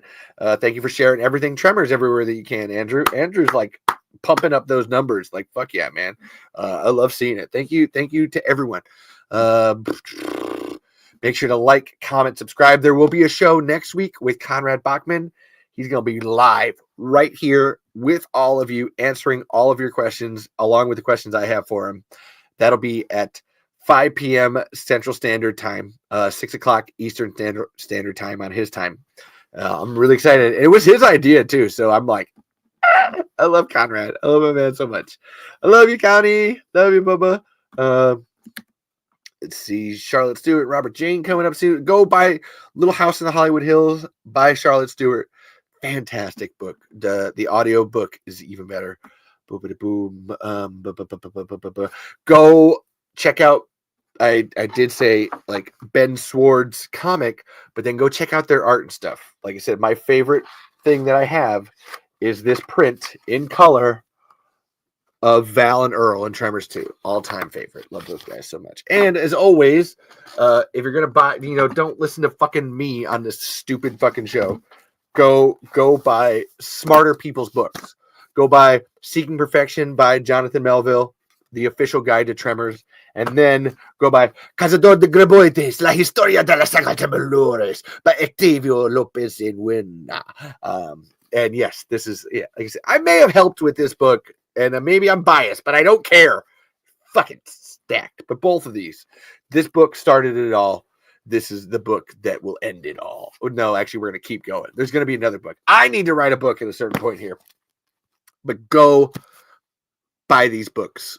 Do it. You won't be disappointed. The opening song, actually, I'm going to end with it too, because I haven't ever done anything like that. So we're going to end with a really cool song with a video that I made to my friend Anthony Lafusi of the We Have Issues podcast, who I need to get. I got the rest of his comics coming to me, but I've given them away to everybody. So this is the only one I have left, who has done Play It Again and Deathless issue 1 through 3. They're on their Kickstarter for Deathless issue 3 with him and Stephen Todd. Please go check out their podcast, We Have Issues. They are amazing people, and I love them so much, and I miss them, and I need more of them in my life, along with the Don't Make It Weird crew, Dina, Sean, and Daniel. There's a reason that my olives sit in this olive container from the Don't Make It Weird podcast. I love you guys. On that note, I will eat another olive.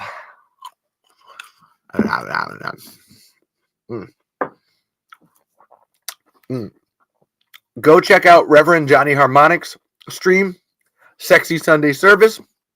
Hey, Lee's here. I still don't. Goddamn, Lee, you're like a specter of my failure. I don't have your book. I feel like such an idiot. And I saw your Kickstarter update. I know you're working on it, Lee. I'm sorry.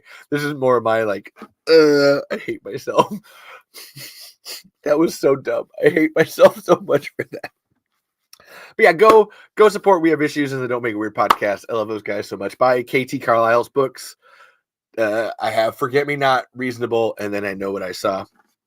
And then obviously buy Dina and Dan's book, Something Special, To Something Too Special, The Nothing in the Specials, and Thunderstruck, along with the book Ride the Lightning, and His Ragged Company, and The Case of the Giant Carnivorous Worm. Oh, go listen to Echoes in a Jar by Tommy Staples. Booyah, that's a great fiction podcast. Super short, absolutely lovely. Go listen to Sons and Shadows tomorrow. I will try to be on there. Jeff and Kevin, if you're here, I'm sorry. But go watch Jeff and Kevin's show, Sons and Shadows, and their Dead Wire Live, which is them reviewing everything entertainment wise that has happened this week. I will probably be on tomorrow, so that way I'm not breaking my promise to them. Go listen to the Cult of Odd with Christopher Dunham. Cult of Odd is back with all new episodes. They have been gone for an entire year, and Odd just came back yesterday, fucking slamming it down, throwing it hard, making me feel things, and way to go, Odd. That was fucking awesome. Listen to Buffalo and the Run for Your Lives podcast. Paige, Daphne, wherever you are, love you so much. 4:20 Central Standard Times for Sexy Sunday Service with Johnny Harmonic. Let's see. Going around. I'm looking at things. The Splattercast Boys with Dylan and Luke. Go listen to Fermented Cinema with Ian. These are all great things. Look, I'm not shilling. I just love these people. And if you're going to have a podcast, you better have a platform to like tell people that they're awesome and let other people know about how awesome these things are. But I'm looking around. Anyway, I think that's shit. That's all for thanking people. On that note, Tremors Fest news will be coming up next week. Looking to have Tremors Fest on October 3rd through 5th. We will see if that's our final date. I've already got the poster done, working on it, making it look good. We got one or two final conversations to have next week, and we will have a date settled in for Tremors Fest 35. Good night, Colby P. Thank you for being here. I did thank you, right, Colby P? I did thank. But yeah, thank you. Working on that. Tremors news, still kind of feeling things out in terms of the new Stampede movie. We'll see what happens. I'm excited. Going through. I swear there was one more thing. There's always one more thing that I'm glad you always have fun. Thank you, Colby P. I do my best. I do what I can with what I got. There was go check out the American Dad thing with Kevin Bacon. That's a good one. What else? I can't think of anything. I think I'm out. I think I gotta call it five stars. I make a 5-star. Like I said, please, everybody that's listening to this, go to Spotify when this is done and go rate this show at a 5 stars. Go to Talking Tremors on Spotify and please rate this show at a 5 stars. It would make me not sad. I just appreciate that. Alec Katori, first saw your vids on TikTok, first time watching on YouTube. So glad that other people like talking about Tremors. Oh, well, thank you, Alec. Much obliged. Who are you on TikTok? I might know you. Please, do you have your TikTok username, Alec? That way I can know for sure who you are. And thank you. Great job, Levi. I love the show. 5 stars. I know you can say 5 stars, but go to the Spotify app and put a 5 stars in. Or this one. Like I said, just share this show with everybody. Reddit and the official Tremors franchise fans group. Just share this shit out of this show. I would really appreciate it. Super duper much. Other than that, of course, I always thank Michael Gross and Michael Paul and Bill Watterson and Vincenzo Natali and Kevin Bacon and Finn Carter and Conrad Bachman and Robert Jane and Charlotte Stewart and Lori Hudson and Mike Malone and Sam Lee and Alec Gillis and Tom Woodruff Jr. and Steve Wilson and Brent Maddock and Nancy Roberts and Ron Underwood and Michelle Wilson and Matt Wilson and fucking everybody that I've ever fucking mentioned on this show that I love. That you're all great. I fucking love it. Oh, I know the podcast I forgot to say. Go listen to Chris and Colin on the Horrific podcast. God damn it, I forget you guys every time. Honestly, because I'm always thanking Chris, but I know Colin would 100% be watching this show if he wasn't in fucking Ireland. I'm over here with the fucking girl buses and the fucking it's all messed up. I don't like it, eh? That was a really shitty Irish impression. Don't tell Colin I did that. But yes, go listen to the horrific podcast with Colin and Chris and a whole bunch of other people. I love them. I love you guys so much. And then Bert once said, and that's why we're at the top of the food chain. Yeah, damn right. But yeah, thank you to everybody that I mentioned, all that I said. You're all great, fantastic. Boom. Oh, my other one. If you're in the UK, if any of you are watching from the UK and you have Amazon Prime and you can somehow get me the episodes of Tremors the series that are in 1080p and widescreen, I would be forever grateful to you. Whoever, I just would be so grateful. I would love you. Please and thank you. Please and thank you. That's it. That's all I got for that. Please and thank you. Reach out to me. Other than that, everybody's great. You're all great. Boom, boom, boom. I would love to thank my mom, my dad, my sister, and Shonday, Chantrell, Samaje, Shamar, Sahil, Shonday, Chantrell, Samaje, Shonday, Chantrell, Samaje, Shamar, Sahil, and Sion. Thank you guys so much. I love you. The Graboids may have picked the wrong fucking rec room, but we all picked the right attic. Broke into the right goddamn podcast, didn't you Tremors fans? That was worth an olive. Honestly, I'll drink to that one. Booyah. Ooh! I forgot to thank Cody Pratt. Cody Pratt was in the chat. Cody Pratt actually lives near me somewhere. Over there. Hi, Cody. Bye, Cody. I love you. You should come on the show sometime. I'd love to have you on. If you're still somehow listening to this, I would be fine with that. Cody Pratt used to, like, we'd sit up here all the time anyway, man. Why don't you just come on the show and now you sit here and it's on the screen? I'm fine with it. Let me know. And other than that, and that goes for everybody. If you want to be on the show, send me a message. We'll make something work. I'm into it. Other than that, I'd love to end with thanking my wonderful, beautiful, amazing wife who's down there playing The Sims and watching Scrubs right now. Thank you to Caitlin Marie Lutbersloff for just being my executive producer. To the Wand point, the universe provides your olives. I made a joke to Caitlin when she was coming home tonight. She's like, "Do you want me to get anything?" And I was like, "Oh, you can get some olives for the show." And she's like, "Oh, I'll go to Fairway and do that." I was like, "Oh, no. Like, I was joking. Please don't go to another store. Like, it's just olives. I'll be fine. Like, it's not a big deal." She's like, "Oh, well, I'm just coming in doing my EP, like my EP thing." I was like, "Well, I appreciate that, but don't go to another store for olives. It's not worth it. I love you." Yay! Colby P just gave me a 5-star. Now we're at 4.0 overall. Yes! Now, if we could get 10 more people to do that, we'd maybe get a 5-star or a 4.8. I'd be fine with that. That's fine. 4.8. But thank you. And then Alec Katori, my favorite phrase from the movies was, "I feel I was denied critical, need to know information." "Well, we're sorry, Bert. They just changed all of a sudden." "Hey, we would have warned you, but they knocked out the radio tower." "Well, come on, Bert. What happened?" "Well, when the radios went out, I decided to return to the refinery. But en route, I find I'm in an ambush situation. Must have been a couple of dozen of these things. Well, I dropped the first wave for semi-auto fire, but they just kept coming. Sheer luck, most of them were in front of the truck, so I just popped it in a 6-wheel and ran them down. The ones who got on board, I handled with a combination of small arms fire and hand-to-hand techniques. I am completely out of ammo."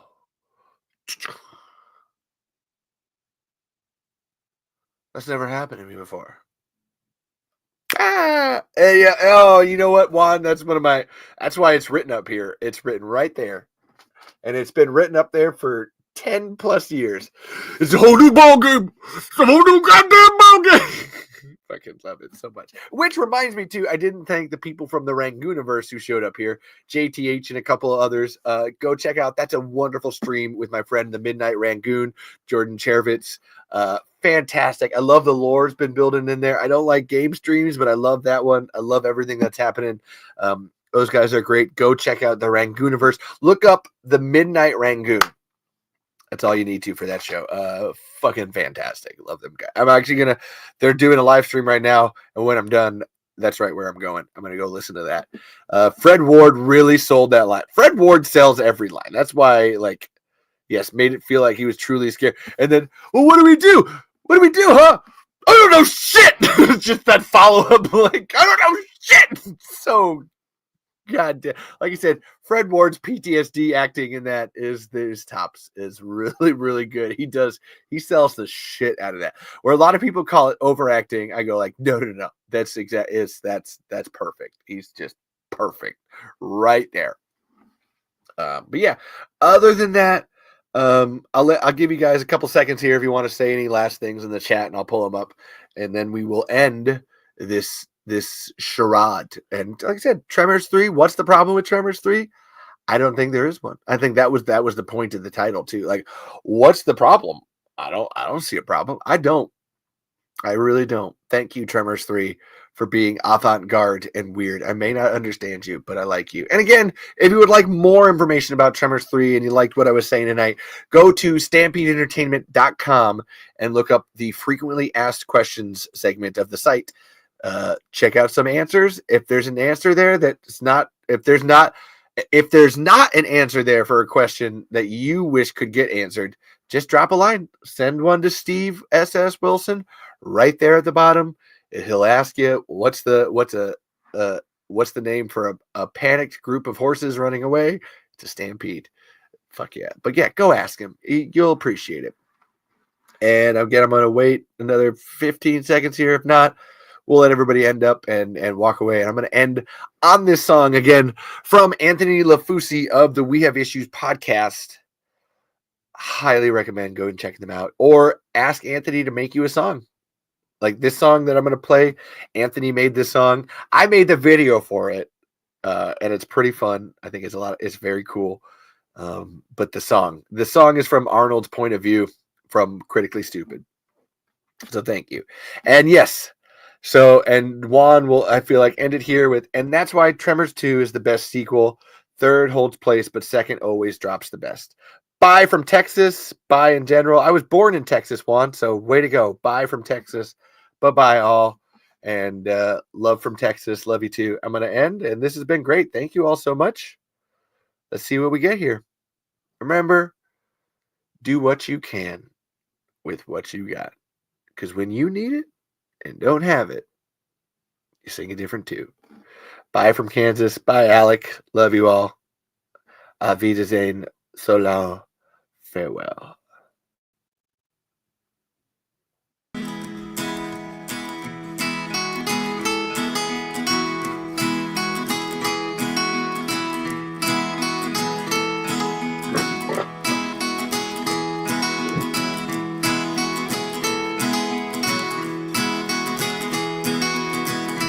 On the road, traveling through a small town.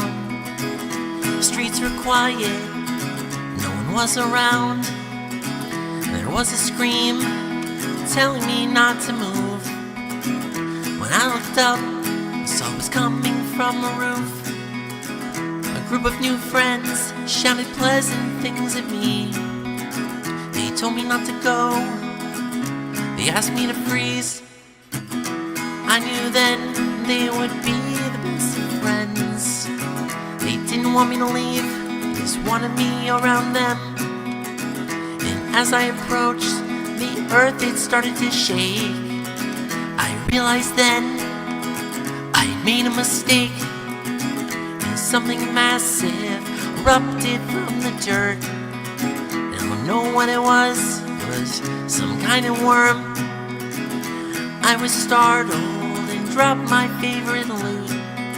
Snake tongues reached out and swallowed it, and I was like, oh shoot.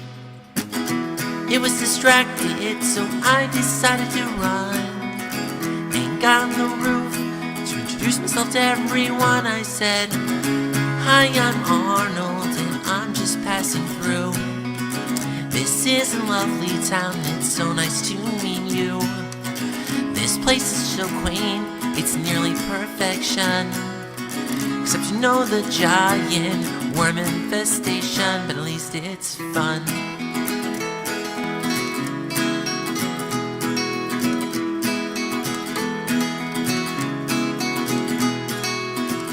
A man named Bert said that he could help me out. He'd get my loot back, so I shouldn't pout. He and his friends drove some tiny magical carts. They carried explosives to stop the giant land sharks. There was a rumble and the cart it disappeared. Then everyone grabbed umbrellas, yeah, it was pretty weird. Suddenly it rained, it was really Michael gross. And I was hit in the head by the thing that I loved most. I said, "Hi, I'm Arnold, and this is my loot. Thank you, Bert Gummer, for just being you. This is a lovely town, and I've had a lot of fun. Even with the worms, this place is simply perfection. It's perfection."